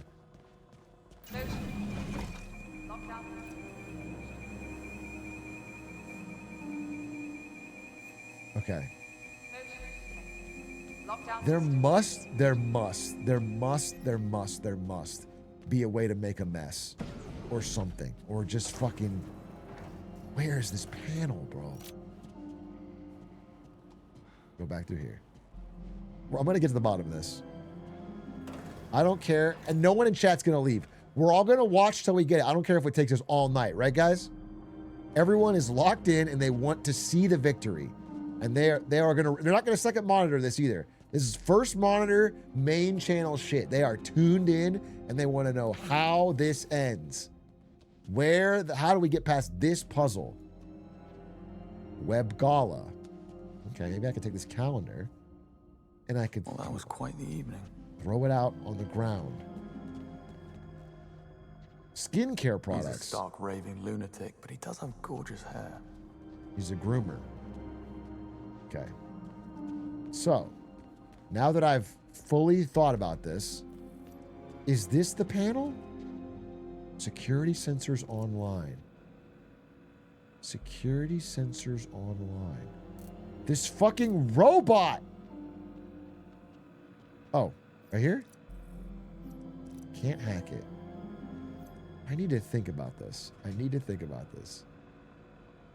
Just come clean, dude. Holy fuck! Okay, maybe I can close it? Nope. Don't worry. Don't worry. Don't worry, chat. I think 2 to 3 hours more tops, and this is gonna be fucking solved. Like the last fucking Mario Maker level. Like we are cracking this case tonight. And if you're watching on VOD, do not skip a frame. The journey is the destination. We don't want to miss a moment of this. Okay? Okay. I see my ability to interact with things is so constrained. I've interacted with every possible thing. Reach the perch, bypass the sensors. So, what we're gonna do, let's go all the way back to the beginning one more time, because I think one more lap ought to do it. Greenway! You got any ideas? Blimey, slow down. Can you move so I can get through? What if I push Greenway? What if I push him onto the... Bond, I swear to God. Motion detected. Lockdown systems engaged. I can't... Motion detected. Lockdown systems engaged. Can't hack anything. And there's no panel. What panel are you talking about? Lockdown systems engaged. Open the door. Wait, does it open that door sometimes?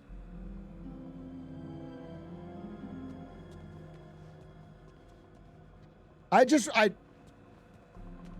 it open that door sometimes? Is it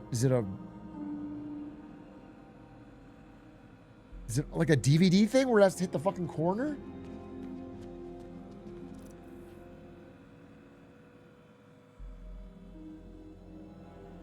Well, if it doesn't and I'm not there, I'm going to be fucking furious. So let's go back through. At least while I'm thinking, let me stand next to it. Okay.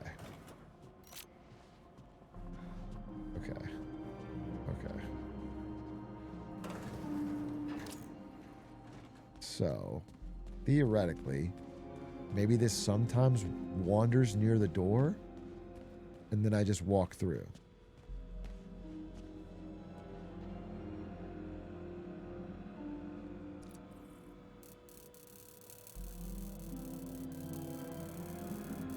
Oh, dude, this can't be it. This cannot be the solution. Wow, I'm fucking stumped. Come on, open the door. Try saying... Dude, why do you want to clean this part of the floor? Clean this part of the floor. I can't throw an item. I can't...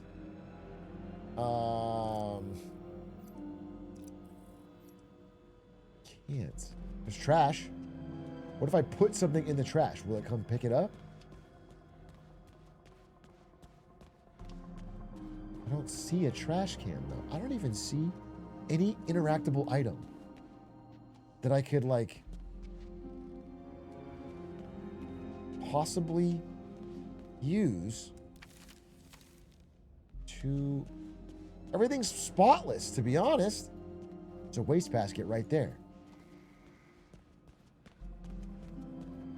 I'm freaking out. I'm freaking out. I'm freaking out. What is this? This is obviously the answer. Control panels situated throughout the floors. The control panel looks like what? Like this?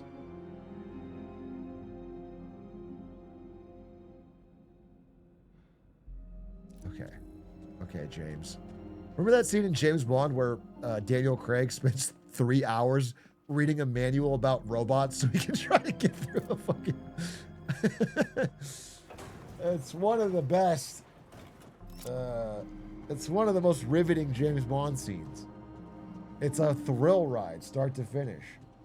By the way, Greenway has not said a word. Greenway won't shut up normally, but now that I'm wandering in circles, he's mums the fucking word. Okay, Greenway. I gotta be honest with you, brother. Help out. Is this not a panel? I can't interact with it. I can't interact with it. I can't go back through this door. Hackable? Hackable? Wait, hackable? Hackable, hackable, hackable. None of this shit looks hackable, bro. Motion detected. Lockdown systems engaged. I can't Motion open this door. Lockdown systems engaged.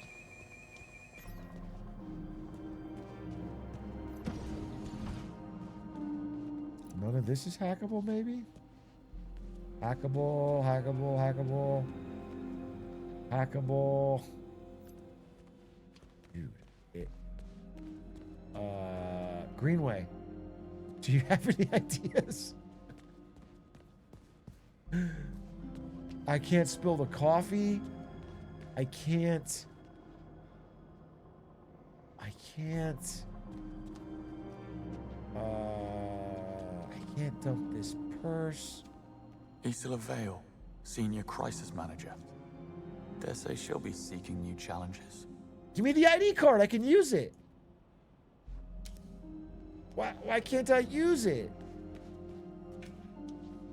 Okay. I'm fucking stumped, bro. I'm stumped. I don't know what I'm missing. Unless there's...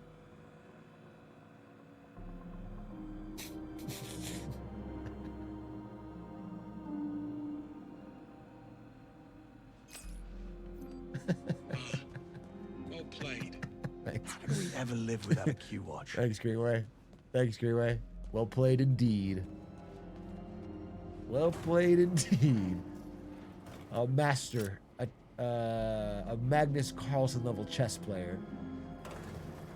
Holy. That was cinema. Cracked the code. All right, now this opens and I can get to the panel. Wow. Incredible. Incredible. Yep.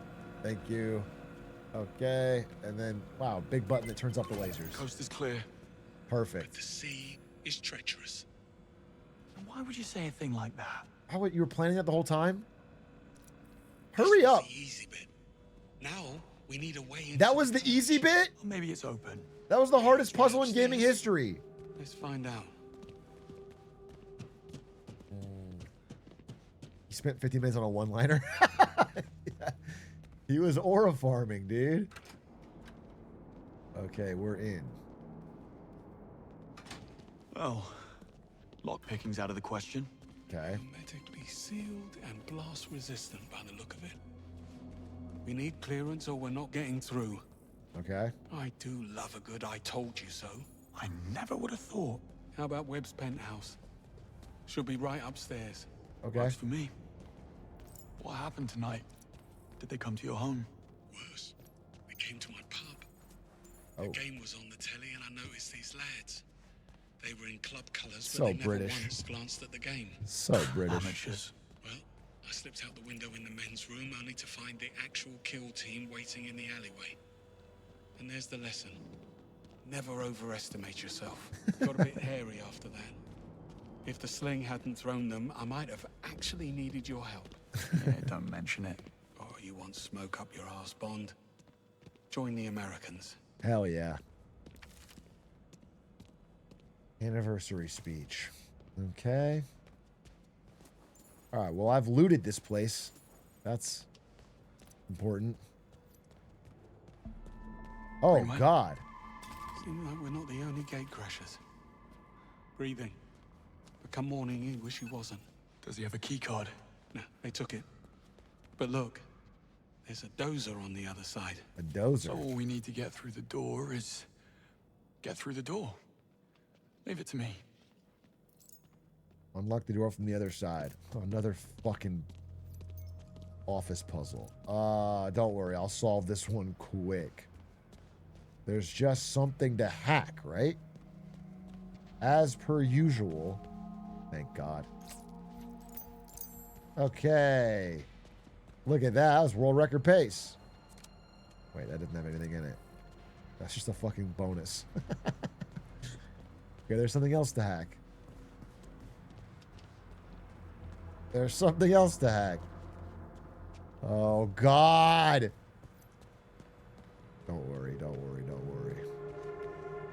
Maybe I have to hop the wall.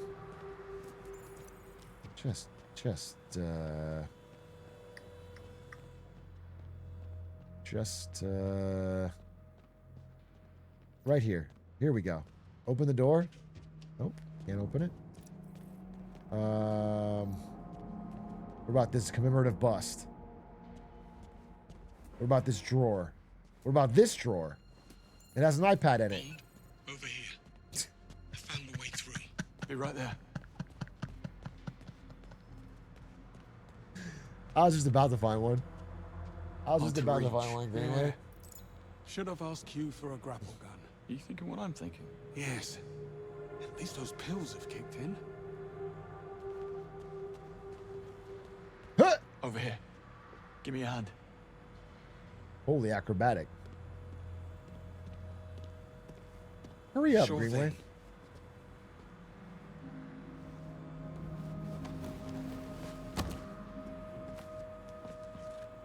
Huh. Huh. How about that? Sheesh. That's Sir Nicholas's penthouse. Very 20th century magnate. All he needs now is a top hat and monocle. You think they allow top hats and monocles in prison? Type of prison he's going to? I'd say he's pretty much mandatory.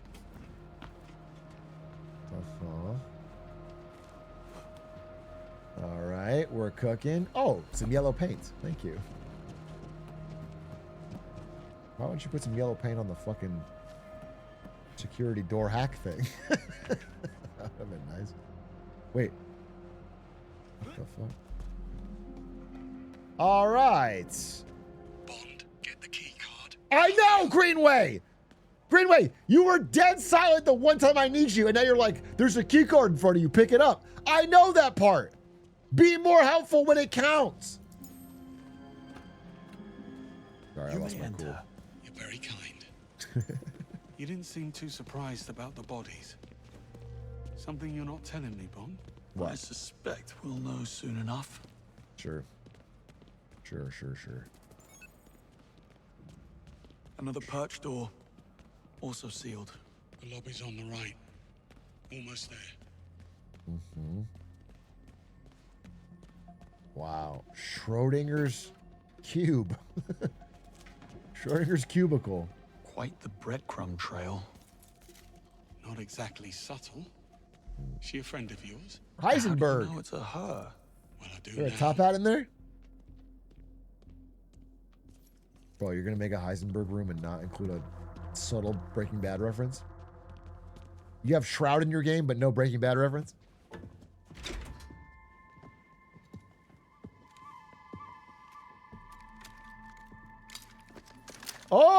Oh!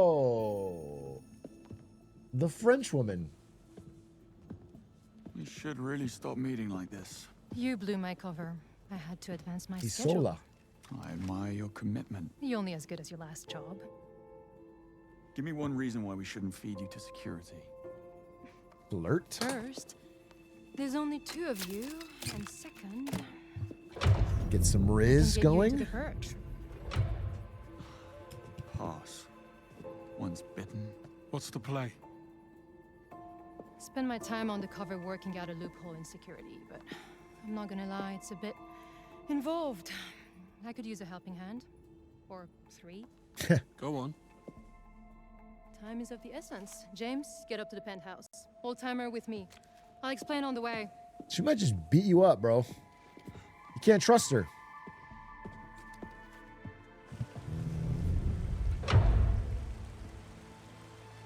First things first, James, you'll need to raise the stairs to the penthouse. There's an access panel near the base. It may be offline.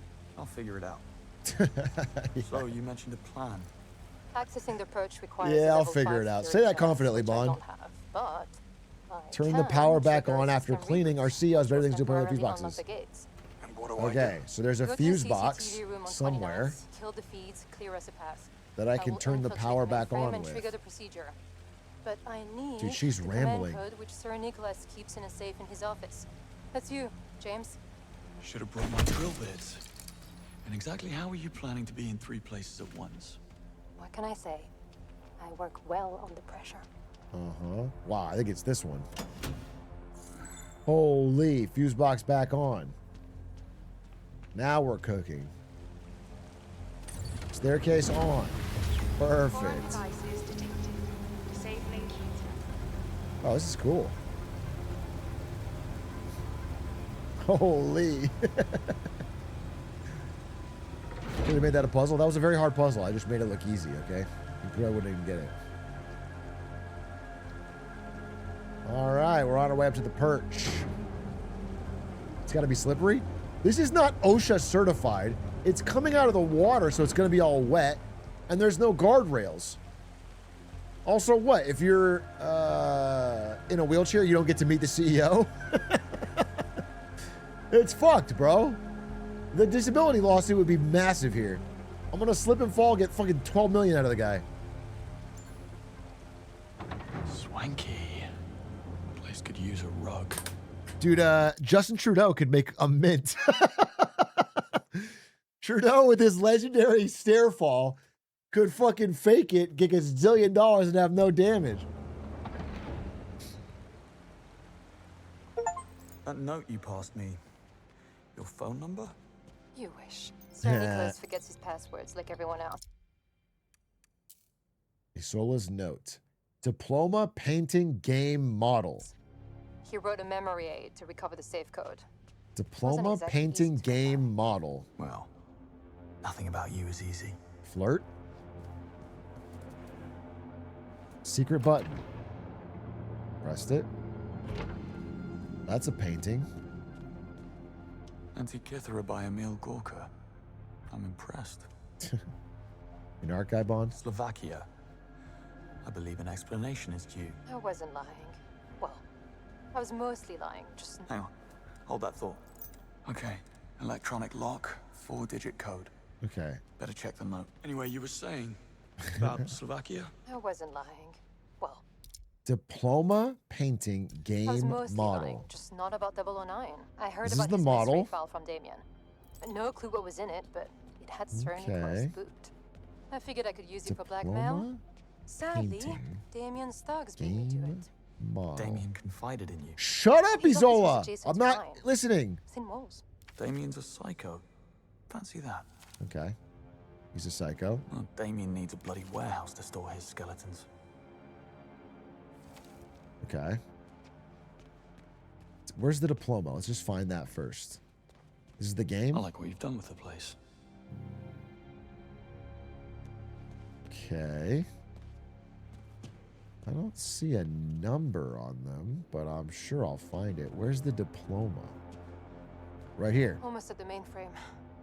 Where are we on these cameras? Going dark. Now. Splendid. Okay. Pardon me, fellas. I have lasers coming up. First in class. Nobody likes an overachiever. So he's the first in the class, so that's probably a 1. Diploma, painting, game, model. Now, when you say painting, do you mean this painting? Or is there a different painting? Should have stuck to game development. Game is 9. Hyperion 9. Okay? So 1 blank 9. I'm searching blind. I'm like, Need to have a look at that note. I'm like the scene in Sherlock where the numbers are flying around, or in Hangover when like the thing I'm putting together is crazy. I've got a mind palace going on you couldn't fucking believe. 1 blank 9. All right. Medical Has a report. heart condition. That seems worth remembering. Diploma, painting, game, Day's model. inauguration. Big day. All right, here's the painting. Rocco's basilisk. Every techno-futurist. Rendition 4. Okay. So 1, 4, 9, and this is what a real gamer does. I'm not even going to find the last one. I only have 9 options. It'll be simple. 1492. Nope. 14. Oh fuck. 1493. Sir Nicholas, I couldn't have done it without you. Got the safe open. Look for an 8-letter word or a number. Hackermans. Got it. The command code is Basilisk. You make a fine sidekick, James. Now cover your tracks and get ready to move. I'm activating the security override.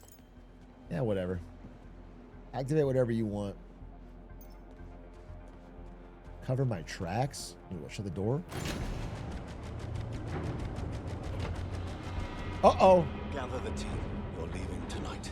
Seriously? Right now? I'll see you off. Just need something from my desk. Why, but Damien just walked in. Careful, James. Damien will kill you as soon as look at you. Stay hidden. I'm not afraid of some pussy-ass fucking rich kid. James, speak of the devil. Here you are. Signed, sealed, delivered.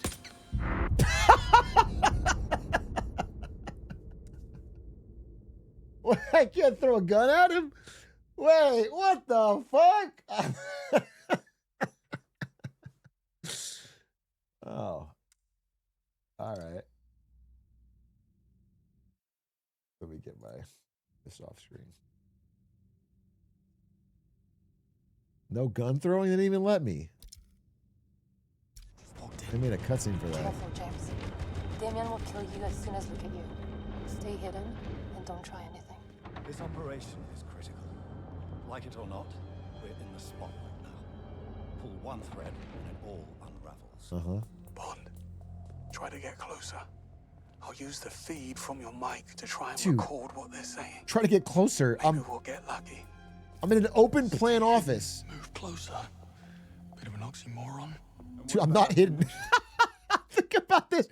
Think about this in real life. If you were standing here, you wouldn't see a guy crouch slightly. Using appropriate means and force. He is tenacious, but he is one man. He's not what I fear. And what does the great Sir Nicholas Webb fear? Please, enlighten me. Please, Damien. Don't turn around. There's no room for mistakes. Go to Vietnam and make it clean this time. Can you handle that? Yes, I get it. Vietnam. Clean as a whistle. Hang on. It's time for my meds. What are those? ACE inhibitors for lowering my blood pressure. That'll come in handy. Epitome of calm. Still waters run deep. Oh, fuck. Your colleague. Oh, The fuck. one who perished. I take it you were close. Jesus Christ! Speak of the devil. Here you are. Don't let me do it again. Don't let me do it again. I could easily kill that guy. Just let me kill him. We could be done with this right now. Don't cutscene it, bro. Let me just fucking throw a fucking boot at his head like I'm George Bush's heckler. Oh my God. Careful, James. Damien will kill you as Oh, soon I as gotta look at listen you. to this whole Stay fucking hidden dialogue again. And don't try anything. This operation is critical. Like it or not, we're in the spotlight now. Pull one thread and it all unravels. Bond, try to get closer. I'll use the feed from your mic to try and record what they're saying. Yeah, thanks. Maybe we'll get lucky. Stay hidden. Move closer. Bit of an oxymoron. And what about our tenacious friend? This may be hard for someone like you to comprehend, but I deal with threats using appropriate means and force. Uh-huh. He is tenacious, but he is one man. He's not what I fear. Search it around. And what does the great Sir So I can't Nicholas knock him Webb out right now, huh? Please, enlighten me. Please, Damien. We've no room for mistakes. Go to Vietnam and make it clean this time. Can you handle that? There. Yes, I get it. Vietnam. Clean as a whistle. Easy. Hang on. It's time for my meds. What are those? ACE inhibitors for lowering my blood pressure. You, the epitome of calm. Still waters run deep. Your colleague, the one who perished.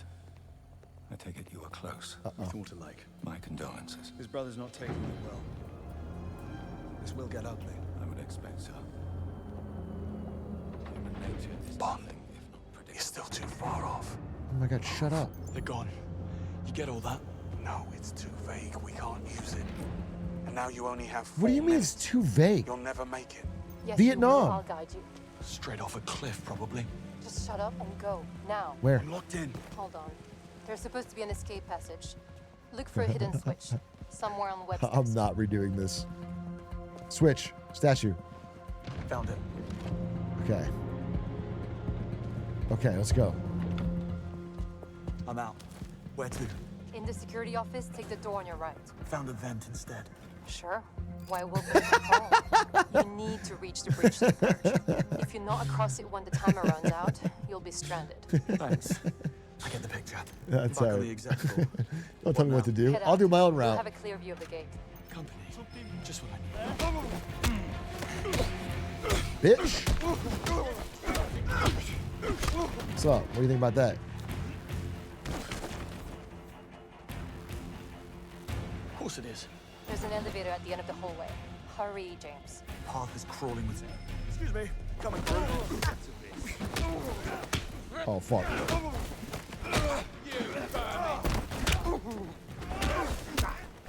Oh, fuck.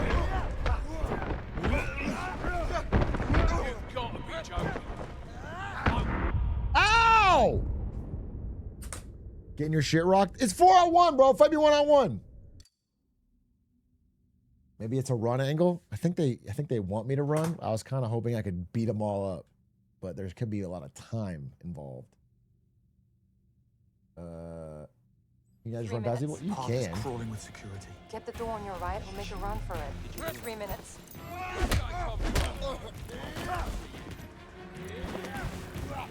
Dodge, bitch. What? How about that?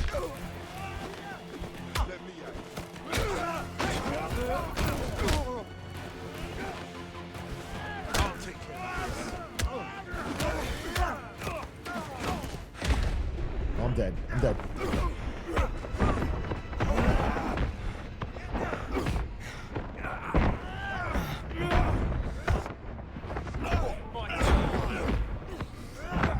Damn it! Damn it, I almost had him. I almost had him. I'm almost had him. I'm too broke to bet now. Bad bets, bro. You gotta know, you gotta think.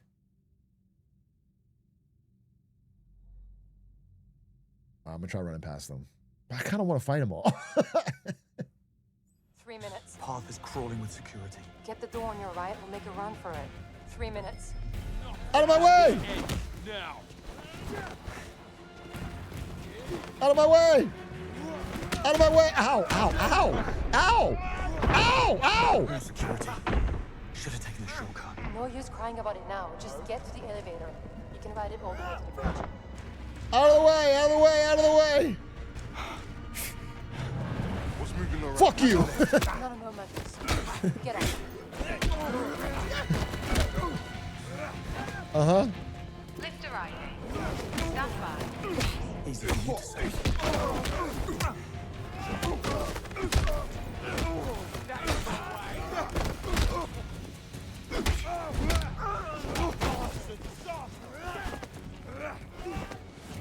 Dodge and weave.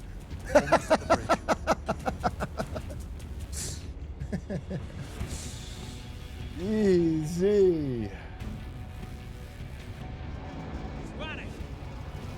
Come on. Give a man a break. Oh my god, the door's breaking?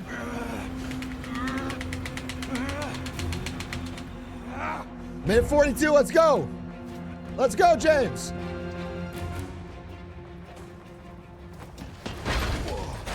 James, they suspect something. The bridge is starting to retract. You have 30 seconds. Just what I need. James, above you. Grab the zip line. What fucking zip line? What fucking zip line? What zip line? Oh. Wait, how do I get there? Okay. Wait, come on, wait! I'm coming! I'm coming! Go! Holy! Oh shit! That's kind of epic. That's kind of cinema. That's kind of a cool Bond moment. Wait, they're still there. When you're ready, Bond. Wait, I feel like I had more time. Like the bridge is retracting, but you could just. Moneypenny? Don't bother. The place is a giant Faraday cage.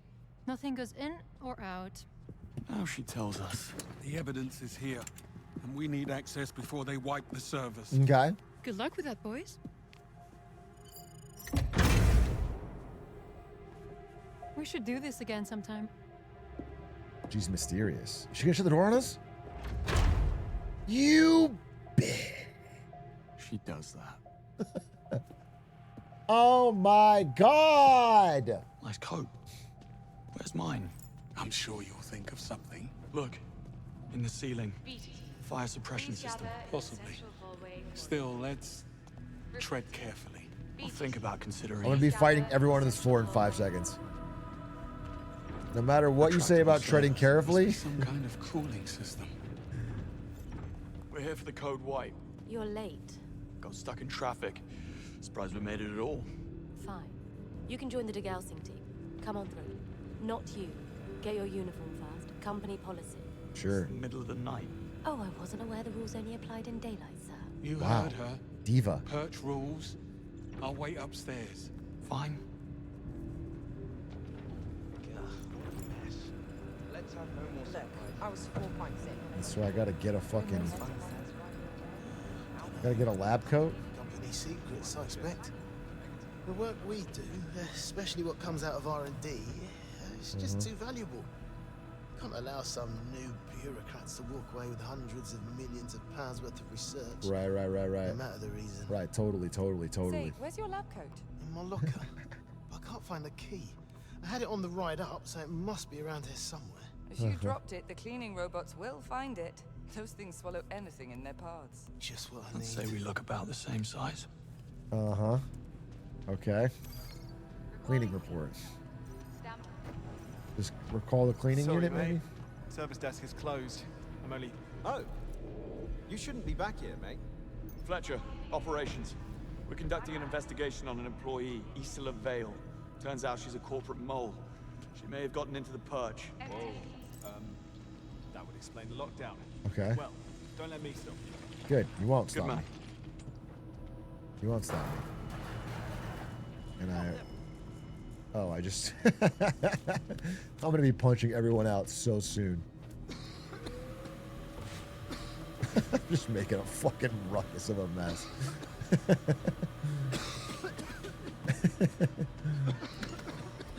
Locker number 6. Worth a visit.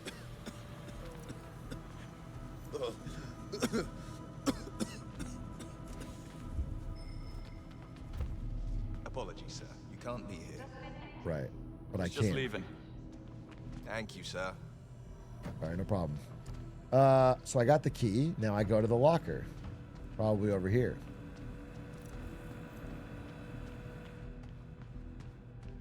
I mean, there's like a million. This is like laundry, right? There's probably lab coats right here. You're telling me there's not a fucking lab coat in one of these?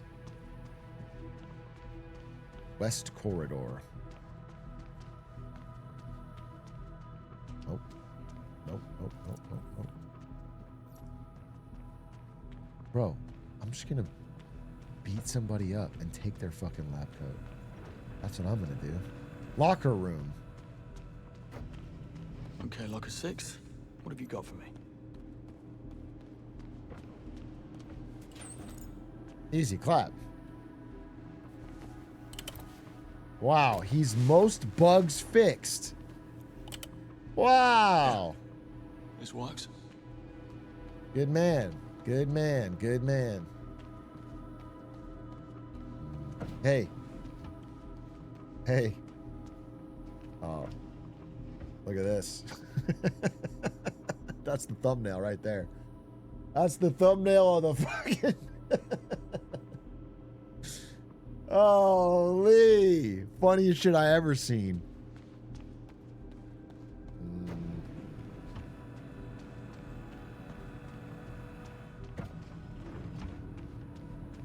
Hiya.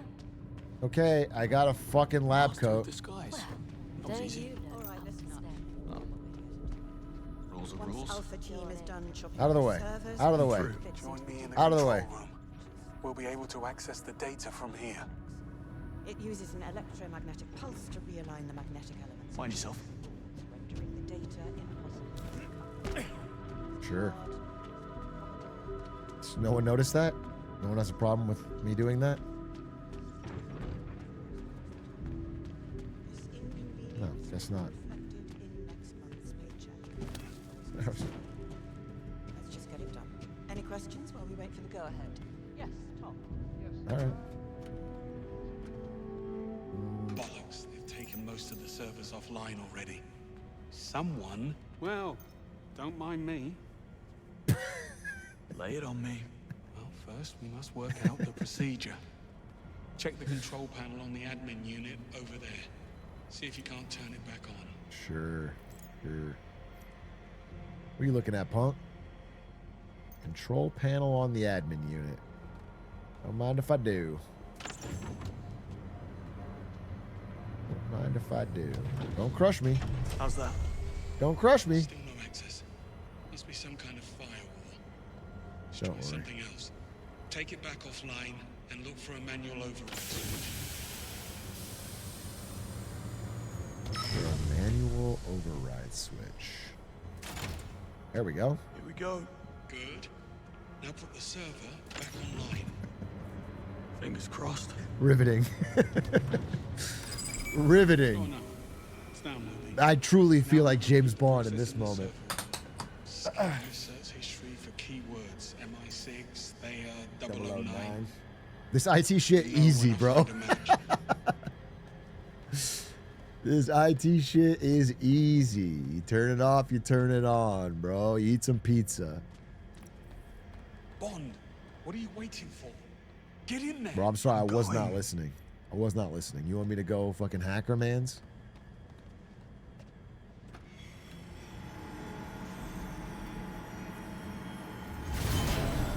Oh, they're breaking in. Done. Plus the 4,000 is scrap metal. Right, you up? We can start in this cluster as soon as Carl's taking them offline. Will do. Bond, I have 3 matches. Servers, 1100, 2600, and 3200. Look for the numbers on the floor. Greenway. And remember to I'll take it from here. override switch, or else I won't be able to access the data. Got that? It's not rocket science. Well, carry on. I'll take it from here, bro. Don't you worry, Greenway. Let me do my specialty.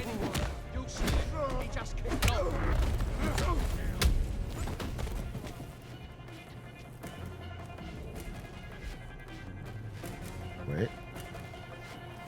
Bitch!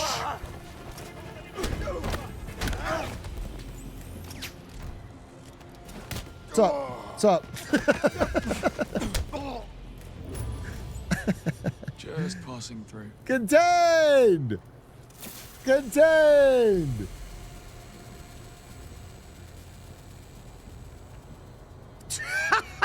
It's contained? There's guys right here. It's not exactly chopping wood. Still got a bunch to go. Pick up the pace. I don't want to spend the night cooped up in here. Give me your best shot.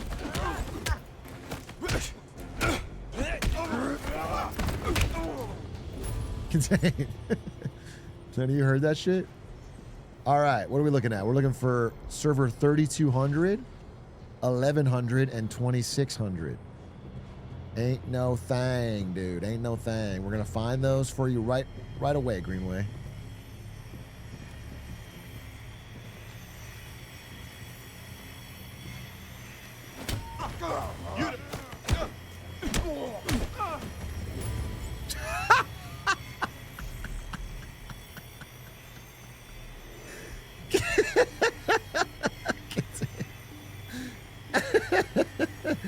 Yeah, I'm talking about.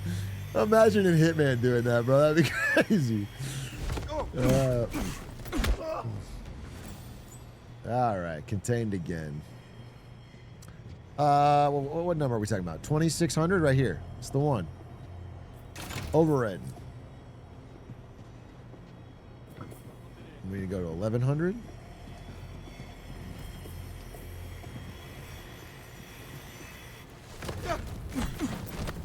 Boom.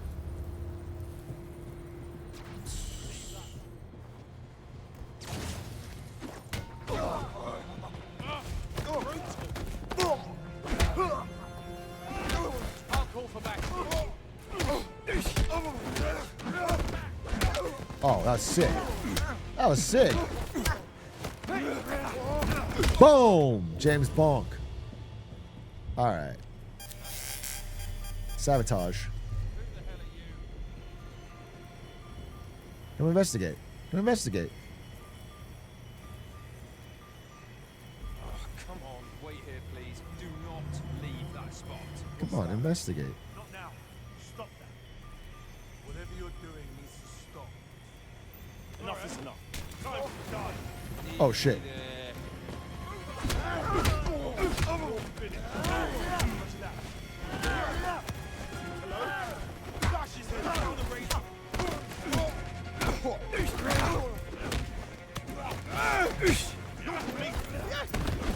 Wait your turn. Wait your turn.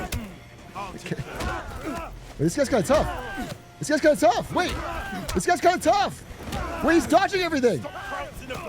Wait, this guy's incredibly strong. Oh.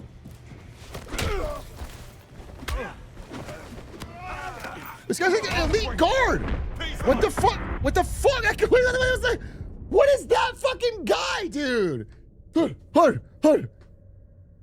The guy other there, you see the guy right over there who's turned with his back to us and didn't hear anything? When I got mogged, who the fuck was that guy? Damn, that guy was a beast. He was fucking bobbing and weaving every attack. It's giving off so much heat all of a sudden. I'm gonna snap. Lunch. Back up now. Our radio for backup. Oh, yeah. That's gotta hurt. Give me a shot.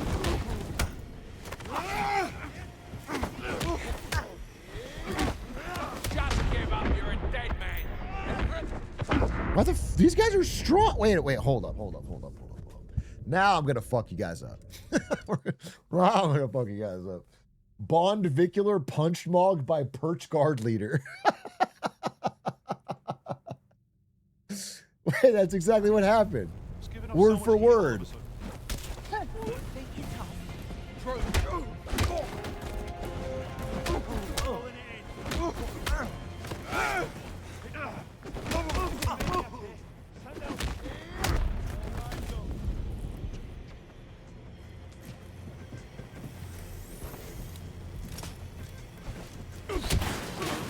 Oh shit!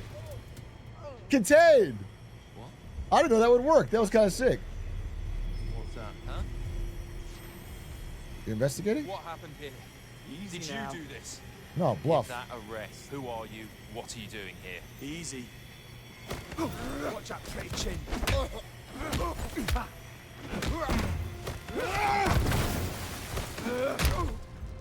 Contained. Where's that fucking leader guard though? That guy was a beast. I want to fight him. I want to fight him. I think something's moving. There it is.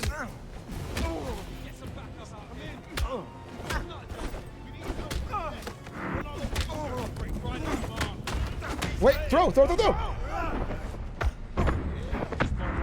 Damn it, bro. This guy's fucking punch mogging me. The people wearing white, they're like, he's mogging me good, bro. He's mogging me good. This guy's dead.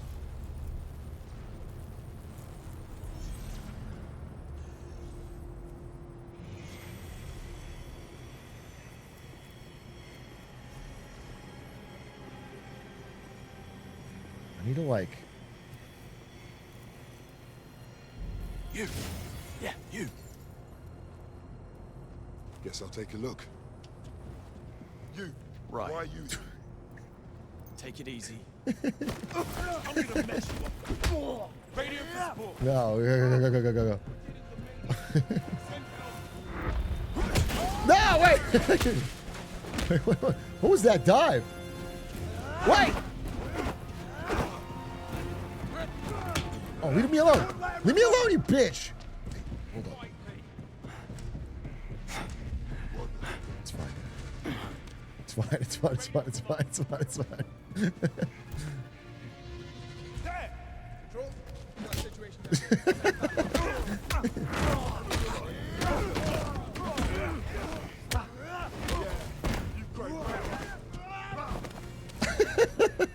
Get out of the way! Get out of the way! Get out of the way! Get out of the way! Get out of the way! Get out of the way! Get out of the way! Send him on a goose chase, bro. Send him on a goose chase. No, go again.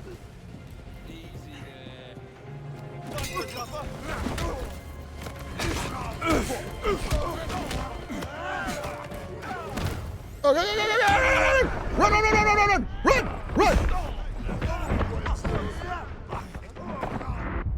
Dead. 2 white suits. Damn, these guys are, the white suits are fucking beasts. Change difficulty, I'd rather die. I want to beat them all up. That's what I want to do. I need to get a takedown on a white suit. That's the trick. I need to get a takedown on a white suit. So, the trick to doing that is simply... Watch this, watch this, watch this, watch this. Ow.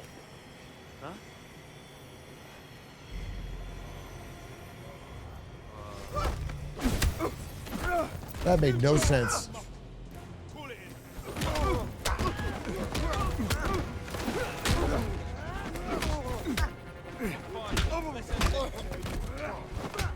Oh, what the fuck? No.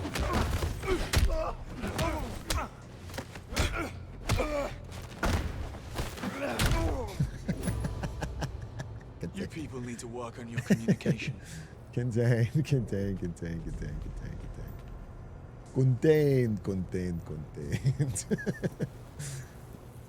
Who's next? Who else wants some, bro? Which number is this?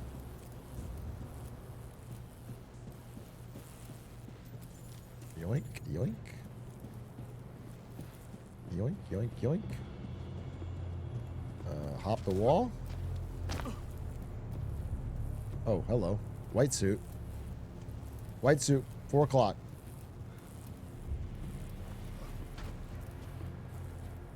You didn't see shit. You didn't see shit. Oh, white suit, white suit, white suit, white suit, white suit, white suit, white suit. Wait, the game is forcing me to use stealth. Against my will. I've been unintentionally tricked into doing the mechanics.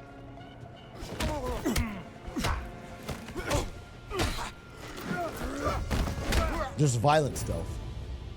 Okay. Thanks for the practice. One more guy, one more guy, one more guy. Cinema, IOI, cinema. The place feels kind of cave-like, don't you think?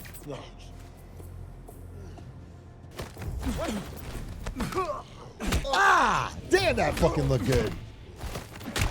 Good animations. Contained.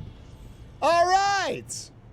Quick and clean. Quick and clean. Now we're looking for the numbers. So 3,200 should be this way. 3,200 should be this way.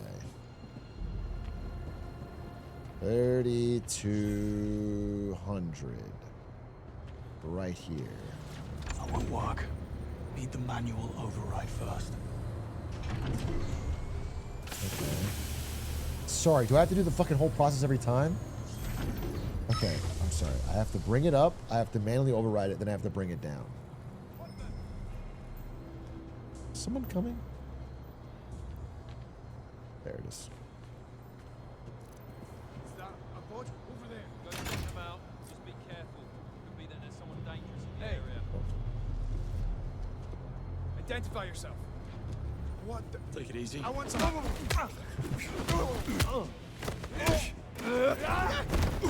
Contained. All right, I override it. Time I've got. I take it down. That's server 3200 reactivated. Nicely done. Grabbing the files. Go to the next target. Okay, let's go to 2600. 2600.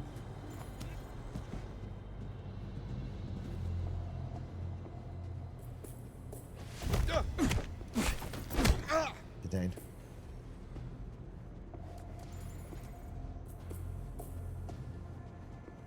These guys aren't white shirts, so I just want to fight them straight up. Oh, wait a fucking minute. Nah, fuck it. What? Hey. Wait,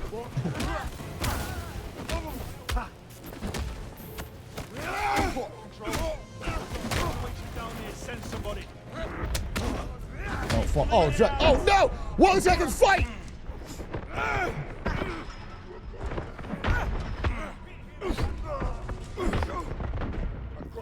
Oh, no!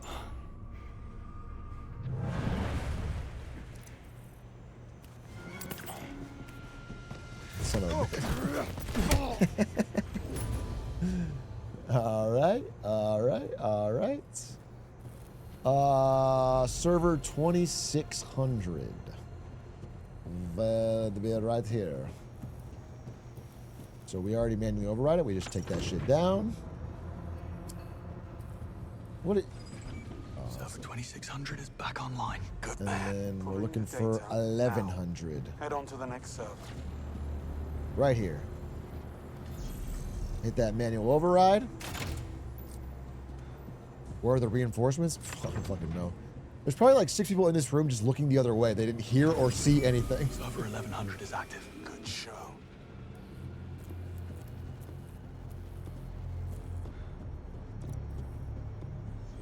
Oh. I'm sorry. Did I kick you in the groin? Shouldn't have been a thug. Shouldn't have been a goon.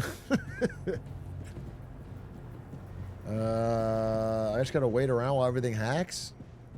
Greenway. Where's a camera? I want someone to fight. They should do like a gladiator arena mode where you face increasing number of challenges, increasing number of enemies. That'd be fun. I guess they kind of did that in the Aleph. Get Moo to make it? Yeah, but after he makes it, the game will get patched in 1 day and I'll never be able to play it again. Dude, I really hope someone fixes the mod. I think we've got what we need. You can get back here. On my way. I'm just super sad because that mod was created in 2023 and hasn't been updated, I don't think. So, Mumu was the guy that found it. I don't think they're still updating it. If it doesn't work, I'm going to miss my chance to do a really, really fun... I'll go this way. Hitman mode.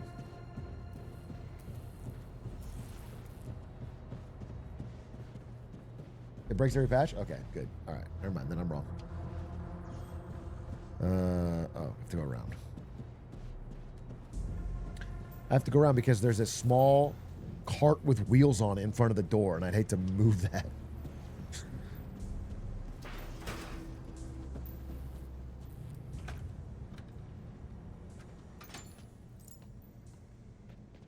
Okay, what have we got? Mission reports. Ours? Mali 2019. Karachi 2021.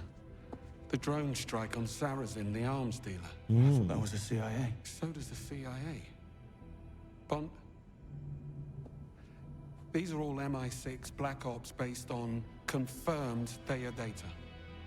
Some of our biggest intelligence successes in the last decade. But if I'm reading this right, we were working off of false intel. Every single time. Uh-oh. Theia makes mistakes. Theia makes mistakes. Wait, I'm sorry. Is the big fucking reveal of this game that AI hallucinates sometimes? This is the devs. This is a letter from the devs, bro. This is like...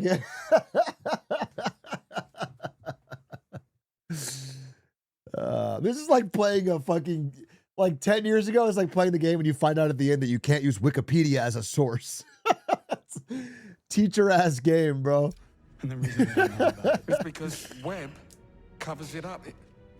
So it looks like every time Theia gets her wires crossed, he dispatches Damien to fix the narrative, to alter crime scenes, plant evidence, frame or eliminate witnesses, correcting the facts to fit the data. And Holy. this has been going on all the way back to Nightfall. To London 2014.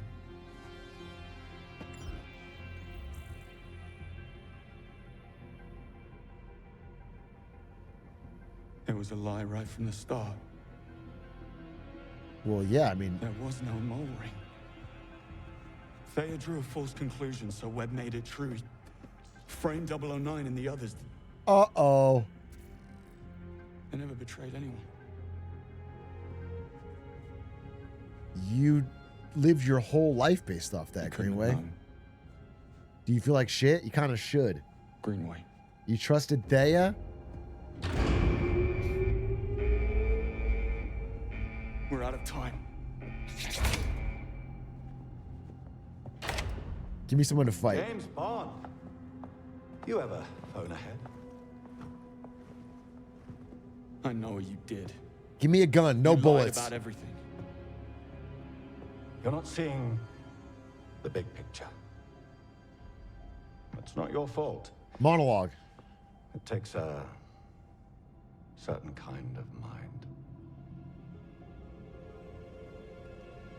For England or for power? I get it. Eggs and omelets. Thea saves more lives than it destroys. The real crime would be to shut it down. I don't believe this. Wait, No, what? it That was... almost sounds convincing. Did you know that every year 1.35 million people are killed in car accidents worldwide? And yet, we just accept it. Fact of life. But if a single driverless car malfunctions, clear the front page. Fascinating. Your point? People are short-sighted. They have boundless patience for human stupidity, but zero tolerance for machine error. Right. I'm only paving the way for a brighter future. Truth will out. It must be tough. Being so much smarter than everybody else. And how long do you reckon you'll be able to keep up the charade? Thea is the smartest mind on the planet. It will attain perfection. And when it does, the lies will no longer matter. Bro, people are saying he's spitting facts. No, it's a false equivalence. His car example does not draw to Thea being used for extrajudicial assassinations. What are you fucking talking about? Yeah, it's fine. Driverless car example, fine. But even still, it doesn't have a legal liability or personhood. So you need to have a higher quality of standard. But you can't just have a fucking hallucinating robot tell you to shoot somebody in the head. To become perfect, it must be used. But MI6 would never have let me use it. Unless it already was perfect. You see my predicament? The end justifies the means? Oh, I do. You have a savior complex. Mankind needs a shepherd, and you alone can bear the burden. Is that how you're able to sleep at night? This lie has cost me everything. Well, you're still rich. We each live with the consequences of our actions. But as you yourself said, we can't do nothing. That's the biggest sin of all. Enough. You can rationalize it any way you want. You won't change a damn thing. I change things all the time. Changed you, John. Negatively. And as for you, I guess we'll never know. You're just gonna walk away. You should shoot me, bro. Big villain mistake right there. Big villain mistake. You're not even gonna watch the room to see if if the gas gets me. You're gonna have your biggest nemesis and you're gonna put me in a gas-filled chamber. It's Austin Powers level. And you're so busy you can't watch the death? And here, you'll need that. Now, move! Bro, you should have shot me. I'm escaping a data center. This is just life in America in 5 years. This is how you're gonna get to work, bro. All right, where am I going? Follow the lights. I'm following the lights.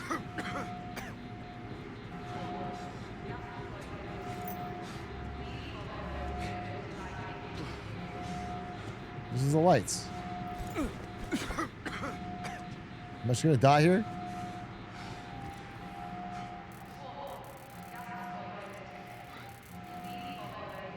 How do I use the missile pin? How do I use the missile pin? I'm freaking out. How do I use the missile pin?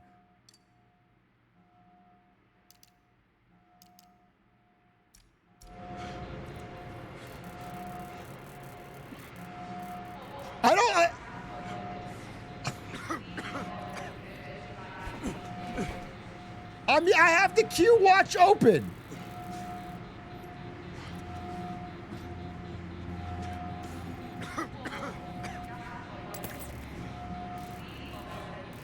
Do I need to get items? I'm just gonna choke to death right here. This is crazy.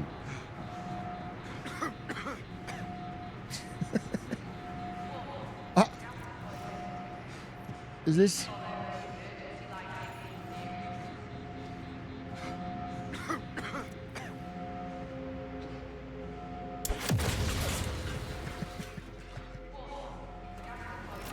All right, we got there. We got there. Where are you? There's a helicopter we can use to escape, but you watch yourself. There's reinforcements here. Take me as personal guard by the looks of it. Are they human?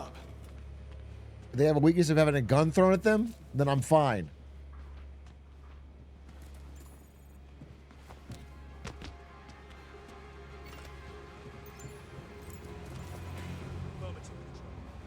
Listen up. We have 2 hostiles on the move. Last known position, data center east. Drop on site, no quarter. They can't. They broke through a ballistic barrier. That suggests heavy weapon. Visual on target. I was dumb of me. I just stood up. I just stood up. Whoa, whoa, whoa, whoa. Right there. Keep fighting.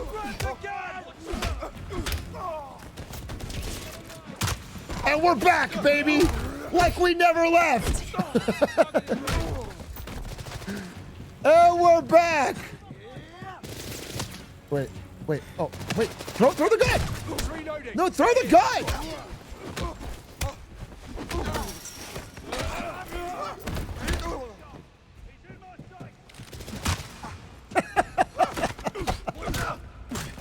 You patched in my ass, bro. Where are you at? Oh, whoa, whoa, whoa, whoa. Relax. Wait, where are you shooting me from? Oh. Can't throw a gun from down here. So we'll have to get upstairs.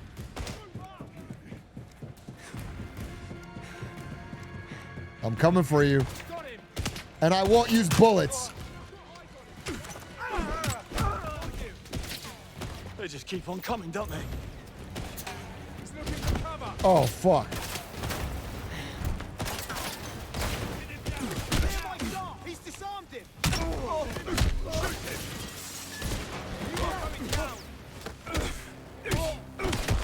Oh, fuck.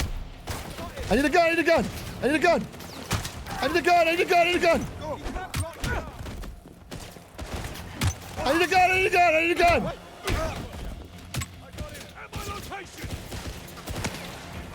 Put your weapon. Moving in.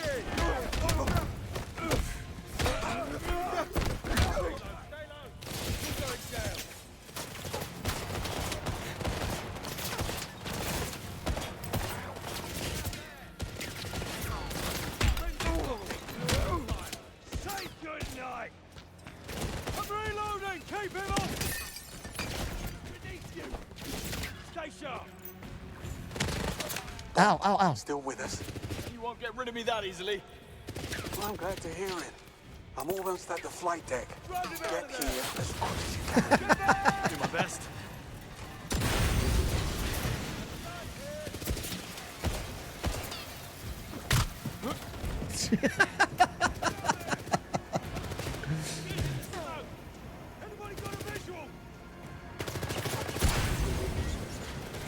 Oh, we don't use bullets. We don't use bullets. We don't use bullets.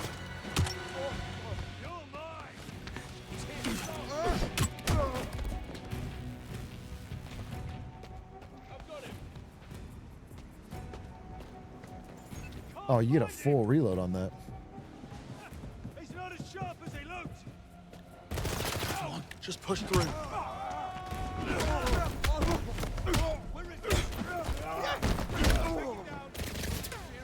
Really didn't want to have to do that. I can't throw it. I can't throw it. I can't throw it. I can't throw it. I can't throw it. I can't throw it. I can't throw it. I can't. Come on!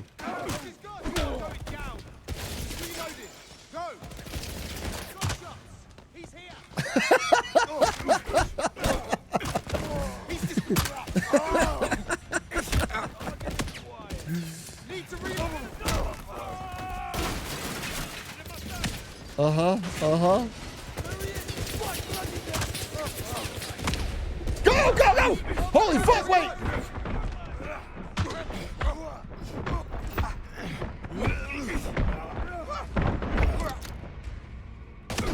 Oh, fuck, just in time. Apology accepted. Oh, fuck. Wait, lock in, lock in. Oh, that's on you. Lock in, heal. Heal, heal, heal, heal. Lock in.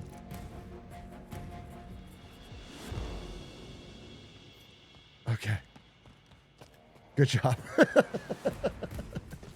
Lock in, Bond. Lock in, Bond. Just a few more guns to throw. Just a few more guns to throw, big dog.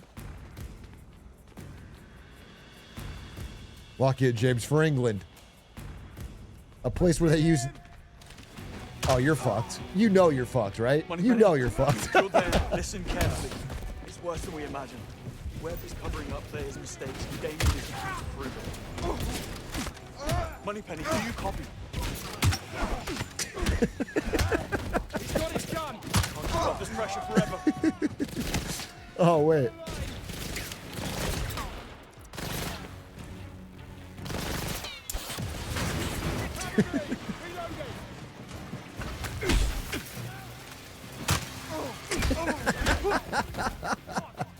That's a pity.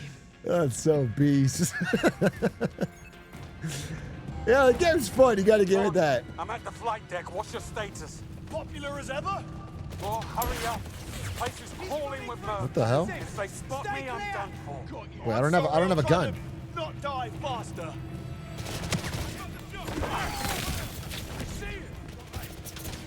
Give me a gun. Give me a gun. Give me a gun. Give me a gun. Give me a gun. Give me a gun.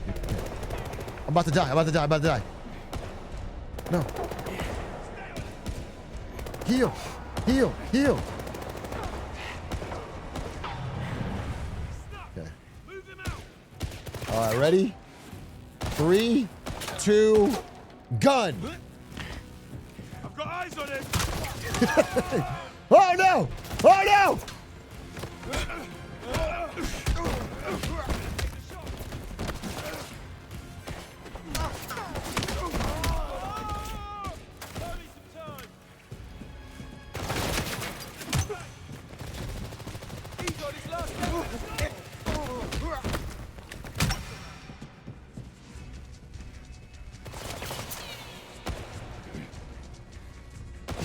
Heal.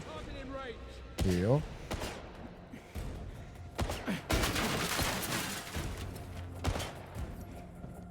Lost visual on him.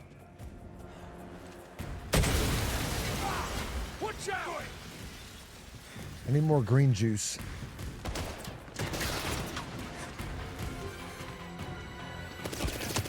Go!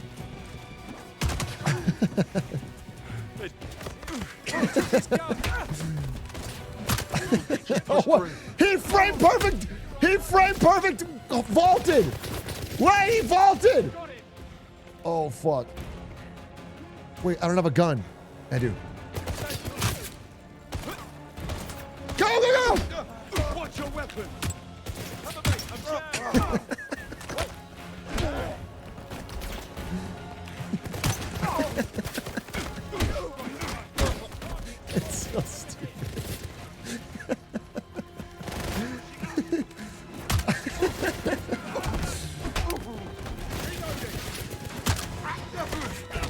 Just don't shoot when you're doing it. Oh, fuck! He frame perfected it!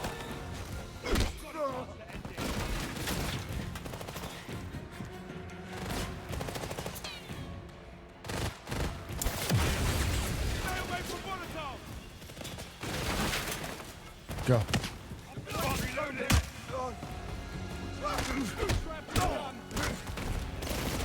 Oh god, there's too many of them. What you made me do. There's too many of them. It's in my sight. You should come out. Ow, ow, ow, ow! No, no, no, come on, come on, come on! Give me a gun. Got eyes on him.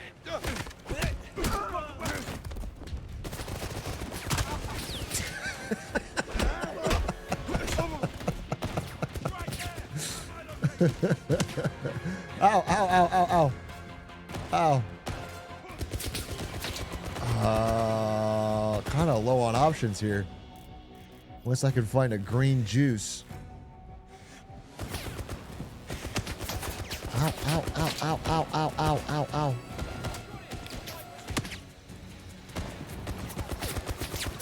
Gun, there's a gun. There's a gun, and then I can just cross? Oh, right here. Oi, Kaba.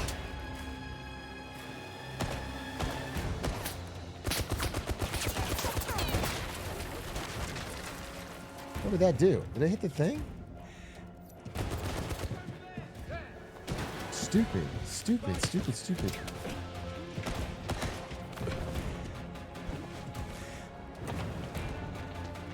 Okay, we need more juice. I think I darted it, bro. I think oh god, ow, ow, ow. Ow! A gun, finally. Let's get rid of the bullets. We don't need these.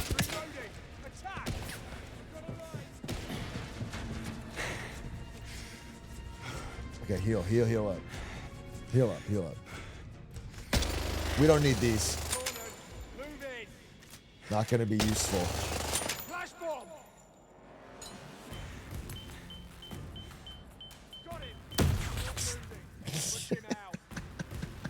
It's like staring into the sun, bro. All right.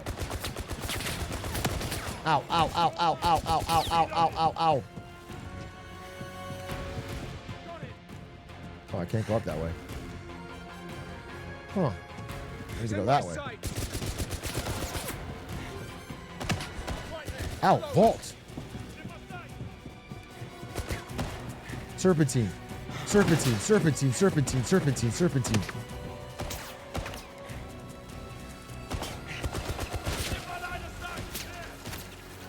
Where am I going? Oh, there we go. Hitch a ride. Hitch a ride. Oh. Oh, shit. Oh. What the hell? Ow.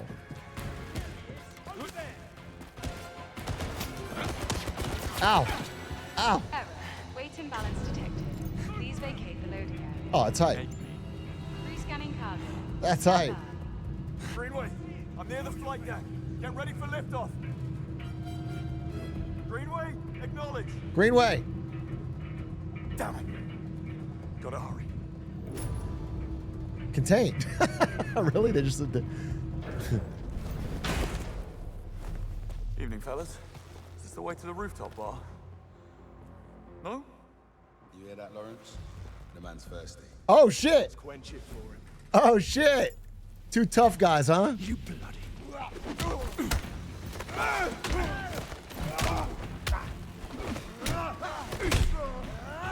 Yeah, how about that?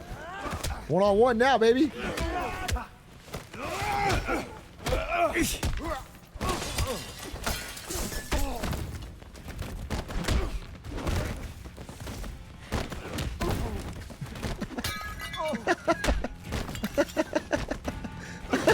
Yeah, this guy can take a beating.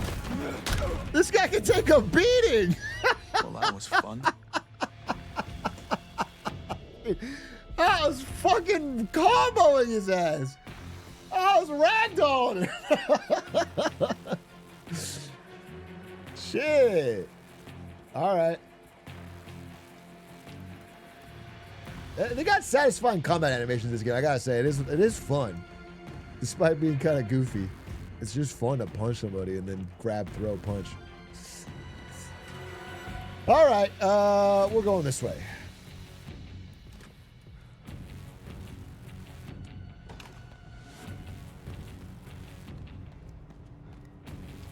Greenway, I'm almost there. Talk to me. Dude, my one objective is locate the helicopter. I see a stairway going up or down. I go down. I'm actually stupid. Actually, that like how in God's name? Why would I ever think the fucking basement helipad? What are we talking about?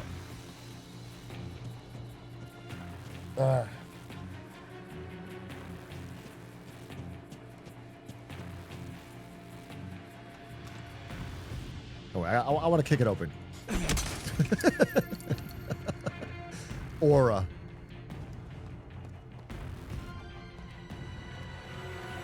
Okay. Okay.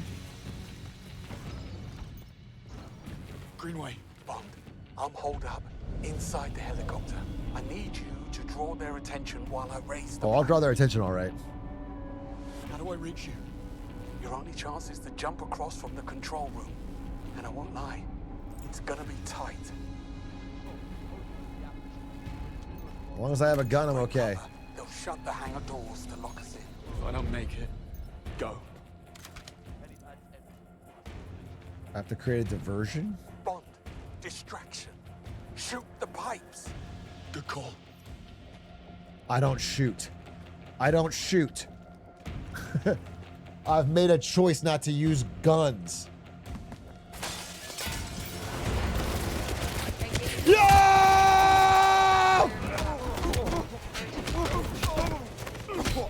Hurry up, Bond. The control room. No, wait!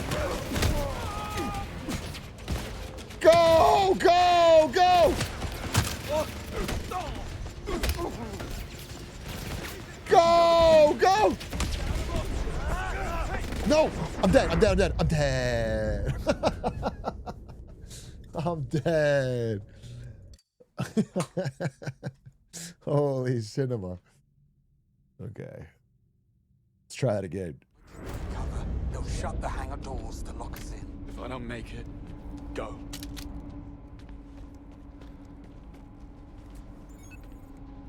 Bond, distraction. Shoot the pipes. I don't use guns. Ha!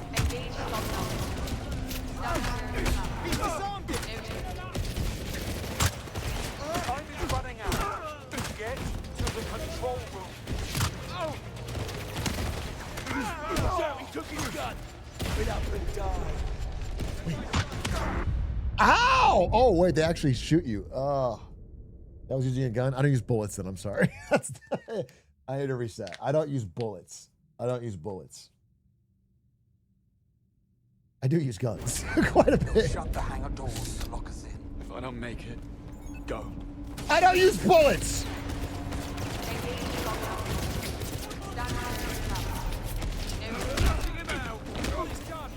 Go to the control room, Bond. Close mission.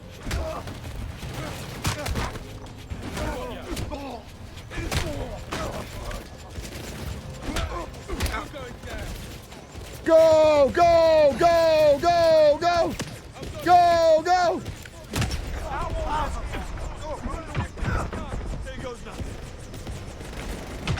Go! Go! Go! Oh, we gotta make a jump. Oh, I'm just dead.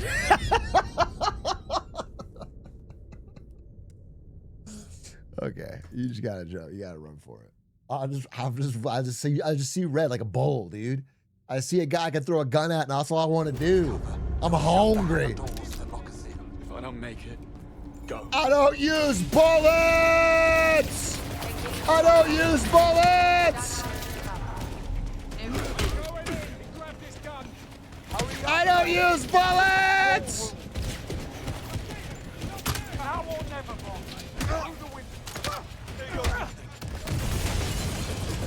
I don't use bullets! Go! Go, go, go, go, go! Oh, let's go!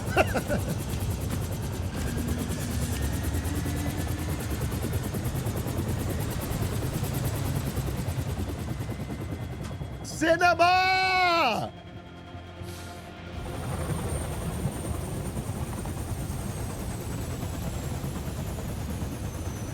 Why not shoot the helicopter?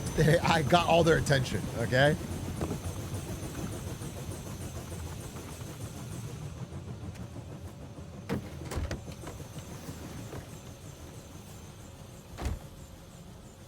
Where are you going?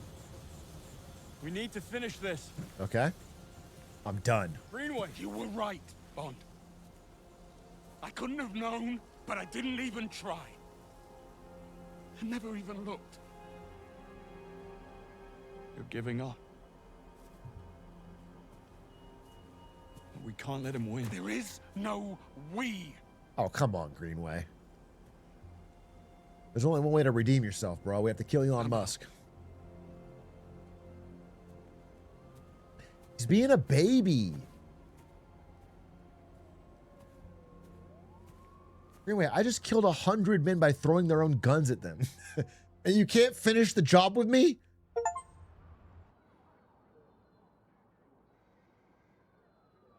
Oh. Moneypenny, we need to round up. Not here. Come on. Okay. Geez, slay. Dressed to the nines. Oh, I can't even control.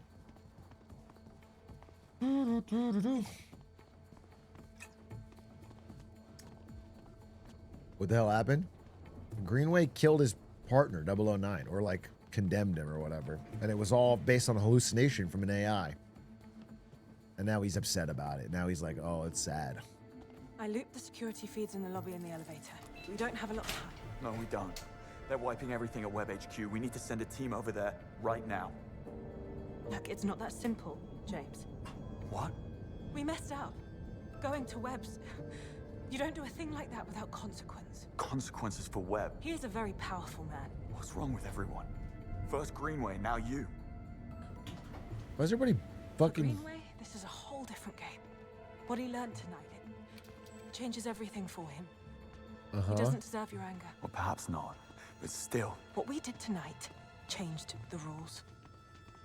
Where are we going? Sure. You'll see. Sure, sure, sure. Secret room? Oh. You're making coffee. Could do with a cup. No. Okay. We call it the null space. Whatever goes on in here never happened. No surveillance, not on any blueprints. It doesn't exist. If you hope to bury this, you're out of Bro, luck. you're already MI6. You have to do a fucking double MI6 inside MI6. But at some point, you're building too many secret rooms. Do you know what I'm saying? It's just already fucking classified. I don't care who Webb is. We need to stop him. MI7? MI6-7? Holy shit. Sam's stalling. Where is she? I'll talk some sense into her. Be careful. Holy shit.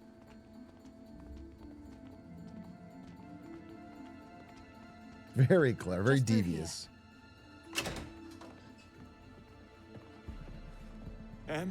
Thank God, we don't have much time. There's been a development. Sir Nicholas Webb sent me this.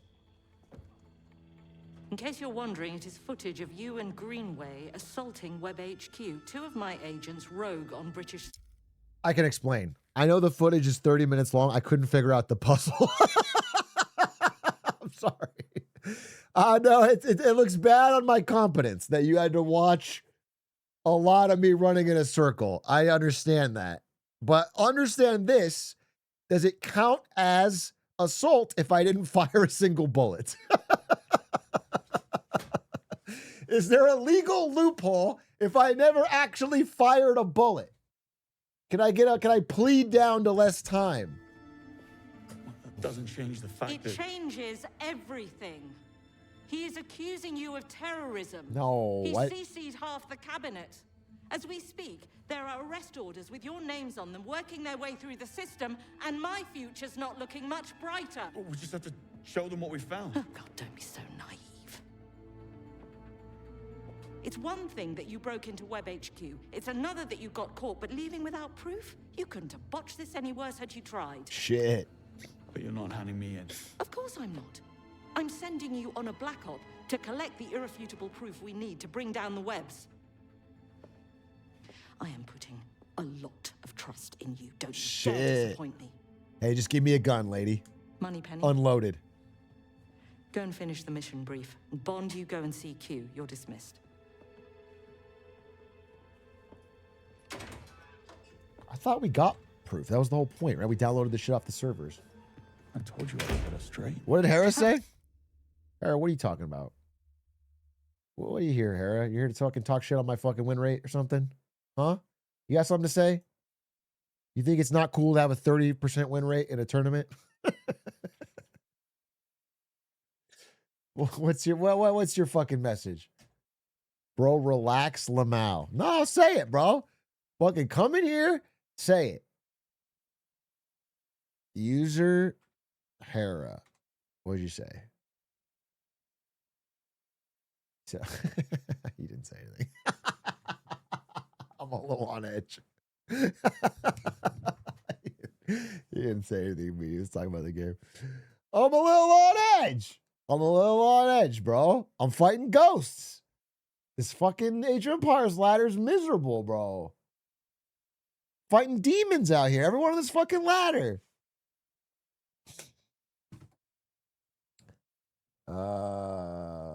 33%. My team plays no games. Bro, look at my fucking team, dude. Look at my fucking team. Nobody's fucking playing a game. Captain Lance, 14 games. Grubby, 51. 51 with a higher win rate. And then me, obviously, he'd be mad at me. I don't blame you, Captain Lance. And then Pestily, the only guy left who hasn't played. I'm sorry, except for my other teammate. Two of my teammates haven't even logged in. Loco's a beast. Shout out to Loco. 58%, beast. This guy's making shit happen. He's at his peak elo. He's adding points. Loco was a great pick. I was a bad pick. You should have picked Knopf. You should have gone further down the list, dude. Yeah. Spiff gonna carry? All right, God willing. God willing, bro. God fucking willing. Damn, you fucking messed up picking me, Captain Lance. You screwed it, bro. I'm about ready to quit. This ladder's miserable. All right. Surely Spiff has 70 games on a hidden account to hide his strats copium. Maybe. But like Age of Empires is not a game you just like pick up on the side. It's like, unless you're going to be 400 elo, you got to fucking practice build orders and play ladder. It's just a hard game. It's not. And if he's not going to do that, or he's like trying to do offline practice, he's going to come in and realize that you're going to get punched in the mouth. So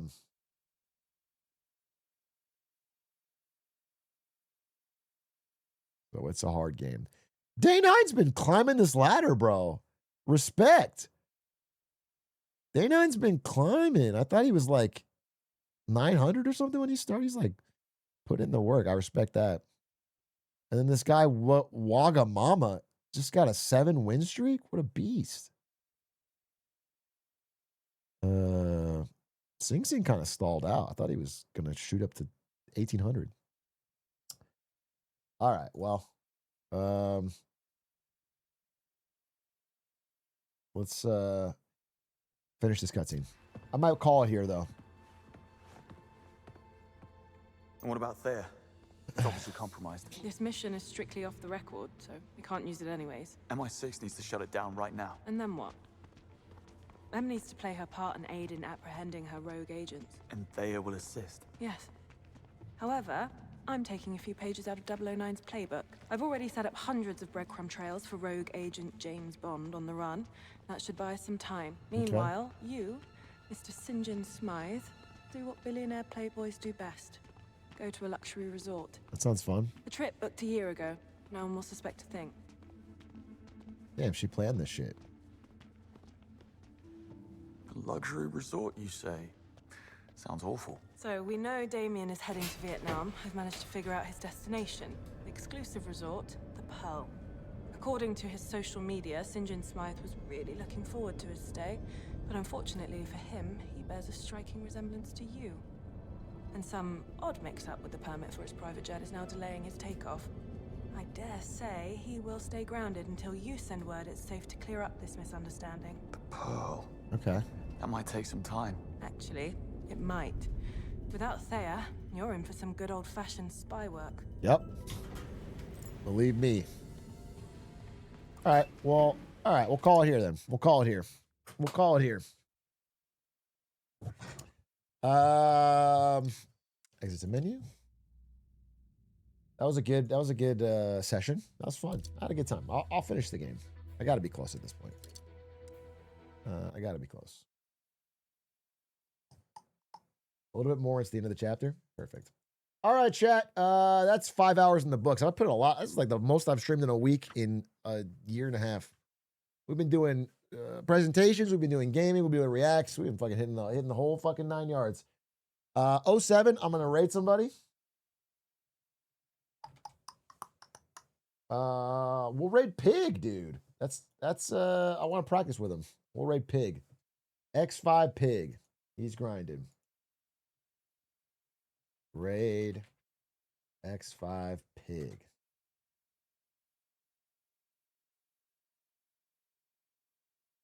Did it work? Yeah, okay. Give him some love. We'll try to play some Age of Empires with him sometime soon. I'm gonna go get some dinner and watch something with Ari.